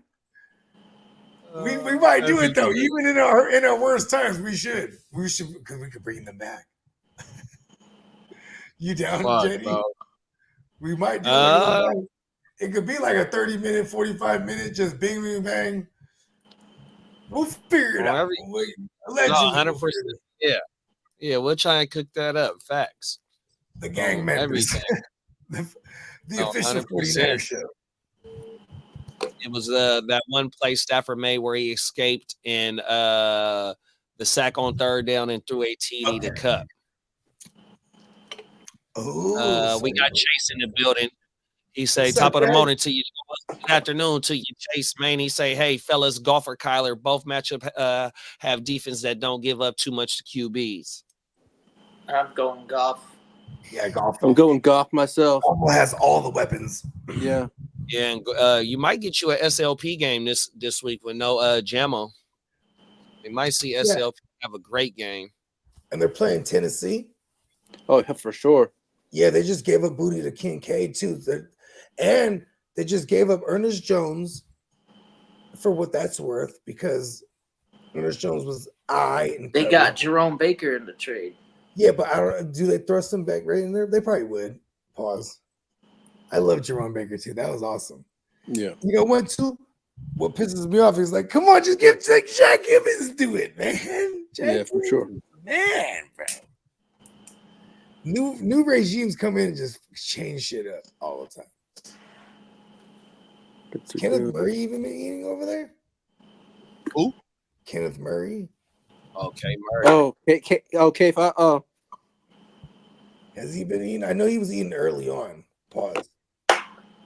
Anyways, that's not important. Yeah, but going back to the question, it was I'm gonna go golfball here. He's actually okay in NBA Jams rules, right? He has 2 games in a row where he's been the most fucking efficient QB in the game. Russell Wilson in one start matched him. I mean, passed him. But if Jared Goff could do it again against this team, and I'm not saying that Tennessee's super fearful because Tennessee fucks shit up with their pass rush and the pressure they give up. But this is one of the best offensive lines in pass pro and run blocking. So I'm not worried about that. Goff might dissect them, bruh. Yeah, Goff has to be in the MVP conversation. No. What? He's heating up. I think he is. You wouldn't put Goff in the MVP? No, I hate him. He's awful. I think he Come is. on, my he's truth had always almost showed. 2 perfect games. Yeah, that motherfucker's been very accurate lately, bro. And Yes, but and that's what I just said. If he goes one more game in a row, that's 3 in a row. And this is probably He's be a heating up. record, too. And then he'll be on fire. Then I'll change my tune. He's awesome waiting to happen. Boom shakalaka. It's Lamar Jackson, guys. oh yeah, no, for sure. He's For sure, but I'm saying in the MVP conversation. he's probably at the top of the race, but for sure, Jared Goff is making a case for sure. Yeah, I guess he could be. If that's the case, then Baker Mayfield. Yeah. They got to keep winning now. And Yeah, they Jaden gotta keep winning. Daniels. And if they Jaden do Daniels without as a his top rookie. 2 receivers, Yeah, you demonstrate Jaden he Daniels could is be a in rookie. that conversation. Yeah. Yeah, Because before they're Baker's going lost- to go to the playoffs. They probably will get out of that first round too. And shit. I don't know. Baker, the worst thing happened to Baker losing Godwin because Mike Evans will eventually come back because he has not only personal vendetta against Jerry Rice because he wants to come back and continue that. He needs about 650 some. What does he need to get the Bow Wow? Oh, he needs 665 yards. Okay, so he needs 665. He's coming back, bro. So that's right? about $1.15 a game. And if they can keep winning, because that's the worst thing that happened to them, because I would have put them to just outright win that division. I picked them before the year started too. So now, but you have Cuzzo and them, you know what I mean? They're still around and kicking, right? So, because Baker, he gets them into the playoffs and they make a deep run, bro. Pause. You know what I mean? He could be in the conversation. All right, Chase has a question, or did we already answer that? But Goff and Kyler. Yeah. Okay. Hey, no, man, I'm just saying. Hey, me, you were trying so hard last night. Because you're the only one that got it. We had like a 15-minute conversation about Well, that. why the hell's the question still in? Then take it down. I'm looking like an ass. Oh. That's because we were still having a combo. we just figured it out. Gotta love the Halloween movie, man. Ooh, I love how he turned up the Jerry Jones laugh. Yeah. He got it juiced Sounds all the clean. way up. Because he used to be in the distant. Oh shit. Spooky now. Dude, we're gonna have to asterisk this as the Lee episode. For real. Hey, listen, bro. I was just having a conversation with Tino even before the show. I was like, Lee is one of the stars of all the stars. Talk about it. Lee is, man, he's my guy, man. When we was on that other joint, first of all, like I'm not gonna even. It was almost like Candyman. Only Kidda has said his name on this show. But anyways, when we was on that other joint, I always say, bro, we need to bring Lee on, bro. He's all the way a fool with it, just like me, bro. I swear to God. Yes, I seen it. I am like Bo Neo in the Matrix, Bo. Neo guard. There you go. Neo guard. Fella. Yeah. You see, you always got to find a way to freak it, bro. Pause. You know what I mean? Well, if that's the case, guard. we got to put Josh Allen in the In the MVP Matrix. conversation too. If you're looking at Ooh, Lamar, Neo guard scot free. There Let's it is. see. That's the next. That's the revamp Bogey in the Matrix shirt. if we'd have to put Lamar, Josh Allen, who else in that MVP conversation? Goff, and who else? We just say the fourth would be Baker, Jaden Daniels. Jaden Daniels is a rookie, but and Baker He's gonna be probably? the rookie of the year no matter what. Oh, he's going to be the offensive rookie. Yes, for sure. Oh, Caleb might have something to do with that. Actually, I'm sorry. I actually think Justin Jefferson might have a better chance of winning MVP over Goff, but I love that you hate Goff that much. You go receiver. I don't hate him. I like the Lions. You just know who he is. Just You in know terms of what exactly that who team's he been is. doing, they've been relying on their run game way more than Goff. He has mad weaponry too. And he hasn't really done much with it. Let's be honest. There's not he's effective. I think a lot of people are on Ben Johnson too. You know what I mean? But you can't stop the run game. No matter what Nico Collins probably would have been you in can the figure out MVP Ben Johnson in the passing conversation game, if he but didn't get that hurt. offensive line's too good. You can't stop the run. Yeah, there you go. The run can't. I didn't even stop see the that. run. Peacock put it up too. I agree. Nico would have been a front runner if he didn't get that injury. And You ain't lying. hopefully we Nico have him is still like a back. top fucking whatever receiver right now. He's missed hella games. But if at this rate, it's gonna be Lamar's tough to lose. Exactly. No, if he just does the regular quarterback play and they finish off with like 2 losses for this year, from here on out, they only lose 2 games. I'd have a hard time not giving it to him. It'd be a back-to-back for Lamar. That's how I see it. I think Lamar is surefire because with the way that the rest of what's crazy? You add Derrick Henry to Lamar. Yeah, Derrick Henry's gonna be a front runner for it too. They don't do it for Damn, running man. backs though. Like they don't. I know get that sucks. very much. Hey, don't He'd let have Derrick to- Henry get Wouldn't hurt. he It's have all to bad break for them. the record though to get the MVP though?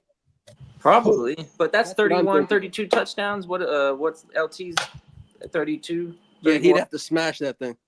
Well, we're talking about like maybe 30, 32, so somewhere Oh. around there. Then he would be in the conversation. I guess Lamar is the slam dunk. For mid-season MVP, yes. Before it. Listen, if somehow dark horses, right? Let's talk dark horses. This is more interesting. Jaden Daniels. Right, JD5, okay. yeah. So let's say this: they win the division, right?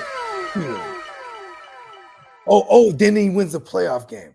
Bomb, because he wins a division. That means they host one. Yeah, Commander Daniels. That's what we call him, right? Commander Daniels reporting for duty, sir. No, you don't have to say that to me. You're the commander. That's right. It was a test. I wonder how Damn. fast Lamar is really. Like you take the pads off and you put him up against 22 miles everybody. per hour. 22. I think that was what he was clocked in with all the pads. right? That's 21? damn. Derrick Henry's a fast motherfucker too, because I think that's how he. Yeah, That's he's how been fast clocked he. at 22. I could have swore like he was I mean- upwardly. That's not even. Listen, they driving through. That's like running through a residential. What's residential? 25 miles an hour. Motherfucker, the goddamn. Do you imagine, man? You're not going above the waist on a tackle to Derrick Henry full speed. Just Well, but that is the scout report on Derrick Henry is somehow get into the backfield and you hit him before he gets going. So you're not the first guy's gonna hit him, boom. Then the next guy hits him, boom. Then you make sure because then once he gets in open field with them 33-inch arm pythons, brother. I mean, not pythons as in like this, but lengthwise paws. Right? He has 33-inch arms, bro. He has some of the most vicious stiff arms in the game. Pause. He's kind of built like a black Johnny Bravo too. Damn. It's kind of top heavy. He doesn't have your traditional tree trunks like like a Saquon or you know what I mean?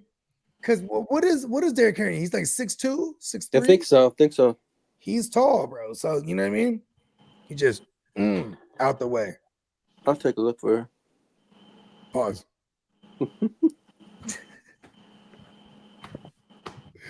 My bad. I'm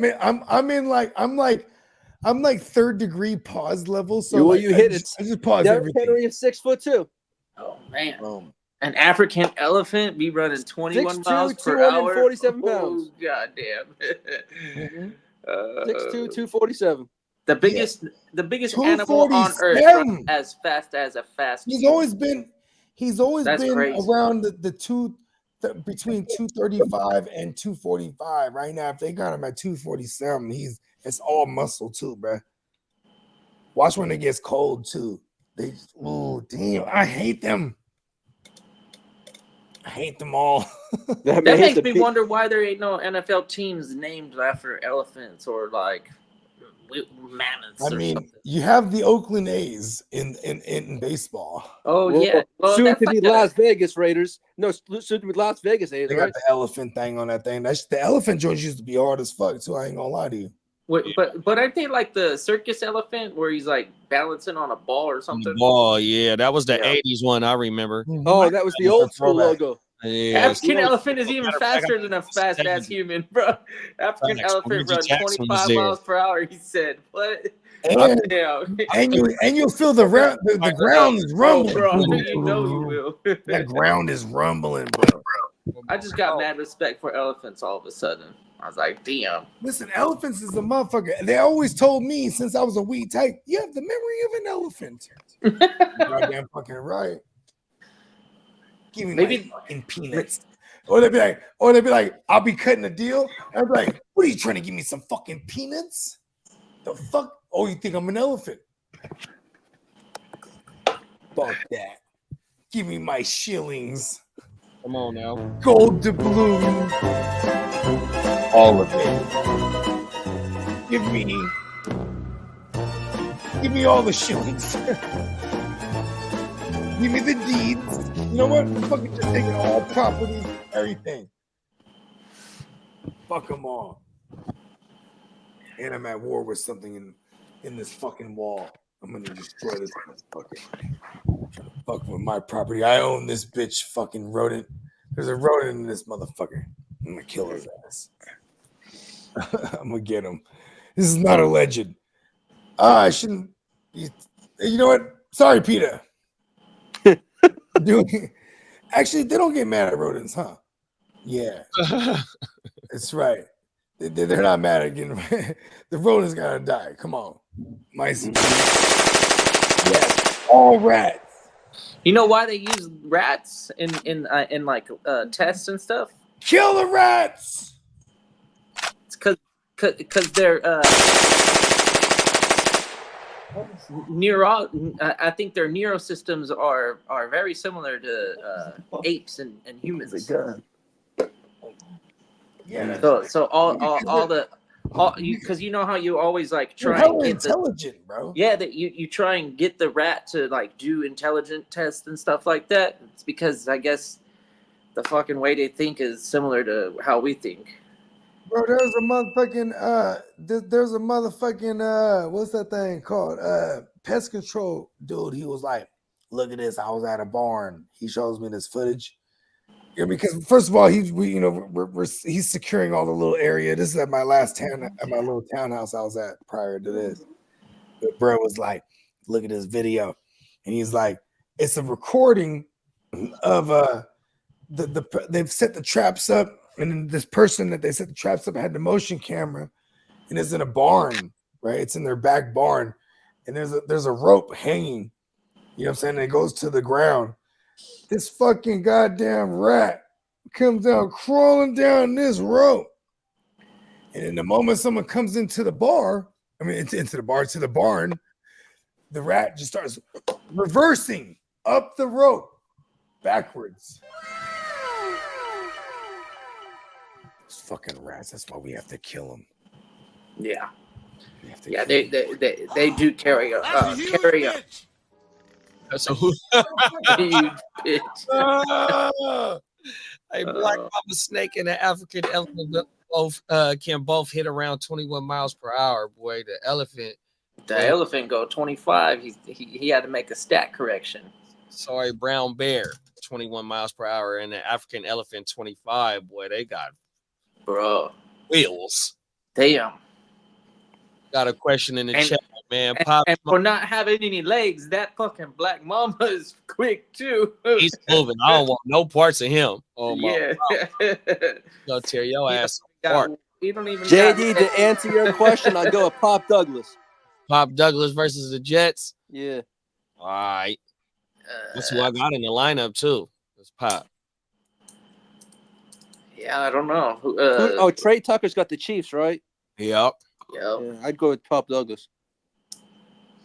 Nothing against Kiddish Jets, you know that. Yeah. I just think he looks like Drake May's favorite target. Man, Yeah. Also, I think he likes to throw to Hunter Henry. Hunter Henry. I thought the two. I know who I thought he would connect with most was Jerome Baker. That hasn't worked out. He doesn't get. I don't think he gets a high snap share. No. But that's a work in progress. The That Patriots, whole team is. the Patriots is a fantasy Stay away. dynasty rebuild. They're a dynasty rebuild team. Well, Jonathan Taylor looks like he's expected to play this week. let's get it. So, Pop Smoke Douglas, show up, show out. Facts. JT expected to play this week. I think I'm gonna have to keep that right there. Keep Pop Smoke in that motherfucking man. Rest in peace of Pop Smoke. Gotta go through some last minute dumpster dives and some start sits before I lock this shit in. I threw a gang of these joints in the freezer, bro, like you said, because I always put them in the fridge. But I was like, let me see what the freezer's talking about, like JD said, because I always did the fridge since I was a kid. The freezer joints goes crazy though. Man, them motherfuckers Is get that a Starburst? What is that? Reese's. oh man, shit. that sounds good. Yeah, the motherfuckers in the freezer go crazy, bro. I love the ones that come out at Christmas time when they're like super mini or Yeah, whatever. them is the ones too. Fuck. I like them in the freezer too, bro. That shit go crazy. Mhm. What's the status on Sauce? All right, the Jets. It just came out right now. The Jets. Elijah Vera Tucker's out. LaQ Fatu's out. Ashton Davis is out. Doubtful is Tony Adams and Alan Lazard. Ooh. Questionable is Morgan Moses and tight end Kenny Yebu. Yebu? You said Lazard is out, bro? He's doubtful. Oh shit. Hey, it's fucking GW and fucking, I gotta make some. I gotta do some pivots right Devontae now Adams. because I have Lazard in a bunch of leagues. that's crazy. Damn. Pretty soon, Rodgers is gonna be on that list too. I have to get Lazard out of the many lineups now. That's what I gotta do right now. Damn it. Ugh. Yeah. I think I have him in the Gen well too. Fucking lizard. That's crazy. Nope, I don't. Oh, I do. I didn't have him starting. Okay, good. I think I have him a nice guy starting. Man, I had to triple up last night in the gym. Well, if I had Cup, finally got Cup back, had started Stafford and had Jared Verse. Oh my mama, I had a nice little triple up last night. Who am I going up? I'm going up against Sweetness. Sweetness had Jefferson and Darnold. And he had a rough go at it the first like 5 weeks, I think. Yeah, but I had what do I have? I had I'm one. saying like Sweetness in that league. I think he had like a rough go at it, right? I think he went over for a cool minute. Hey, Yeah. Bogey. Bogey. I know I'm going against you in number two, but you have Terrell Bernard that needs to be fixed in the lineup. I know, bro. It's early. I just Okay, barely I'm got letting you that know. news. I have Terrell Just Bernard being- everywhere. just doing a little courteous for you. Yeah, it's all good, bro. I'm fully aware. Don't try to get the fantasy guys to give you some good luck. All right, because I need it all. I got Kate up and Appreciate started that, though. in that Gen Wealth. It's like I can't ignore the fact that he looked really good after those two guys were off the field. But he's been like that though, going all the way back to last year for real with those two guys on the field. Yeah, but he wasn't catching the ball. I guess JD did several videos on the motherfucker too. Like he was like, "Listen, y'all, I'm trying to tell y'all." Come on now. Yeah, but he wasn't catching them for like they weren't down the field throws. They were like we PPR shit, and then red zone, possession. He's all of it. Just the consistency and he was always going to be third in the pecking order, if that, right? Yeah. With those guys on the field, you know what I mean? Yeah. And him and Trey Palmer, we talking about K. Dotton? Yeah. Yeah, him and Trey Palmer last year was only like 3 targets, or 3 to 5 targets separated from each other last year. So it was really like a 3A, 3B, because you still had Godwin and Mike Evans, and Rashad White had a hell of a season last year. So Trey, the tight end we talking about, I can't think of his name. He still did a lot with a little opportunity. That's why he was on my radar for going into this season. And I posed a question: could he be a high end tight end too, which really is only like 8, 9, 10 points. Yeah, but that would be. I almost do when I do the tight ends. I don't do 12. I do like 1 through 6, and then 7 through 12. You know what I mean? So yeah. Well, see, in my tight end video, it was just bargain buys. The highest ranked tight end I had in my video this year in the offseason was Dalton Schultz. The other 2 tight ends was Isaiah Likely and the guy that we're talking about right now. I can't think of his name. Please forgive me. Because you know what I mean, it's easy to do a video on the top 5 tight ends, or maybe even the top 7 if you shit. Hold on, Kadon, the big CO. Oh, that's what we running with, bro. That's it right there. Kadon, the big CO.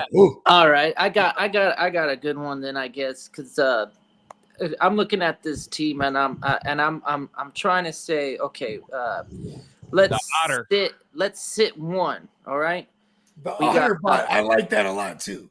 We're doing a sit one with this. We got Romeo Doubs, Deebo Samuel, J.K. Dobbins, K. Dotton, or Ramondre Stevenson.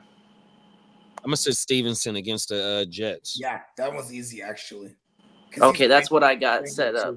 Yeah, I got Stevenson. And and the Jets haven't been the greatest against the run this past 3 weeks, but neither has Stevenson either in matchups that he's supposed to eat.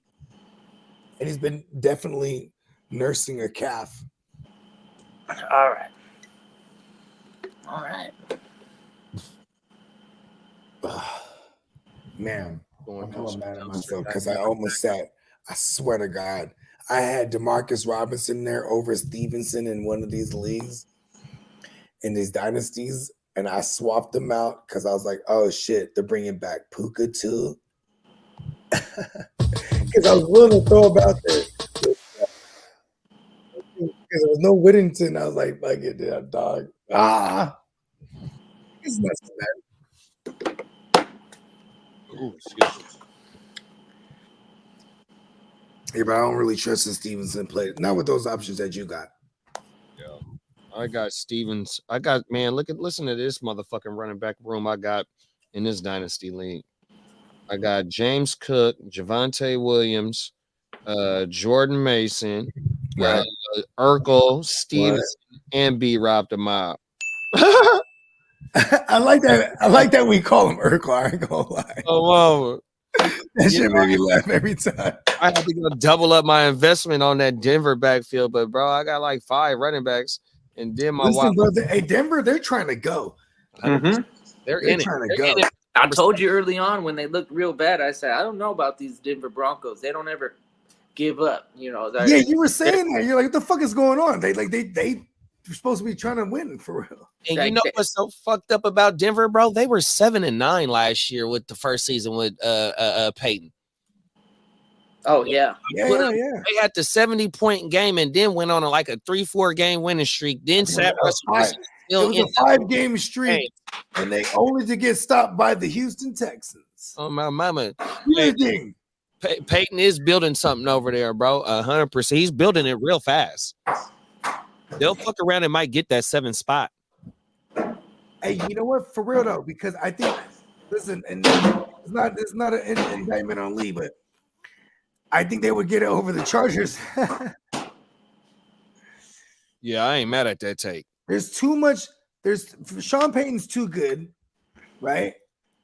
As far as like, his history, his track record, right?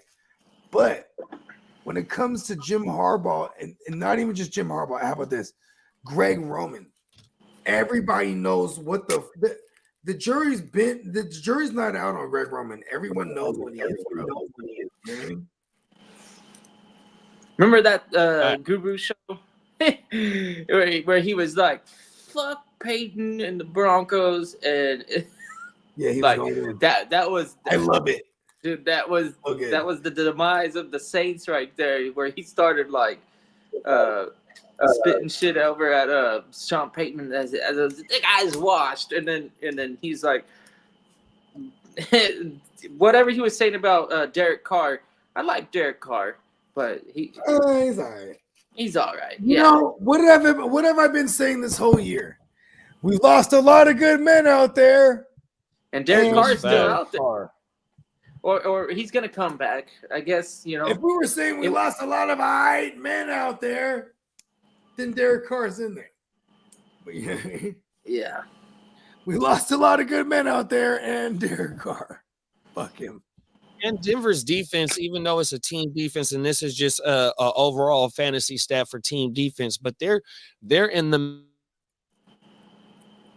15th of giving up fantasy points on defense or getting fantasy points. You know what I mean? So they're not. No, you're playing Denver, not expecting to win. Oh, yeah. You're going in there whenever you play Denver in the real life. Whoever plays Denver in real life, they're going in there like, bro, we can't look past him. You know what I mean? 100%.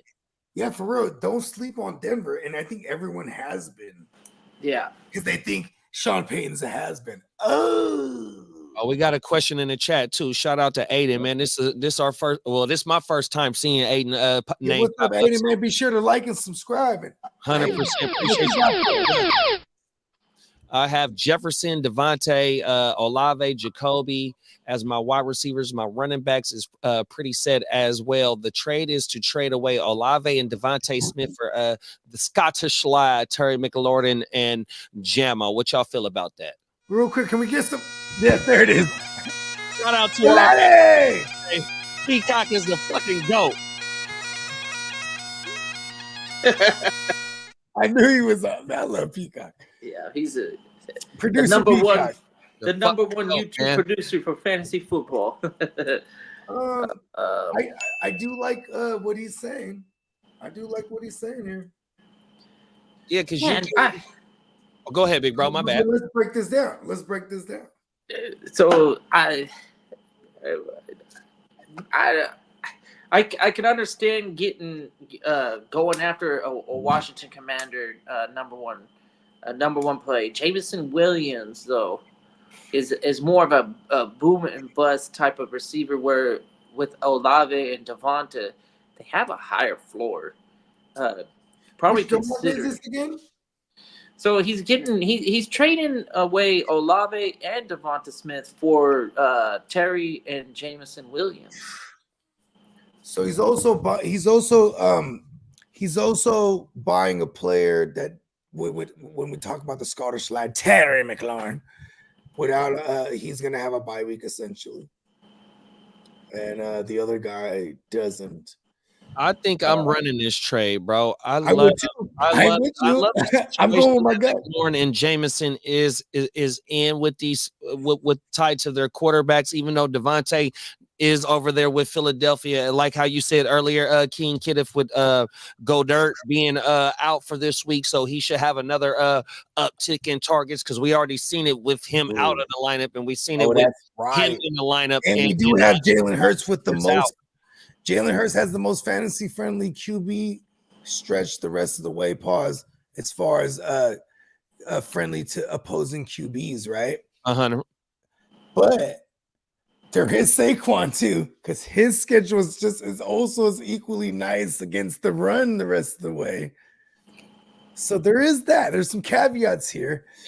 I want Terry McLaurin with Jaden Daniels though. I think that only gets better, bro. And I'd rather have a just number to one add to this that point with the other part of the trade is that before Jamo got popped for whatever he got popped for, Jamo was commanding 7 It's to not 9. allegedly. He was 100%. He was commanding like between like 6 to 9 targets, 100%, and he was still able to do damage with not a high ass target share. Target share rate right now as of going into before he got popped, and he had some good games. So going forward, I'm not mad at even though you got to wait on him for 2 more weeks. 100%. That's the only thing you do. But it sounds like he's able to go ahead and afford to go ahead and sit Jamo. That's why he's entertaining this deal. Yeah, and I'm okay with sitting Jamo because Jamo, when you start him, you know what you're getting. A high-end WR3 that has WR1 finishing capabilities. You know what I mean? And then he says he also has Barkley and Kyron. They've been special to me. Oh my mama. Okay. And then and if the deal doesn't go down at the end of the day, you're okay because I'm okay being heavy on the Eagles offense the rest of the way. Because just players that don't have a bye week the rest of the way, that matters. You know what I mean? When they're good players too. Them is facts, because wasn't we just talking about teams that have a week 14? Week 14 got 6 teams, and I think week 12 got 6 teams. If my memory serves me, as it should. Memory. Aiden said that memory to him. So if they propose to trade to him, then what you do is either counter with a low ball or reverse it and try and trade up then, big bro, for another position then. 100%. Let us know what the it is as well. You know okay. what I mean? So what was the side that was sent to him, right? Because then if someone sends you a trade, rule number 1, that means this person want to make a deal. So, and they're showing you their cards already. Hey, this is what I'm offering you. So now you actually have leverage here. Here's a Cuzzo Kev specialty right here. Leave that trade up. So he would be receiving Terry McLaurin and Jameson Williams. Yeah. I like that. So we should take a gander at the guy's team. I'm just saying though. You got to counter with something because we're already, we're kind of comfortable with this trade already. So what you don't accept it on the first go round if you like it, big bro. But leave it up. Leave it up. And go with the Cuzzo Kev. Hold on. This is the patented move here. I adopted over the years. This is the hard to start Kev move right here. Shout out to Cuzzo Kev. You leave that good trade up there that you would take, but then you construct another one with the pieces that he already says he likes, but you also look around, see what else you could throw in there, maybe make some adjustments. Because you let that one dance a little bit, and if it goes nowhere, and if they don't take that other one down, you just go hit accept. I like that one. Boom. Oh my mama. Some people say that's a grimy move. I actually thought that was ingenious. No, 100%. Without a doubt. But remember, Kev got me one time. He didn't necessarily get me. This is how it happened, though. So he's doing that to me. We got this trade. We've been dialoguing, and we got this trade. But all these other ones were sent, and he just keeps sending them. I said, we agreed on this one. He sends it. I hit the accept on the wrong one. He goes, ha ha, push it through. It's like, no. That's not the one we had talked about. But you have bombarded me with so much. So it was technically my fault as a manager. It made me the savage I am now. And it definitely contributed at least. And look at this. I won that league that year. Oh my we mama. corrected the trade. I went on to get it. Let's go. And look, Aiden's still in. Hey, Aiden, shout out to Aiden, man. If you fucking with the content, Aiden, make sure you subscribe. And we got a giveaway. And Aiden, I ain't got the football in here in the studio with me. Yeah, but we got a giveaway right now. We are doing a giveaway on the channel. If wherever you're subscribed at right now, send a picture to the Instagram of the channel that you're following right now, because it gets you entered to win a autographed Trey McBride ball. You can pause, you can rewind this live and see it. But there is 4 other channels and another way to get 5 total entries to do the giveaway, big bro. So like and subscribe, and Follow all 4 channels. You got the Gen Wealth, you got the Miles Peacock 24, you got the Spencer the Guru, and you got the Heart to Start podcast, big bro. On my mama, man. Get tapped in, big bro. Stay locked into what we got going on. And we fire this shit up live 7 days a week, big bro. Yeah, let's go.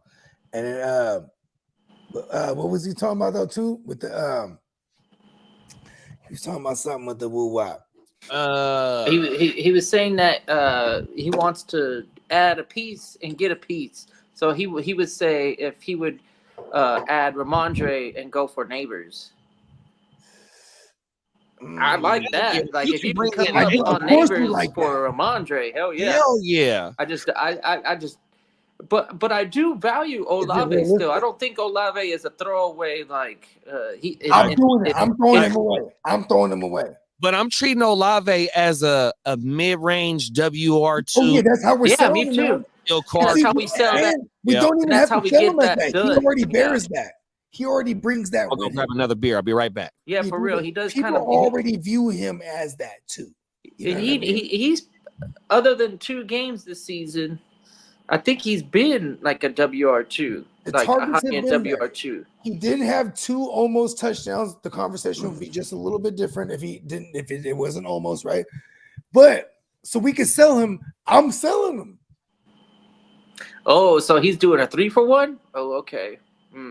So if he does it was a 3-for-2 initially. So if he does Olave, Devontae, and Ramondre for Neighbors. Oh, I'll do it. How about Jameson and Neighbors? Because if he's able to do that, that means I'm gonna safely assume that he's stacked elsewhere, that he could do that, the 3-for-1. I'm all about that. Give me the nabbers. Be right back. Yeah. Peacock, if you're out there, hit the neighbors drop. I think he's actually gone this time. Yeah. Yeah. Like they were saying, don't counter it. Make a new trade offer. And instead of just going for the 3-for-1, because I never like getting rid of 3 guys that you can actually legit sit any given week or start any given week for 1 guy that you will start every week. That's a lot of points that you're missing out on. So if you make it a 3-for-2, put in Jameson Williams, because obviously the Terry McLaurin's probably more valuable to that guy. So start there, do the Ramondre, add Ramondre, and switch it up. Take McLaurin out and add Nabers, and that might be another reason for him to pull the trigger, is that he gets a running back. And see, I fucked it up at the beginning. My bad, y'all. I had read it wrong, and he cleared it up on everything. That's my fault. The 3-for-1, it seems like it's too much for me. Especially, we already seen how injuries work this season. Like having depth is kind of important. So, yeah, no, you gotta have That's the realest shit spoken right now. You gotta have depth, bro, 100%, because the way that bodies is dropping like flies, you know what I mean? You might, especially if you're in a more than a 10-man league. 100%, because on the 10-man league, it ain't even dumpster diving on the wire.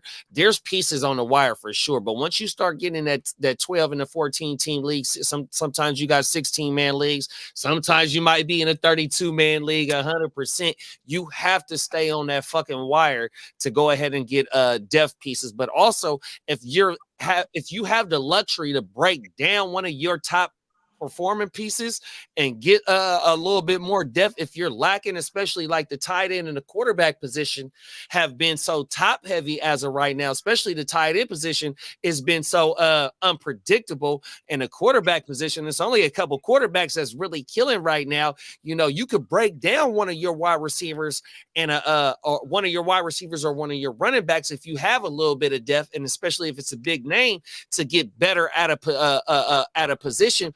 and still getting something in return. That way you don't lose nothing. That way you do get some type of positional advantage every week, because you don't want to have too many holes, where you having duds. We call them Jared Dudleys. I don't know if too many people are basketball fans, and this ain't no disrespect to Jared Dudley. We just say that motherfuckers be putting up duds, and we drop the mean as Jared Dudley. So I do not mind downgrading somewhere as long as I'm getting something in return at that position, and I'm upgrading somewhere else or getting better at a position 100%. So depth is the key, bro. Yeah, 100%. I don't like the lateral trades like in the there it is there. That first offer was what we do, two wide receivers. See if you could throw in the running back and get the winning piece, as I think in this case we think Nabers is the guy that would be the most valuable piece in that trade. So get Nabers. Give away 3 pieces for the 2 pieces. See if Jameson Williams can be added into the conversation still. I like where you're going with that, adding Ramondre and trying to get a better receiver. But I don't like the 3-for-1s. The 3-for-1s, I feel like you're losing, as we said, how important having depth is. And if you're playing an old Standito with 10 teams, you might get away with it, but if you're playing in a competitive league with like 12 or more managers, the waiver wire is we're shooting for Mason Tiptons and stuff like that. So I just added it, bro. Losing 3 guys that you could reasonably start on a weekly basis is a little bit too much. Them is facts. We appreciate you, Aiden, for pulling up, man, keeping this shit rocking for us, man, 100%, man. If you ain't liked and subscribed, bro, we appreciate if you do 100%, man. And then what's today? Friday. So Sunday, we'll be back at this motherfucker about 6:30 West Coast time, 9:30 a.m. East Coast time. But yeah, we'll be rocking from 6:30 all the way to the motherfucking to the end of the day games or the afternoon games, and fire that bitch right back up at night too for the night game. So we'll have all start sits and we'll just be turned up, watch parties. We'll have morning shows Tuesdays and Fridays 100%. So yeah, man, we cooking up. We got Spencer the Guru show on Tuesdays. We got the H-Town Huddle on Wednesdays. That's a Houston Texans show. And then Spencer the Guru show, majority, or I ain't gonna say majority, but you got it's the same show.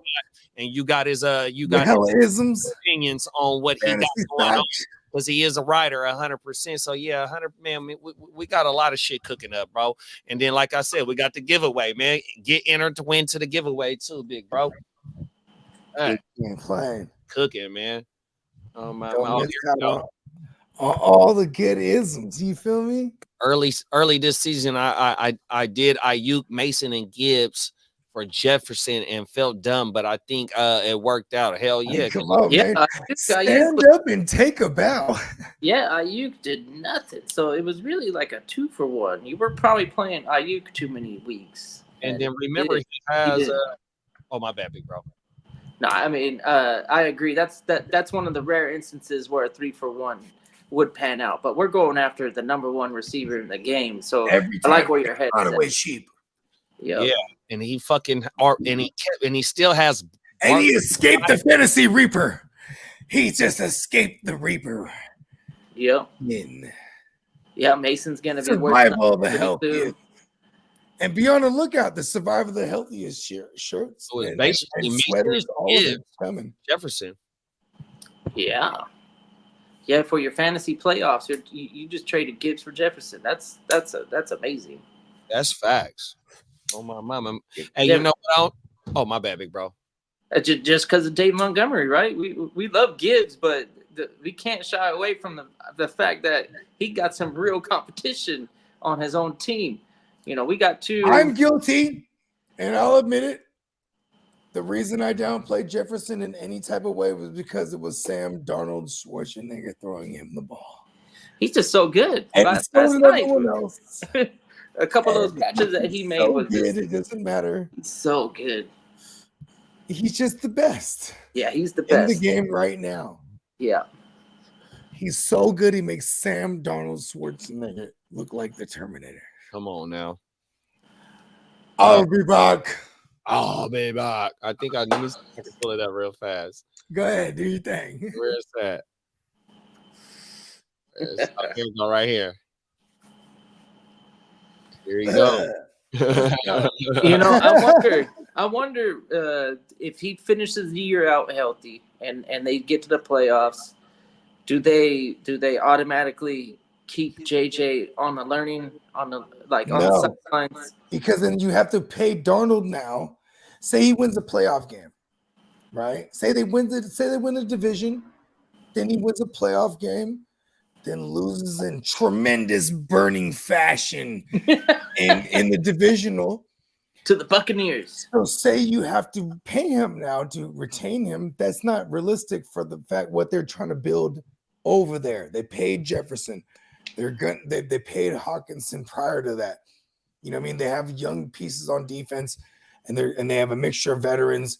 They're doing the formula like every winning organization should. They wouldn't pay Darnold the $50 million that he would, or because let me remind you, Danny Dumbass wins a playoff game, beating the Vikings. Give me $40 million. So are you trading a 2025 first to acquire JJ McCarthy? No. You have to showcase him first, and there has to be a team that's that desperate. Maybe someone. I got a question for you. Maybe Kevin O'Connell's OC is somewhere. You know what I mean? Next year, after all the success, and he has a gig somewhere, and he's like, "I'll trade for McCarthy because he knows better." Who would you rather trade a first for since we haven't seen both of these this season? Penix or McCarthy? Who are you more comfortable trading? Is Penix? I know McCarthy for me. Like McCarthy better? Yeah. I have them both, by the way. Oh, you know what though? Penix definitely has fucking JJ and all them. Fucking A. You mean JJ's got? I'm sorry. JJ has JJ and all that. Yeah. I was changing my name. Hold on. Have my ballot stricken from my vote stricken from the ballot. I will switch my vote to JJ. Yes, JJ. And he's younger. I forgot how old Penix is too. Yeah, and Kirk Cousins. I mean, barring injury, he could potentially be playing next year too. They paid him to play for what, 2 or 3 seasons? It was his first non-guaranteed contract since his second contract. Oh, it's a non-guaranteed. Well, no, when I say non-fully guaranteed, there you go. Oh, okay. But they gave him a deal worth 3 years. Well, yeah. So 3 years, like let me break it down. $1 million. His second contract, because obviously his rookie contract when he gets to the league, his second contract was a franchise tag. So at that point, it was $24 million. His third contract, which was the very next year, it was the second franchise tag, fully guaranteed. Something about in the ballpark of 28, if I remember correctly. Then he goes now, and that was 2017 and 18. Oh no, 2016 and 17. So now he is in 2018. He goes to the Vikings. He strikes a 3-year deal, fully guaranteed, 32-ish a year, right? Bong, he's in there, right? Then 2 years in it, he gets them into playoffs, wins the game. They extend it 1 more year, same deal. Just 1 more year, fully guaranteed.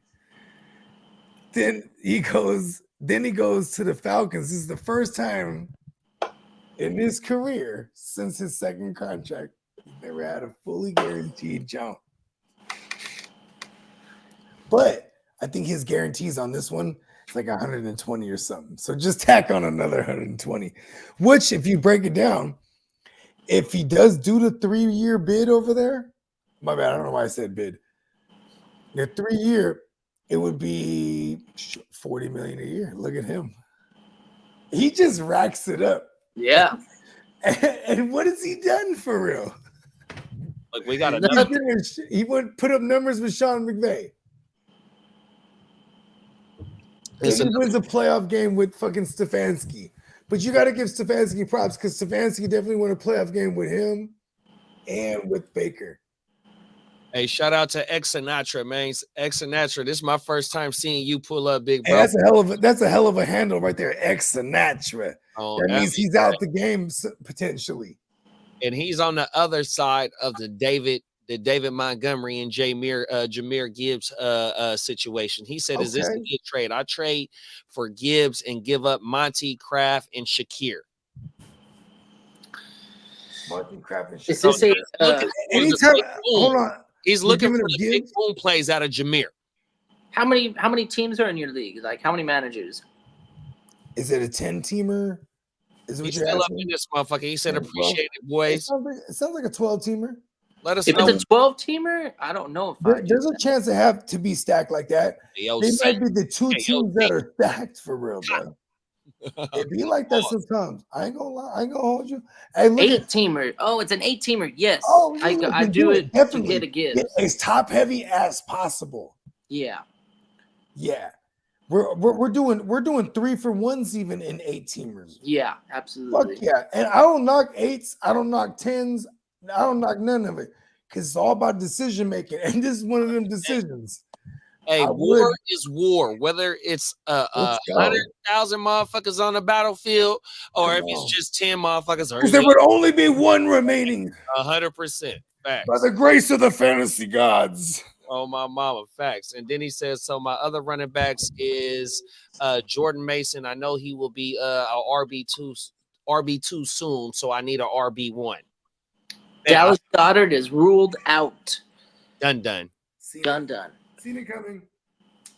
100%. Hey, Sinatra, X Sinatra, we appreciate you for pulling up, bro. We do this shit every day. We got morning shows Tuesdays and Fridays and Sundays.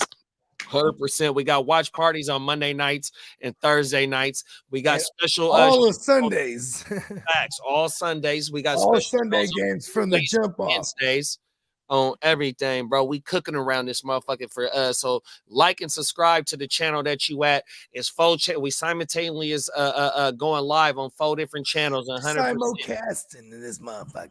100%, bro. Stay locked in, Sinatra. Where he pop up in?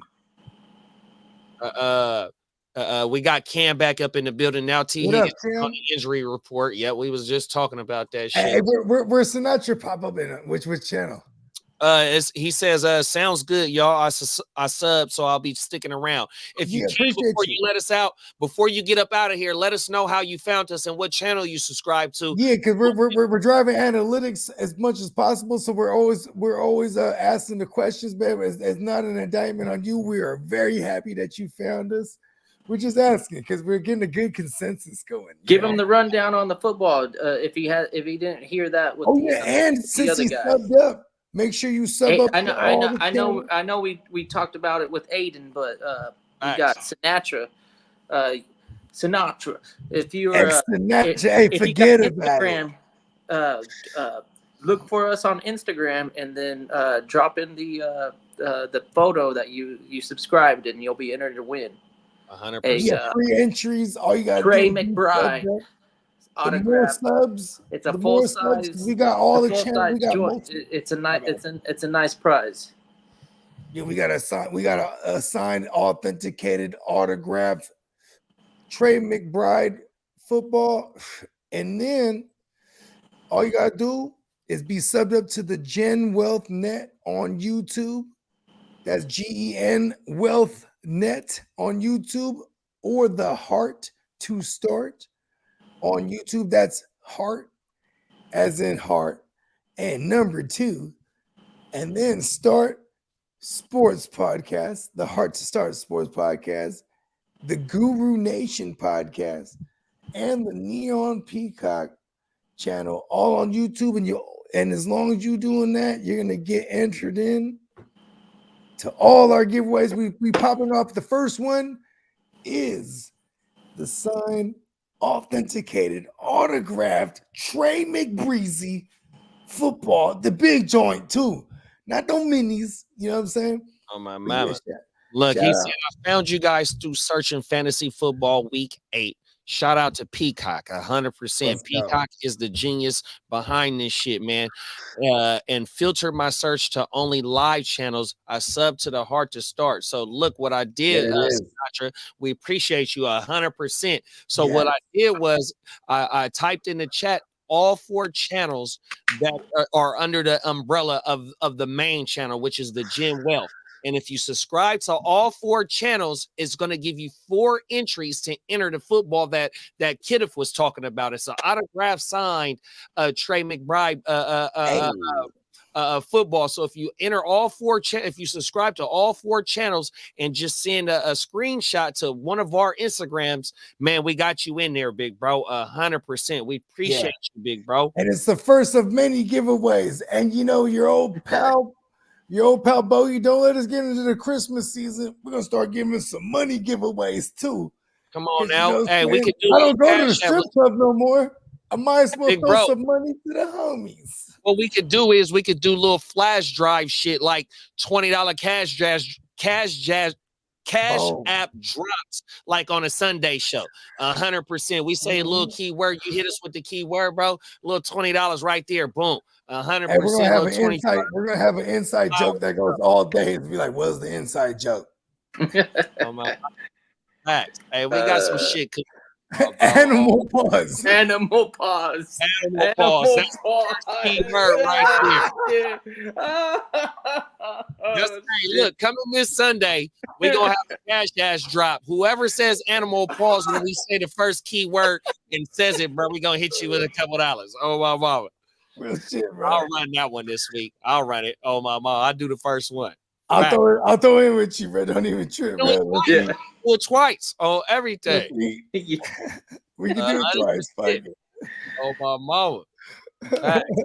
Hey, Cam said, should I try and buy Waddle? Hell yeah. Yeah, what the fuck? Hell yeah. yeah. Oh, I'm sorry, no disrespect to Cam. I fuck with Cam.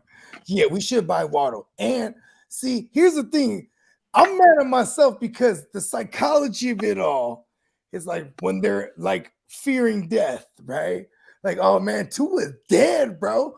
That was the time we should have traded. The moment I opened it up, the window, everyone that said Tua's dead, bro, they go, nah, bro, he's about to be back. You know what I mean? Even Tyreek Hill was like, oh shit, I'm back, bro. He posted that video. You seen that? Bro said he subbed up to all of them, man. Hey, just there it is. Screenshot it, big bro. Send it to one of our Instagrams. Yeah. In the description on one of these fucking videos. Yeah. Send it to Instagram, bro. You got 4 entries into the motherfucking giveaway, and then you can earn a 5th one if you go on to the no, you can earn 5. Yep. If you 5 straight up, like 5 extra. Oh, shout out to our sponsor, neonpeacockmerch.com. If you want to get you a allegedly joint, I can even bust out some other joints. Let me run the commercial. Run that commercial. Look, what we gonna do is we need to run the. Also, hold on for Brother too. Go on to the GEN Wealth Net, all one word, then underscore. That's my Instagram at Gen Wealth Net underscore, all one word underscore. Or go ahead and hit with that Heart to Start joint. We're gonna put it all in the descriptions. Yeah, we're gonna cook up a commercial. Make sure on description because we're gonna make sure we tally everybody joints up because we're gonna do this legit because this is the first of many giveaways and the Christmas shit. We're gonna go crazy at Christmas, bro. I'm about to start fucking Thanksgiving's coming. Give away a turkey, bro. Clarify what give away a turkey or two like Nino Brown. What Big Bro said is like Nino. Free entry, completely free entry. But if you make a purchase on the website below, and we're going to play the commercial from the website below, which happens to be our sponsor. If you make a purchase from that website and you show us that you made a purchase from that website, bro, it's going to get you 5 more entries for that fucking football, bro. Pause 100%. Let me run that shit real fast. Yeah, run that shit, baby. Oh, my mama. Oh, shit. You know, I'm slow one.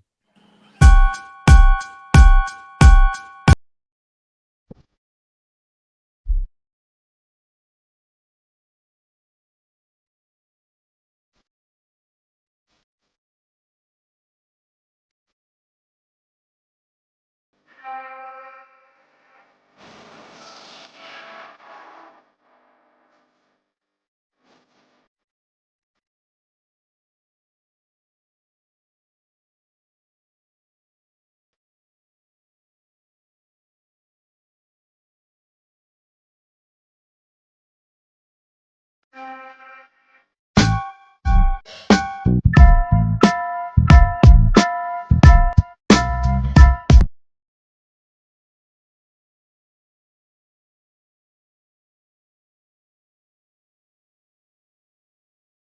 sir. There you have it right there. That was a message from our sponsors right there. We going dumb in this motherfucker. We shopping, bro. 100%. Hold on. Hey, you already know, you know what I mean? You got to speak it into existence. We got the various Give Me Money shirts. You feel me? You feel me? Hold on. This is a classic. Hey, Bogey. What's that?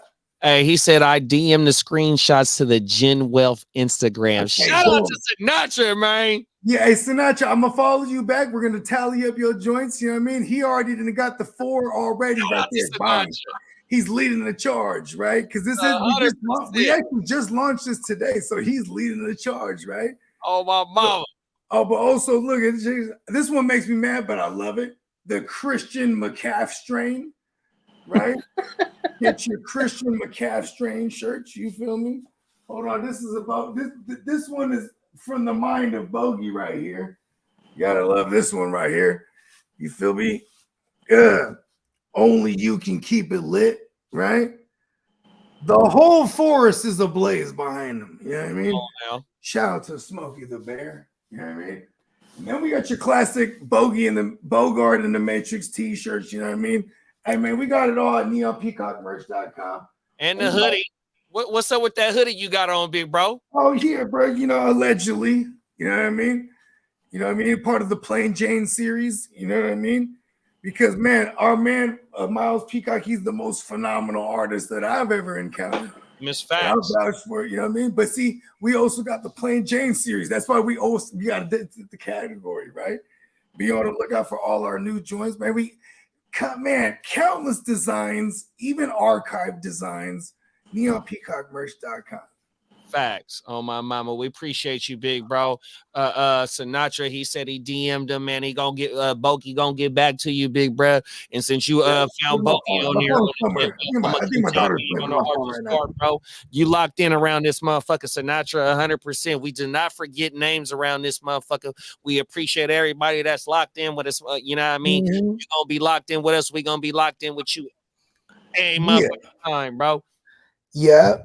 And be sure to make sure you subbed up to all the joints, like we said, to anybody else rocking and anybody else got questions, man. We rocking right now. We're on the lunch special now. Hold on, yeah, big bro said he cooked it up for all 4 of us, man. We appreciate that, big bro, 100%, dog. That's fucking federal, bro. Oh my mama, man. You know what I mean? Shit. Why my shit looking a little weird on my screen right now? Let me pull this shit down. I don't know why I got it fucked up. Maybe that's just the right screen. I don't know. Motherfucking IPA's got me in a little nice right now. I'm actually thinking about getting outside because they got the World Series Game 1. Facts. And I live in the LA Dodgers area. I might have to get out early tonight. Nothing but blue around right now. In order to find a seat at some of my favorite joints, I might actually have to try to get there a little bit earlier. You already know, Peacock, off top, man. Big pro. Yeah, I told wifey if she want to go out tonight, we can go do something 100%. So I don't mind getting dressed 100% on everything. So if she want to slide out, go through downtown, or maybe go hit something else, I said I'm with it tonight. I can sit and go eat something. You know what I mean? Mama. Cam said, I don't know what a good deal for Waddle would be. What does the Waddle owner have? Look at what his weaknesses. If he's desperate at running back or at tight end, because if he's been able to afford the luxury of sitting Waddle and winning, that means he don't need no wide receiver. So you don't attacking with no wide receiver, trying attacking where you think he's lacking at. You know what I mean? Whether it be quarterback, running back, or tight end, 100%. Unless you're trying to get depth and you send a bigger name than Waddle, then you can break that down, especially with Tua coming back and add another piece. If you're trying to ship away a higher value player right now. You know what I mean? You got a couple of ways to attack it if you're trying to trade down or attack one of his weaknesses. You might not have to throw the Pickens into the trade with the team that's slacking on running back. If you just gave Chase Brown for Waddle, that just gives you more options and more mental problems, right? Because you already got so many receivers. I don't know if Waddle is a target to actually like set him over the top. Yeah, like where are you weak at? What can you like? Even if it's a bench piece, like because I know are you the Breece Kyron team? If I'm not mistaken, so if you got Breece and Kyron, you're starting them every week. But maybe try and get a running back that you can actually put on your flex. You know, not. I guess Chase Brown would be flex worthy. Yeah, hell yeah, yeah. I think he's starting to really take because at the beginning of the season for like the first 3 weeks, it was Zach Moss that was looking good. And they played Baltimore. I think it was Chase Brown really decided to take over that role. 100%, and they really got him involved in receiving down and in the red zone receiving as well, because in that Baltimore game, like I said, they got into the red zone, had Zach Moss in there in the inside of 10. I think it might have been even inside the 5, took him out on the second or third down. The motherfucking play is designed for Chase Brown to flare out, and he just walks right into the end zone on a receiving touchdown inside the red zone. You know what I mean? So Chase Brown has really carving out a 60-40 split to me, in my opinion, which I don't know the exact numbers right now, but I'm loving the Chase Brown move going forward, big bro. Yeah, me too. And arguably Pickens is maybe a better play than Waddle because hell yeah. Pickens is we've already said it numerous times on this very episode and others in the past where the only person that's getting a higher target market share is Justin Jefferson. Yep. It's hard to get off of somebody that's very involved, and opportunities are what you're shooting for, and arguably his opportunities just got a lot more accurate, so he could come down with some more efficiency. And we seen his ass hit for like a 50-point game in the playoffs last year, or the game right before the playoffs. George Pickens has the ability to take a 5-reception game and turn it either into $1.04, what we just seen last Sunday night, or 175, which we seen right before the playoffs last year. George Pickens' floor and ceiling just elevated because of the quarterback play that they just inserted this last week. The ceiling is the roof, which is a Jordan meme. You know what I mean? If you're a fan of Jim Rome, there is no roof or no ceiling in between. Michael Jordan did a brain fart like I do. Shout out to Jim Rome. 100%, yeah, but yeah, though GP, you do not want to give up on CBS George. Sports. Actually, I rock with the CBS fun fact. Facts. I love CBS Sports, bro. I listen to them on the night radio when I'm in the car. The night radio. Only second to Justin Jefferson, George Pickens has the highest target market share on his own team for a receiver. I love dropping ism. We just drop it multiple episodes for the last probably 3 or 4 weeks now. I'm just trying to tell people, I'm like, listen. Look how cold we are 10 toes on our grind. We got somebody named Mega Brick. It ain't no somebody. Please forgive me, Mega Brick. That's not a disrespect. But, we are a new up-and-coming channel. Yeah, you are somebody. We appreciate you for pulling up, big bro. Hell yeah. Hey, start Purdy or golf this week. Like I said, no disrespect, big bro. I'm just excited, to see new faces popping up. Man, it's Christmas time for me right now, big bro. Man. And I'm probably speaking for my brothers right now too, bro. 100%. I'm about to roll some. Oh my mom! I'm gonna roll another one right now. I'll be right back. Purdy or golf? Okay, listen, man. Okay, I can make a case for golf because he's been like literally the most efficient QB this past 2 weeks for real. I'm talking about he went 18 for 18 like a few weeks ago, then like 21 for 24, and he's just and everybody's eating. And it's like the efficiency is the most hardest thing to replicate from week to week. You know what I mean? And I do fuck with Jared Goff, but I also call him Golfle because he just does Golfle things. That's why I think NBA Jam rules, he's heating up right now. It just sucks. This week I'm going Purdy just because Cowboys. Because it's the Cowboys, yeah. But it's like, okay, we're gonna get Debo back. We're gonna have Kittle. They're really the worst against tight end. They're not statistically the worst, but man, they suck against. They suck against the run game. They suck against the run. Jordan Mason. So that could also hurt Purdy as far as the start, because we can get down there and pound it in. You can say that for Goff, but he has to curve 2 running backs that could get down there and take it. That's right. Ooh, this one's kind of tough, actually. I start Purdy. I was leaning Purdy, but I'm wearing the hat too. I'm wearing the hat because I'm a gang member, bro. I've been on the Purdy gang since before he even put the jersey on. I already know. You make you an affiliate of the gang. I am slightly leaning Golfle because of the weaponry, even without JMO. But I'm not gonna argue your Purdy because I'm a gang member, bro. Well, if he's gonna go off of weaponry, well, let's compare it. We got Sam Laporta versus George Kittle. All right, it's arguable that's kind of like a wash that they cancel each other out. So there ain't no advantage on the tight end position. The biggest advantage that Detroit has is the running back. They got 2 arguably running backs that are better than any of the running backs that San Francisco is going to be rolling with this weekend. And then the wide receiver position, Amon-Ra versus Debo.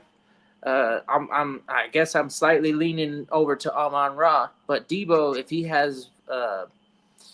he has no issues, it was just an illness. So physically, if he's out there and 100%, he has the ability to be a WR1, so that it's not a huge trade-off. It's not like Amon-Ra is a whole lot better than Debo when Debo's 100%.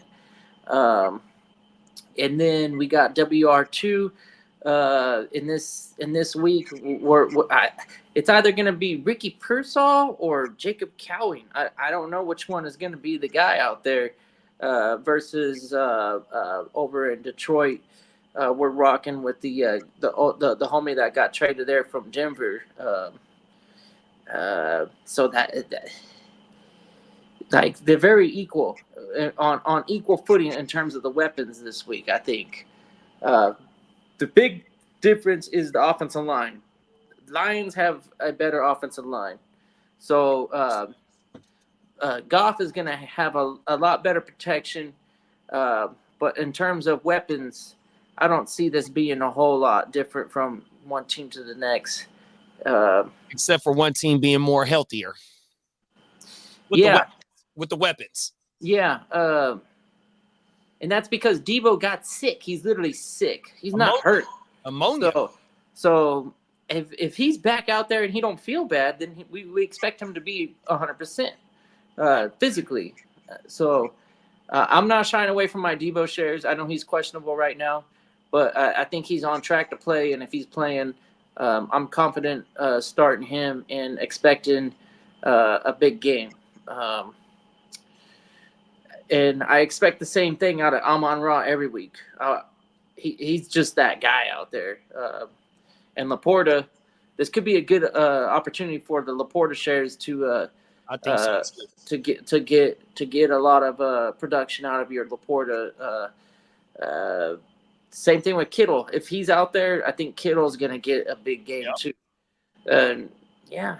By default, big bro, just based on because the Laporta situation is tied to the Jamo situation, and the Debo and the Kittle situation is tied to rookies behind the Ayuk and then the Joanna Man being gone 100% because Joanna Man is a big part of the offense, whether you want to categorize him when you have a healthy Kittle, Debo, and Ayuk as the fourth option. Even if you got McCaffrey, even though we ain't seen McCaffrey this year, which you can say wherever the pecking order of Juwanna Mann is, it does make a difference. And with him not being there, and if Kittle and Debo, I imagine mostly everything in the passing game is going to the OGs, because Brock is not going to rely on Pretty Ricky or fucking Jacob Cowan right now. They'll get some action. Like Bogey said, Pretty Ricky had 5-6 targets last week, and it might go up to another 3 or 4 or something like that. But to me, it's not going to be. It might jump up to 8, but it's also like we're going to lean on the run. And our OGs if they on the field. They're minus Micah. They're minus. Micah is not a minus so far, as from what I understand. I think he has a chance to play this week. Okay, and you're right. We need to fact check our whole ear in the streets. They're gonna put him on McKivitz and the rookie side. They ain't gonna put him on Suge Knight side. You ain't lying. Okay, so he's not ruled out yet. Okay, either way, it doesn't change any in my opinion. No, not at all, because you want to when you're throwing, and then there's the likelihood of a shootout. Micah has no factor in the defensive run stopping game. No. Micah is no factor he's disrupting the pass game element of the aspect of that game. Yeah, so he's destroying third down. 100%. And so whatever side he lines up, we can attack them on the run like that, and then we can feed off the play action, come back to the left side and hit that that post route that whoever the wide receiver it's is. all George Kittle right now. All George Kittle in this matchup. I like Debo as well. I think Debo is gonna have the crazy volume, bro. Like Debo is gonna have. Don't die on me, Debo. Remember in the Seattle game, it came open right early in the first quarter. I think it was when Debo had the 60-yarder on the Thursday night game. Was it the Thursday night game? But it did have Brandon Ayuk down the field with three defenders on him. He did. He was taking away 3 of the secondary, just carrying it with him. But we rely on the yak, right? As of right now, we're bottom of the league in yak. We're a low base yak team right now but we are going down the field like a motherfucker. Oh my mama! So Brock has a lot of air yards right now. We just don't have the yak yardage because of the inconsistencies of the playmakers in and out the fucking line. And whose fault is that? Is that the wide receivers not know how on the block, or what? You know what? I think it's more of the play. I think it's more of the play calling this year, because even though we are a 50-50 team, it's just that Shanahan. You had the inconsistencies with Ayuk coming into the season, and just the ins and outs already of everybody else. It wasn't lining up for some reason. Yeah, it's like it's playing the strengths of what we had to, right? There it is. Even with the Debo, okay, yeah. Like for example, it was like, all right, Debo. We had Debo stretching the field more often than not. That was crazy. Like, we want him being the yak monster. Yeah, exactly. But look at the numbers, though. When you look at all the advanced analytics and when all the yak teams, we're always usually up there, and we're usually down there on ADOT. You know what I mean? With Brock, he's up there in ADOT and average up the targets, and he's also up there in air yards, and he's up there in actual completion. Yards passing. I think he's up and there. It's like because if I'm not mistaken, Juwanna Mann is an actual pretty good blocking wide receiver, right? Yeah, they all are. It's part of the prerequisite. You have to be. Yeah, I don't know. We got to get the game plan switched up. Maybe we go back to. Well, Juwanna Mann is out though. But if you're saying I like where you're going here. If you're saying that the rookies you're come out, strengths, though, and it's gonna be Debo and Kittle. Yeah. And then lean heavy on Mason, and then sneaky Brock on the ground too. Are you guys fans of the Grateful Dead? Hell yeah. Phil Leach, founding member of Grateful Dead, has passed away, and influential bassist guitar player at 84. So rest in peace to Phil Leach. The Grateful Dead. I've heard of them before. I'm not too familiar on their music, but from what I heard in the '60s, when that hippie movement was going on, Jimi Hendrix and all them, I heard the Grateful Dead was part of that shit, man. The Grateful Dead, if I'm not mistaken, have been touring even up until this day. Oh wow! They never gave up. They're famous because Jerry Garcia, he's the lead guitarist on that band. Okay. Jerry Garcia is like a pioneer on a lot of the classic rock bands, like the way that they do solos. Like Jerry Garcia is like one of the original guys that like kind of just go crazy on the solo. Okay. Break that shit down, go crazy for 5 to 7 minutes, just yeah. Right. Yeah, a lot of rhythm. They could get a little bit funky too. Everyone, it's a really good band. But it's worth going down the rabbit hole and checking out the Grateful Dead. Yeah, that's a big loss if we don't got the main guy out there singing for the Grateful Dead. They're probably finito. And for them to still be touring up until this point, and Brett was 84, man, they've been getting a lot of money for a long motherfucking time, boy. 100%. That's where you get all your money at, is on tour and merchandise. Yeah. Wow. Facts.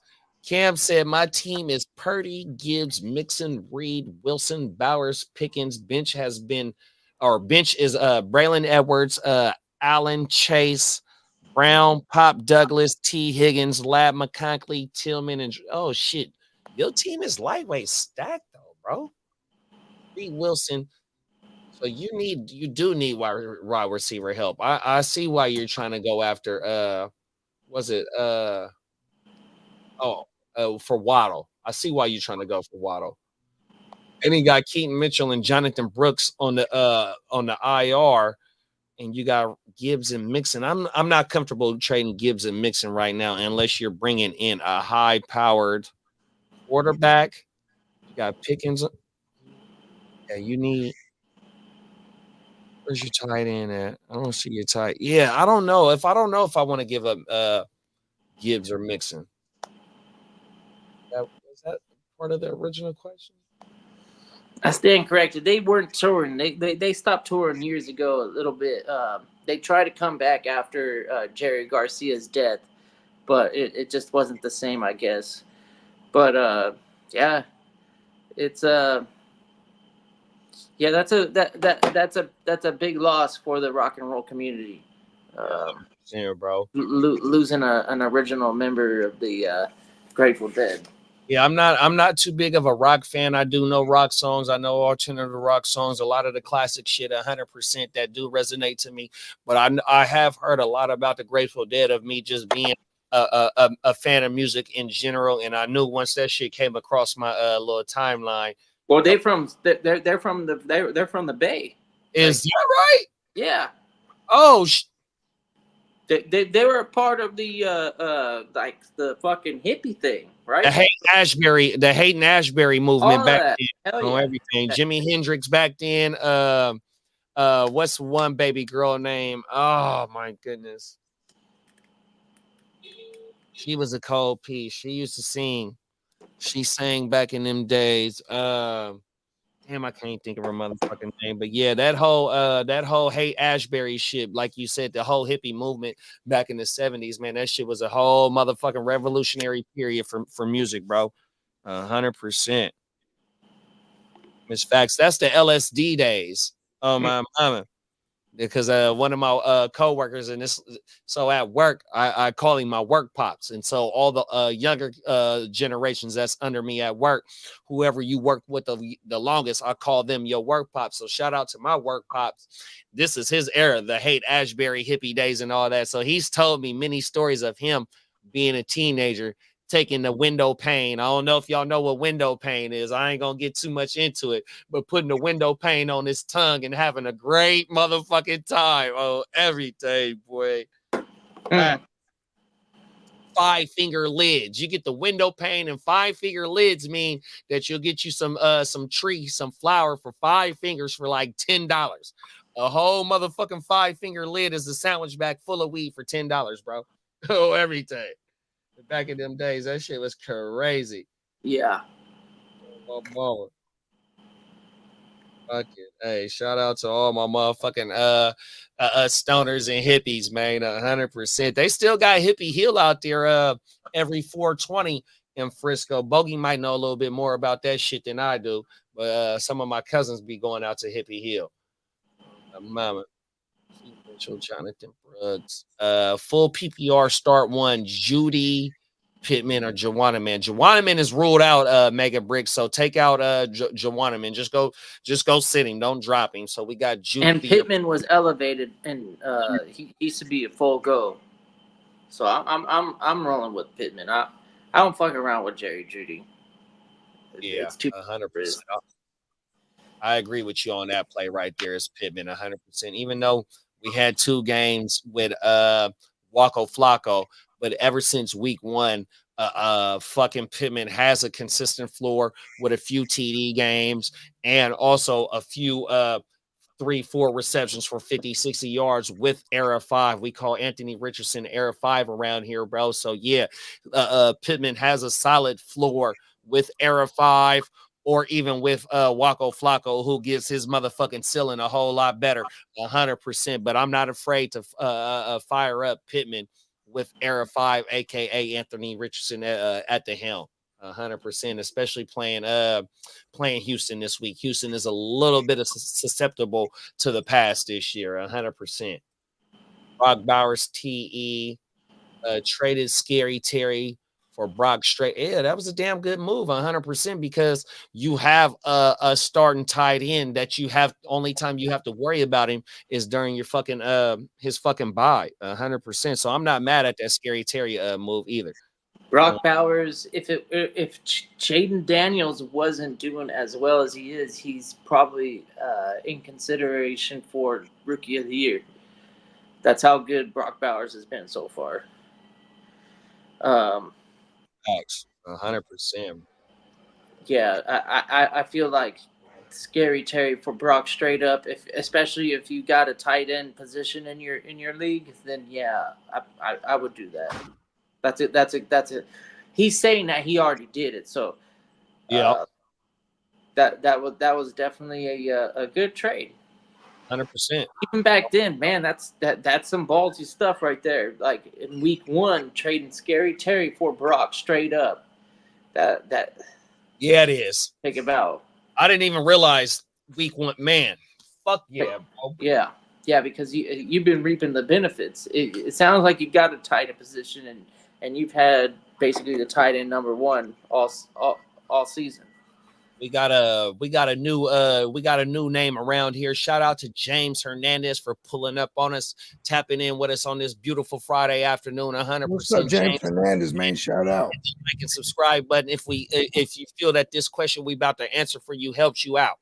Gibbs, Hall, Dobbins, Diggs, Reed, Harrison, BTJR, 2 wide receivers, 2 running backs, and 1 flex. Okay, Gibbs, so Hall, we're Dobbins, definitely Diggs. doing Gibbs and Breece Hall, right? Yep. And then we got to do 2 wide receivers. So we got Diggs, Reed, BTJR. Harrison. Okay, yeah, I'm flexing Dobbins and I'm sitting Harrison. There it is. There. That's a big one move. Who do the Cardinals got this week? Miami. It's one of the Oh, wait. Champions. No, we're flexing Brian Thomas Jr. Yeah, there it is. I was like, I know we're missing something. Yeah, BT. We're going BTJR, right? Yeah, we're doing Diggs and Reed. Well, okay, I'm sorry to mess this up. No, I actually have Brian Thomas Jr. as your number 1 wide receiver in this group, and I know that he's going up against a strong cornerback in Green Bay, but I'm confidently starting him. And then Diggs is getting a lot of targets, and his yardage ain't up there, but he's getting the looks that he needs. And I'm confident that the Texans bounce back and they're going to do the same shit that they did last week. And then Jaden Reed, the ceiling on Jaden Reed is a whole lot higher than Marvin Harrison. For me, it's between Reed and Harrison at the flex, and I'm leading Reed. Yeah, I'm sitting Harrison.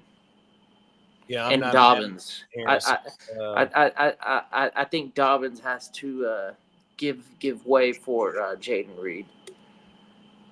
Because the Chargers have New Orleans this week. I don't know too much. Let me see where New Orleans is giving up points to the running back. Yeah, Dobbins could be the Dobbins and the Reed is where I'm at. I don't know which one I'd rather have.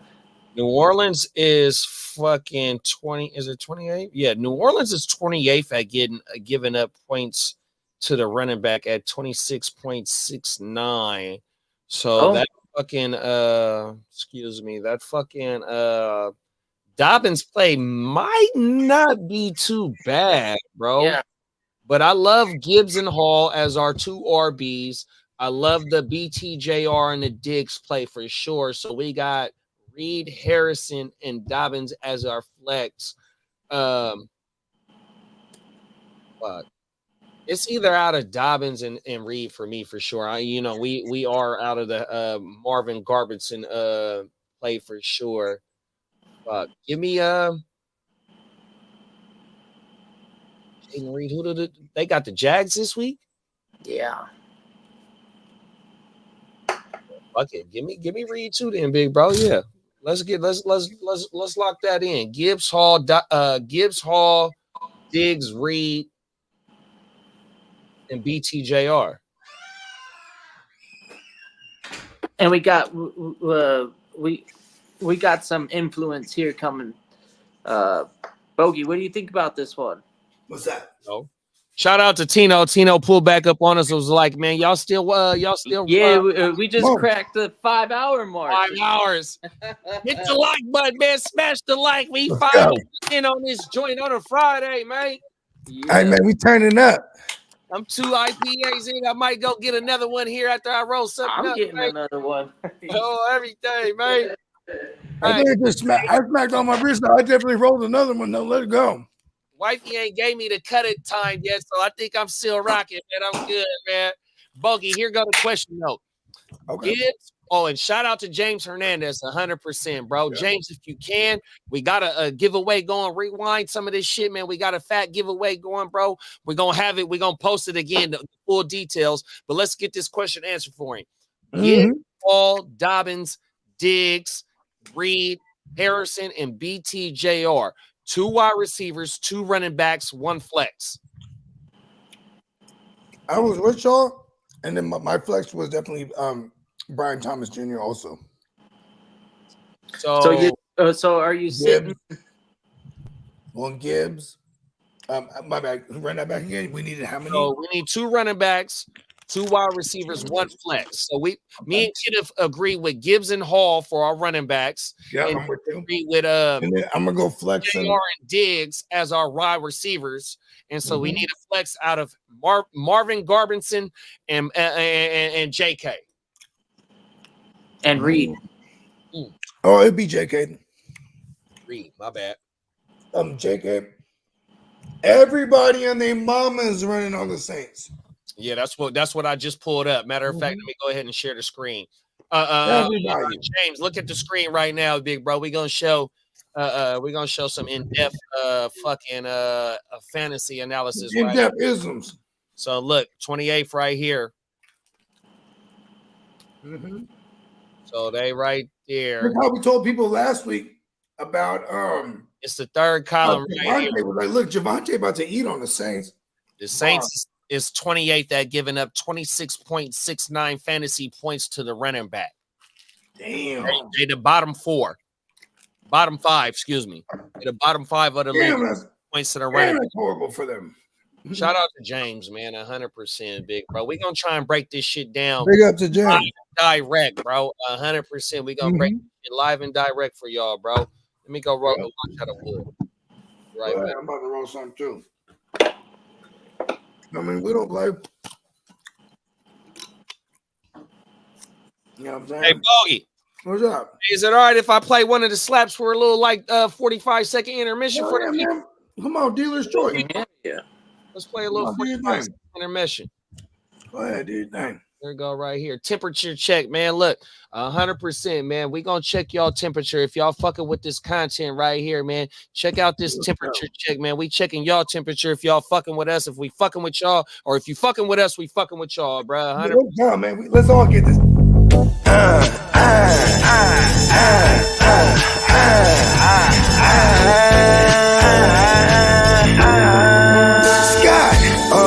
It's your temperature check. You ain't hot, so you hot. You ain't getting your check. I made a lot off the block. How I earned respect. Put in work every day. We had to flirt with death. I'm on the baby side. On the baby side. On the baby side. We for the life. We more the life. Let's make this better. On the baby side, yay.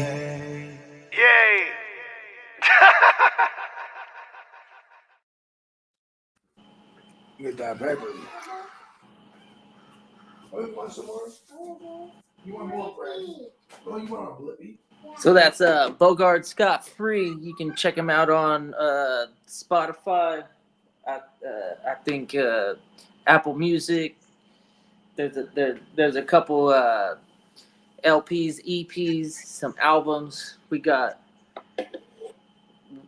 one of the only channels you can tap into where we make our own music. We make our own merchandise. We got entertainment going from Animal Paws to if you caught it earlier in this episode, the Animal Paws is gonna go down in history as one of the more the ruthless, I'll call it ruthless incidences in the history of the Gin Wealth. That shit was wild. And then yeah, man. We've been rocking for more than 5 hours this episode. And it's uncommon for this show, but not others. On Sundays, this is normal, but on a Friday morning, now it's Friday afternoon, yo. It's deep into the afternoon in some areas. Shit. Hey, on Sundays, the 5 o'clock mark is the beginning point. Yeah, the Sunday show goes hard. 100%. We rock. We be rock. killing it, big bro. And the Friday show is always like actually goes crazy like this too, though. We always go the distance on the Friday, but the Sunday the grit don't quit. We go in pause. And then look, man, like I said, man, one point in the show on Sunday, I'm gonna drop a $20 thing for one of y'all, bro. The key word gonna be pause on the animal pause. Animal pause. 100%. The first time you hear me say animal pause, whoever say that motherfucker first in the chat, I'ma run it. 100%, bro. Go get you some flour. Go drop Dub on the tank. Maybe go get you a 6-pack, 12-pack. Come back right back with us. Send us a picture. Man, I just went and bought a 12-pack because my boy JD sent me the thing because I said animal paws. 100%. Yeah. Bro, this is just appreciation because y'all helping running this motherfucker up. We just seen 2 people in about 15-minute span say, man, we found y'all off the suggested content, man. Let's go. You know, we haven't even had 4 months worth of content either for a perspective. Well, our 4-month anniversary on content, anyways, is going to be November 6th, if I'm not mistaken. Let's go. The day after the trade deadline, the day after the motherfucking the day after the fucking presidential election. Come on, oh my goodness. It's our anniversary for us, bro. 100%. You just don't know, bro. 100%. So we gonna have a lot to talk about on November 6th, bro. Yep. We getting this thing, bro. We don't play. We don't play, That's bro. no lie. The grind Yeah, is the getting roast tough on on this motherfucker, bro. Them is facts. Russ is the best QB Pickens has played with, isn't he? Yeah. Unless you want to talk about Stinson Bennett, but I don't know if Stinson Bennett and GP had it because I think GP was hurt in Georgia. I don't think he got too much run that championship year. I'm not too familiar with college football on everything, but I am a Hurricane fan, and I just got a Holiday Inn. 100%. He garners like a 30% target market share, basically. So even if that team was to throw 10 times, he's getting 3 targets. If they threw 30 times, he's getting 10. They're about that range too. And it's Russ, so he's gonna be safe with the ball, except for like if they get into him, he's like a fumble. He's a fumbling motherfucker. And that's the thing too, though, big bro, is that Russ. He's heard that whole Sunday night game. What was it? They played Sunday night. Was it Sunday night? We just last seen the Steelers. Sure was. Whoever was in that game, please pause. That's all they talked about is the difference on the deep ball pause between Russ and Fields. The ball placement on the deep ball from Russ pause is like no other. Then me and King Kidda talked about it about the floor with GP. You know, he can give you a 4-yard game, but it can also give you a 4-catch 175-yard game. And we seen it with Racist Rudolph last year, like right before the playoffs. Yeah.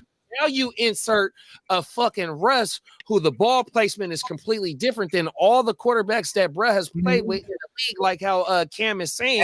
And he can get the ball out quick, like a Big Ben Rapersburger, like other things that they're accustomed to over there. Hey, come on, we got listen. They did what they did. We didn't. He likes to take it. He does not like to get it to be offered. He feels more control. He's a taker. Motherfucker, you get your ass. Oh, he got 2, I guess. Motherfucker. Hey, hey, Big Ben, when he first came into the league, was the early Travis Kelce. Because he had the goatee, chains on, and everything. Now, after he got caught with the little shit that he got caught with, then he started getting all white. Oh, everything. It was a cold dude. It's true though, and that's why Peyton Manning shit always got swept under the rug. Peyton Manning always was exposing himself. Facts. Pause. Shout out to my dog BJ. So BJ, he's a league mate of mine in the ALB. He went to Miami of Ohio when Big Ben was there. 100%. Shout out BJ. That's my dog. Matter of fact, he's in the Heart to Star Dynasty with us. Bogey. Which BJ. One? Jordan. Okay, the Jordan K. Jordan BT. Something. I forgot exactly what it is. I know exactly what you're talking about though. Oh my mind. I made trades with him. Yeah, shout out to him. Shout out to my dog. He's a Kidda. He's a San Diego native. On my mama. He's San Diego native. Yep. Yeah, he go down. Facts. So a lot of the guys in my in the league that I travel with, either they're San Diego natives or they're from Sacramento and transplanted to San Diego because they went to San Diego State, just like my daughter. So I got a lot of ties in fucking San Diego, big bro. Yeah. Nice. Mama. And shout out to Sacktown. That's not a bad community either. I would transplant if an opportunity came knocking and they say, hey, we're gonna pay you lots of money. You want to move up to Sacktown? I'll be like, fuck yeah, I'll do that. Hey, we sister cities, big bro. You can't say 916 or 619 backwards, bro. You know what I mean? What else? Oh my moment. That's just like the 707. You know what I mean? They are right? Yeah, 707's got that. 707's got the good though. I've heard Richie Rich say it. The 415. No, yeah, that was before. Yeah, that was when it was one. Come on now. You know, all the 415 was Frisco and Oakland. On my mama. Because Some of my best years have been in the Bay. I love it. Talk about it, big bro. Oh, my whole life was in the Bay. We love the Bay here, bro. And now I'm in the 916. Let's go. In the land of the hot summer times. And there's a mad development and where I'm at took off the cut. I'm going to war with rodents now. You got paradise right up the 80. You get into the Tahoe area, man. It's a whole nother world up there. Ain't nothing but shit. If you mashing, it ain't nothing but like an hour and 45, like 2 hours. It's nothing. I went from Fairfield to North Lake in less than an hour and a half. The miss facts. Yeah, we were moving. Don't get me wrong. We were definitely moving. We didn't try to break less than 100 miles an hour for a little while, but I can attest to that. He's a fast driver. The highway 50, it takes for you to get like out of Placerville and all that shit before you start really getting into the mountains. When you know, what I mean? That's a straight shot. It's wide open. Yep. Everything. Mm-hmm. Yeah, I used to go fastest right over by the minor league baseball stadium. Yep, right the there. Right there over the right when you cross the Sacramento River. I am dipping right there. Yep. Right. I know exactly what you're talking about. Yep. He's mashing, bro. If you coming from the Bay Area, like you said, Fairfield, which is the 80, I-80, you know what I mean? That's coming right over that motherfucking Sacramento River, and to the left, you'll see the River Cat Stadium, which is now the home of the A's. Oh, my mama. That's crazy. That's going to have so many fans going to that game. That place is going to be overcrowded. Facts. Every time. There's a lot of A's fans out in fucking Sacramento. It's crazy. 100%. It's either Giants, A's, or fucking Yankees. Oh, you got some Dodgers fans, but that's really the four major teams out here, bro, on everything. Yeah, you ain't lying. When are they moving next year? Yeah, they'll be here. They'll be here at in fucking April, March, whenever fucking opening day is. Oh my mama. Spring, yep. I'm pretty dope. Spring ain't nothing but a couple months away once we get into November. Oh, everything, because we really don't get no winter time out here. You'll get like 2 months of real rain time, like type shit. Come March, middle of March, April, it's back to watering your grass, putting your shorts and your hoodie on. You know what I mean? And you back to ready. I'm wearing a hoodie. What is it, like one? It's hot now. Peacock said his whole right side of his mouth is numb. My bad, Bogey. Our producer, our sponsor of the show, had to go get some dental work done. Big yeah, he got the whole crown thing right now. Hey, you made it though. Look at you. Right in time for Halloween. 100%. And his anniversary, man. That's beautiful.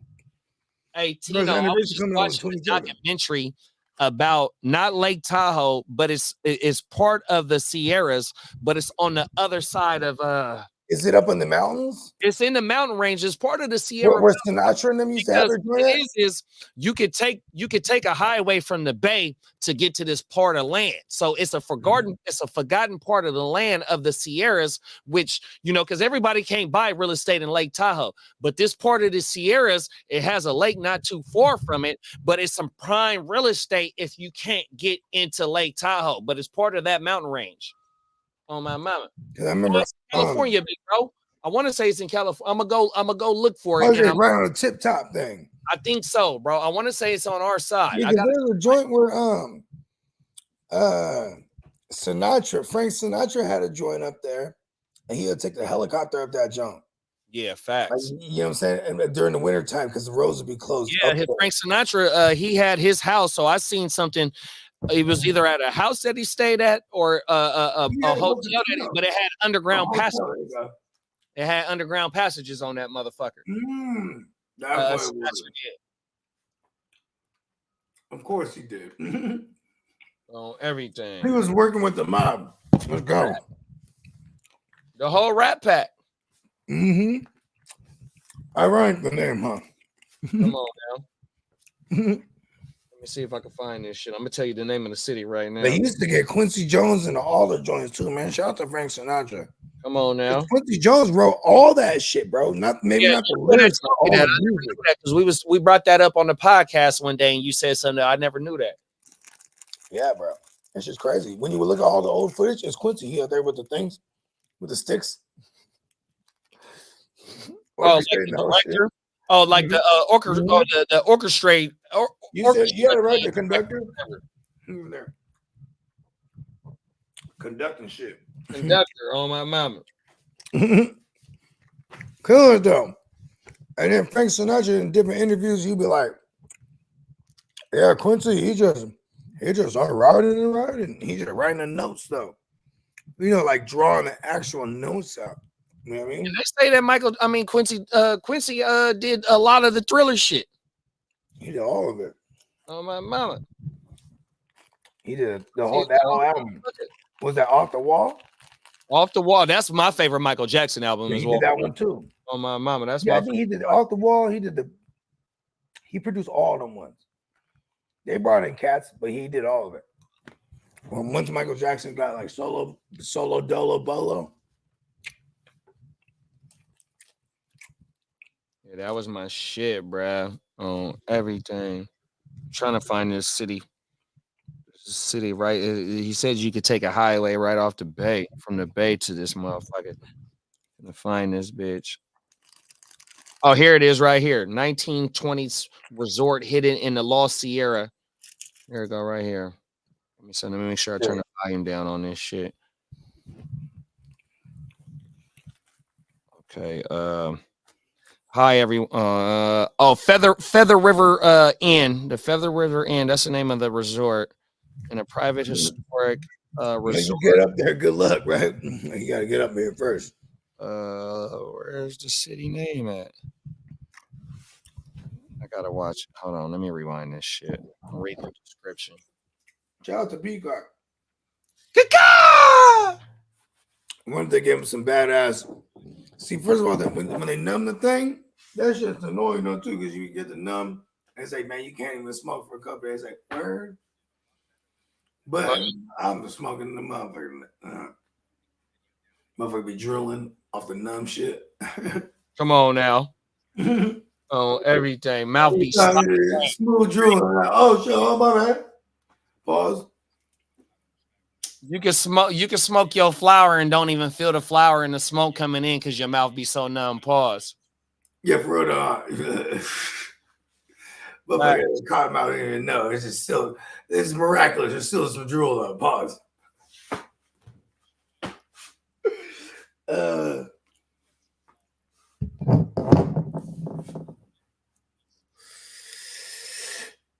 Yeah, that's a trip, bro, to get up into the end joints in the wintertime, because you know they go over there. You know, back in the days, the mob, they had some real business. But listen, we're to host a private show at Frank's place. At Frank's place. Up in Tahoe. Oh, it is in Plumas County, Tino. Oh, my mama, it's in Plumas County, big bro. I think I just seen you say that. Is that like North Tahoe? I'm just assuming that because I'm just thinking of the mountain shit. Yes, outside of Plumas.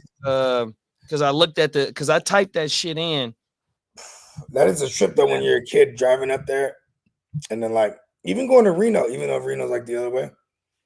You're just driving up on you just climbing the elevation, looking over that side. You're like, oh shit. So when I was looking at it on the Apple Maps, it's not too far on the other side of the Reno Sparks Airport, because you can see as you zoom out a little bit, you can see the Reno Sparks Airport. So it's like I said, it's close to that side. So yeah, okay. You can take one of the highways from the bay to get there, and it's Plumas. It's some through Plumas. I'm gonna send this shit to the chat. Oh my mama, it's historical shit that they redoing. Oh my mama. Oh, let's go. Yeah, send that.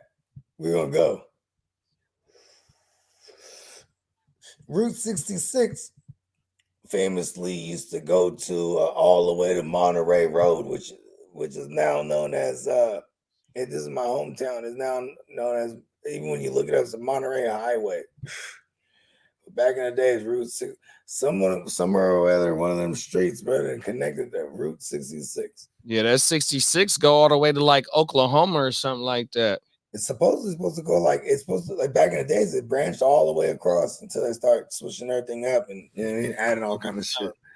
Yeah, and it's a lot of checkpoint rest points to where it's historical shit on that route to where you could flick it up. Because I'm a big fan of the pawn shop shit in Vegas. What's the name of that? That shit hard. Pawn Stars. So Pawn Stars, you know, he liked to go travel and shit. The dad, I mean, not the dad, not the grandpa, rest in peace to him, but Rick. Rick is Corey's dad. He liked to go do all types of shit. So they did a little road trip, him, Chum Lee, and Corey. They all got the bending corners on Route 66. And you know, he liked to go to different thrift stores and shit. And yeah. I mean, so he's all on down Route 66 on the different states, going to finding all kind of little fucking diamonds in the rough type of shit. Yeah, I love that shit, bro. Oh, my mama. See, I got YouTube TV, so they don't got the History Channel on there, and that punk shit pisses me off. And I really don't want to buy no subscription to the History Channel. Just but to I have it. my shows. Just to have that one. Oh my Bakes a lot said, man, what the fuck, Grandpa Pawn Stars? Yeah, he passed away on everything. Yeah, man, rest in peace to Pops. Yeah, he talked this shit. I love that guy. Oh, my mama. He used to talk his shit, Bakes, on everything. He was not playing. Oh, my mama. That was my guy, man, on everything. I was a big fan of that show. One of my homegirls, shout out to Miss Marie. She took her pops to that motherfucking to the pawn shop because he's a big fan of the motherfucking show on everything. So he got to meet them dudes and everything. At the main joint? Yeah, at the main joint in Vegas on everything. Big. I know. I always thought about falling off in there one time drunk. Like, yeah, man, what's up, man? Man, where's that chain I came here back in the day? Yeah, I need that Rolex for three bands right now, 3,500. It could just be a silver one. It don't gotta be gold or nothing. All I need is a pound in my face on everything. That Rolex thing. Let me see. Yeah, I got 3,500. Let me just make sure pause. Let me make sure that shit right. Hey, Tino, you know what, big bro, by you saying Jamestown? So my dad's last penitentiary stint, he went from Jamestown, I think, to Folsom or the other way around. So I've never visited him in Jamestown, so I've never been to the city. But by you saying Jamestown, because it ain't too far from here, 100%. My dad has been in the penitentiary system, may he rest in peace. But his last 3-year bid, he had a stint at Jamestown. That's how I know about Jamestown, bro. Please forgive me to the other people that don't really, you know what I mean, don't expect that type of talk on this fantasy podcast, but you only gonna get this on genuine. Come on, this is real life. I've been through the Folsom joint because I went with the homie one time to visit his pops. His pops has been in since we was hella young. Facts. That was some other shit. You know what I mean? I was like, oh shit, that's pretty heavy. I waited in the car, but still at the same time, like when he came out, that's some heavy shit. Like, oh, you know what I mean? No, and see, to get to visit through the penitentiary, it's a lot of shit that you got to go through. And see, I remember that shit. He go to the pen, and even security was sweating me just sitting in the car. It's bad, bro. It's bad. You got to do it. What am I gonna do? You want me to just stand outside? Or I'm like, Brez inside. I came with him. Support. Like, you got to have all the shit signed. You got to get ran through the system. All that. Even as a kid, my mom had to get me ran through all that shit on everything. Yeah, that shit was a joke. I mean, it was a mess going through that shit for sure, bro. Yeah, that's part of the reason for me not wanting to be too much of a bad kid, because you know that stretch of my dad being gone made me realize, once I realized he couldn't leave with us when we was visiting him and why he couldn't leave, you know what I mean? It helped shape my life not to want to steer the way that he, even though I did some of the shit that he did 100%, but that really, it's in our genetics. Right. Yeah, but you know, no, that's real profound though. You ain't lying, because like, you know what I'm saying? Like, being absent at certain times, you know what I mean? And then also, like, you know, you might turn to other elderlies, other rellies, you know what I mean, to lay some game. Might happen to be involved in some allegeds, you know what I mean? 100%. You know, the life. Hey, only on the Jim Wealth where the fantasy conversation will turn to life conversation. That's why you got to stay locked into us, bro. You know what I mean? 100%. Facts. Not only your stories, but your life stories too, man. You know what I mean? There's always to tie in your experiences to what the fuck is going on right now, what happened in the past, and what's gonna happen in the future. You know what I mean? History repeats itself. That's why you need to tell your motherfucking story, bruh. Whatever the fuck you've been through, all our stories are different, bruh, 100%. But we are walking the same pattern in life because you're getting up every day and having to face the same challenges, even though it might not be technically the same challenges because of whatever to say you want to say it is, you know, but yet once you get up, bro, you got to go make it happen. And we all put our pants on the same way. So we all kind of, you know, we all have the same opportunities, basically like that, 100%, man. So, you know, and that's why we here right now, 100%. Not what ties us into this fantasy football, but the way that we carry ourselves and how we talk about ourselves and try and relate to what the fuck is going on. 100%. Please forgive me from rambling and getting off the fantasy football shit. My bad, y'all. 100%. But you know, it is what it is, man. On everything. Facts. I'm mama, man. Yeah, that Jamestown though. That's my little story about Jamestown. It's crazy how when you get to know people, nature, it just seems to place people in groups with 100%, big bro. Them is facts. On my mama, on everything. And you know, especially with us Californians, right? Sac in the Bay, you know what I mean? Even though we the same, we so locked in because even though we got colors out here, the way that the slang and the way that our movements is and the whole shit, we damn near cousins, 100%. And it's no shout out to my SoCal family. You know what I mean? It's just, you know, once you get to motherfucking Fresno or come across Bakersfield and you get into the Central Valley in NorCal, nigga, all the slang and all that, I mean, it's the fucking same. It's the same on everything. Facts. 100%. And the stories, you know, when you come up in the community, bro, you know, you know, no matter, you know, whether you be Asian, you be black, you be white, you be Hispanic, you know what I mean? You be Indian, because I got Indian homeboys, nigga, when I lived in the Bay and lived in Oakland, they was proud to call themselves Arabs. Them niggas ran the stores, the liquor stores. Them niggas they still got money, 100%. And me by saying that is just in Northern Cali, it's such of a melting pot that we look at them as relis. You know what I mean? No matter what color you is or none of that, bro, you is the reli. If you talk the way I talk and you dress the way I dress and we got interests, you know what I mean? You my reli, bro. It don't, you know what I mean? 100%. Them is facts. Oh, my mama. Sadly, it's probably a lot of the same story in the Bay. Man, hey, you know, the opportunities as the decades went on, as we got out of the 50s and the 60s, maybe even the 30s and the 40s, because the fucking the Bay Area, San Francisco, Oakland, all the piers, you know, I guess the fucking when World War II came, a lot of the steel shit and building of the ships is what made the Bay Area boom. And a lot of the down south people from, you know, Texas, Louisiana, Alabama, all that shit down there, they came to the West to get the opportunities. It's just so fucked up as the decades went along.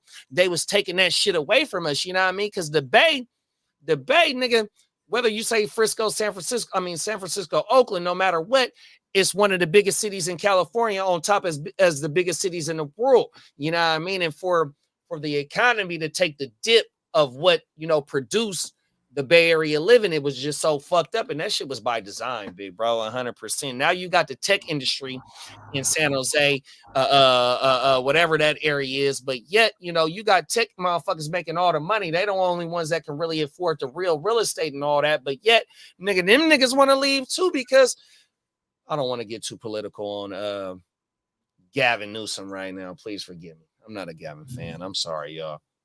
100%. We all from here, man, 100%. California, stand up, bro. On my mama. Them is facts. Them is facts, bro. On everything. Yeah, man. On everything. Gavin Newsom, we need some more breaks around this motherfucker, bro. Them is fact. Gavin Newsom tried to end my business on everything. You motherfucker, you. Hit Gavin up, bro. LOL, fuck that greasy hair motherfucker. 100%. He's a cold motherfucker. That motherfucker was telling us we can't go to the restaurants during COVID, but he's at the motherfucking restaurant in Napa outside of his motherfucking refinery or winery, not refinery, a wine refinery, a wine winery, if that even makes sense. My bad, y'all. But he's out at a restaurant not too far from his winery with his buddies, kicking back at the restaurant, no mask, the whole shit, but we can't go outside and go have dinner with our buddies with no mask on and shit like that. But you turned up right now, bro. Scavin Newsom. That's what Trump calls his motherfucking ass. Oh, God, I bet homie runs for president. No, you already know. Bro, that's why the fucking reparation shit in California has been so fired up, is because that's part of his play to get the other side of that vote. 100% already. They let me stop. I can't do it, bro. My fault. But yeah, though, it's a play, bro. He in 2028, he's definitely the guy for the blue party. 100%. I mean, for the blue. He's definitely their guy because they have no other young person in their party that can step up and be that face for the Dems. 100%. I don't think there's nobody else. That's why this motherfucker pushing so hard. But that governor from Florida, when they had their debate earlier this year, like I want to say it was like in February and March, I forgot his name. The governor from Florida was lighting Newsom up. He was coming with facts on the policies that Newsom was doing, and Newsom just kept diverting. And if you're a true player, you know how it is. You're gonna divert 100%. And that's what Gavin Newsom is. He's diverting because he know I might have gave up a little bit too much game. My fault, y'all. Oh, my mama, fuck Newsom. 2 weeks with this temp, but at least I'm out already. That's right. They work quick, 100%. I'm drooling all over the place. So everything, all on one side. Oh, everything. All we want are jobs and affordable housing everywhere in America, but no politicians can do that. They're all criminals. 100%, big bro. One of the a lot of the main key players in the banking institution, they're starting to invest in the housing market.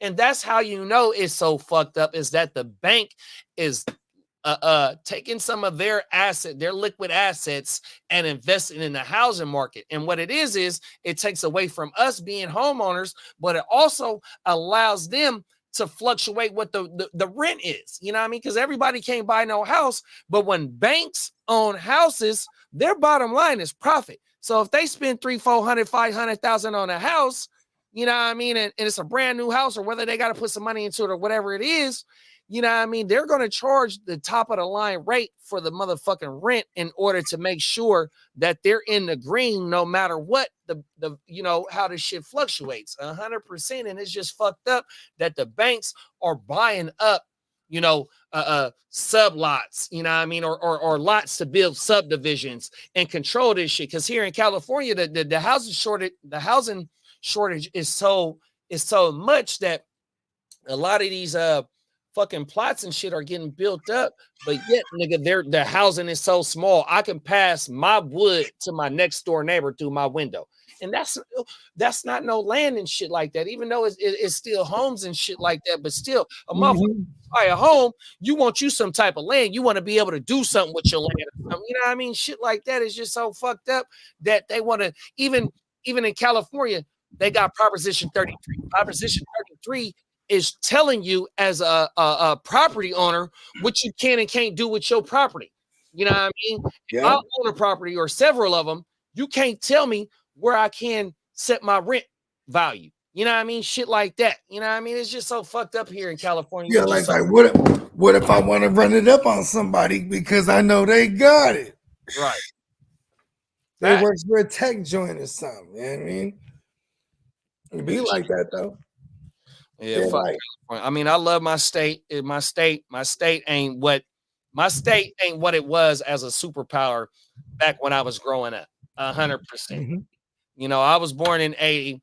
All through the 80s. All born in 84.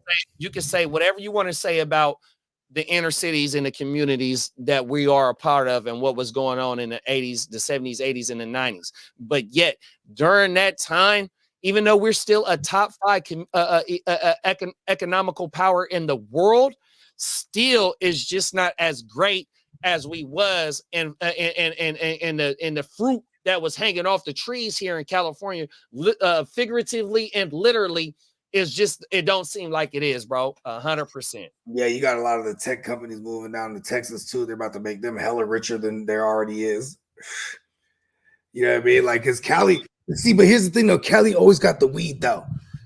Like on some real shit. Like Cali, it's $1 billion industry coming through Cali, so they're gonna figure that out. So just by you saying that, big bro, just agriculture in general. And see, cannabis is agriculture. It's not cannabis. Right. It's not its own industry. It's not federal. It's not federally. I don't like that to be separated like that, because that's part of our fucking industry, right? And agriculture is a main part of our industry, whether it's fruits and nuts and rice that go everywhere else and all that other shit that's grown here. Garlic. Like, bro, we are corn for a reason, but yet it don't seem like we are.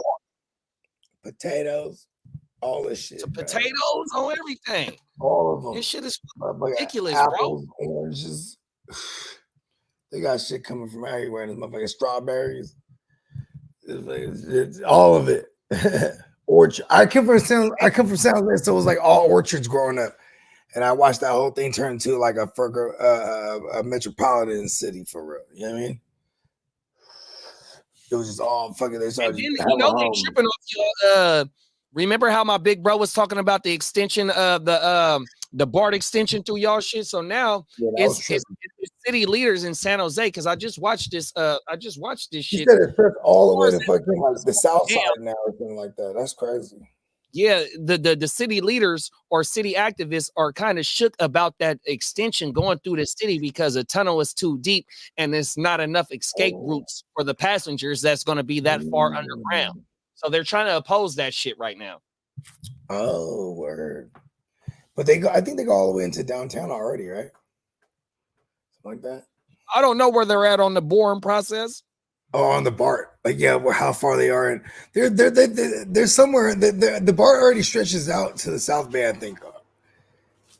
To my understanding, I don't know. Actually, I might be wrong about that. But yeah, the plan, yeah. What's considered the South Bay? Though. What's considered the South Bay? San Jose, Santa Clara, Los Gatos. Okay. You know what I mean? Tino said they ain't gonna never going to allow California to legalize weed. It's too much money and it makes Cali too powerful. Them is facts, bro. Just imagine we're able to import or export our cannabis as agriculture, bro. 100%. You'd have like Burner and like Wiz Khalifa like in the forefront, bro, as like faces of brands. Snoop. Snoop, don't get caught in the Diddy shit. Right. They said motherfucking closed down during COVID except for wineries and microbreweries. Why? Because the motherfucker owns winery. 100%, bro. That motherfucker is a cold piece, bro. 100%, man. Fuck him. And they even made it to where it was like, and this why I will agree with is because, like, if you were to close the liquor stores too and stuff like that, like they made all those essential. If you would close those, imagine all the winos, bro. They were going at like the ones that weren't like homeless and shit. The winos that were like functional addicts, they would go into withdrawals if they can get their alcohol off and they weren't stocked up or whatever it was. These motherfuckers would take beds up in the hospitals and they couldn't spare nothing during that time. You know what I mean? 100%. So they're like, keep all the liquor stores open. But bro, the motherfuckers in California that was catching COVID wasn't the homeless. You ain't lying. The homeless been had it on. They're like, oh, we've been had that for years. They might have like the most illest. For all we know, there's a homeless person out there. This motherfucker has the illest fucking immune system. He's just been had it all. He's hella contagious though. Don't get near him. I'm telling you, bro, that shit crazy, man. That COVID shit, you know what I mean? That shit was a real experiment on how the world gonna go. A lot of shit digitalized over COVID. They were doing experiments. The Walking Dead. 100%, bro. Oh, yeah, I mean, they're like, oh, don't get near me. Hey, are you vaccinated? Host. Right. My Vax card is on my iPhone. Right. I got that first dose. Or I mean, I guess I did the 2. I got the 3 up though. I didn't do You know, the 'cause the first one's like, yeah, I never did it because like as of the first time, because I did it because I was supposed to travel. And they were talking about like hoopla, like you better travel. And my girl got in and she was pregnant with Mimi. Maybe that's why she's the craziest one. Man. And fuck COVID. Oh, everything. Fuck COVID, fuck cancer, and fuck you haters. But we love you haters at the same time. Because without y'all, promotion. Oh my mama. Mr. Facts. I think that's him. You want to go ahead and call it? Yeah, let's do it. Go ahead. Let me get this in. Where can they find everybody at, big bro?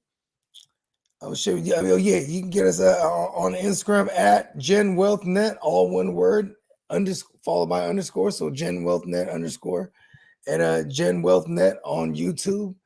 And man, catch us tomorrow morning on the OJ and the Blunt for Breakfast on the Heart to Start. Hey.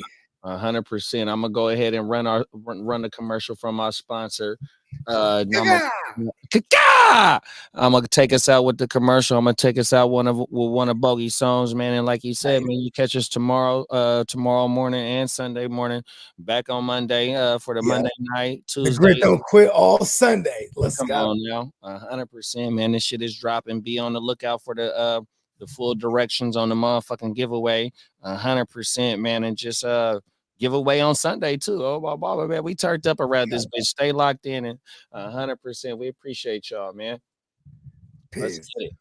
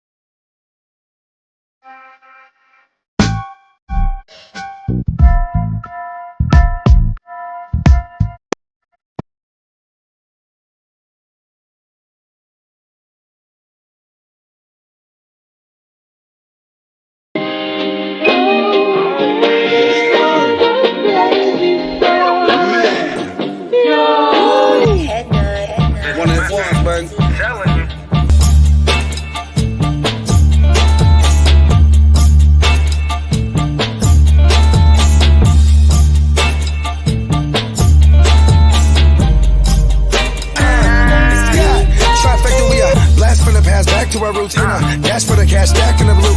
Fletcher Reed, I'm the absolute truth.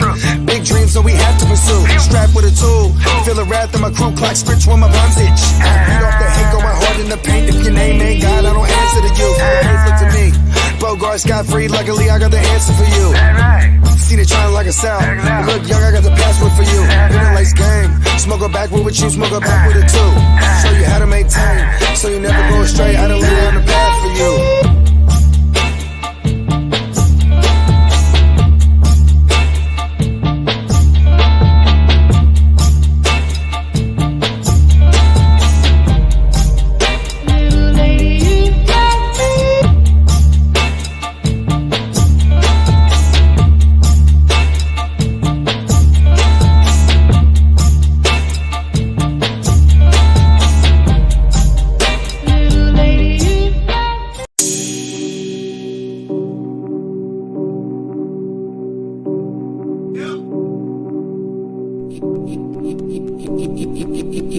Eureka.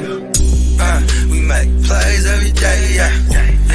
We make plays every day, yeah. We make plays every day.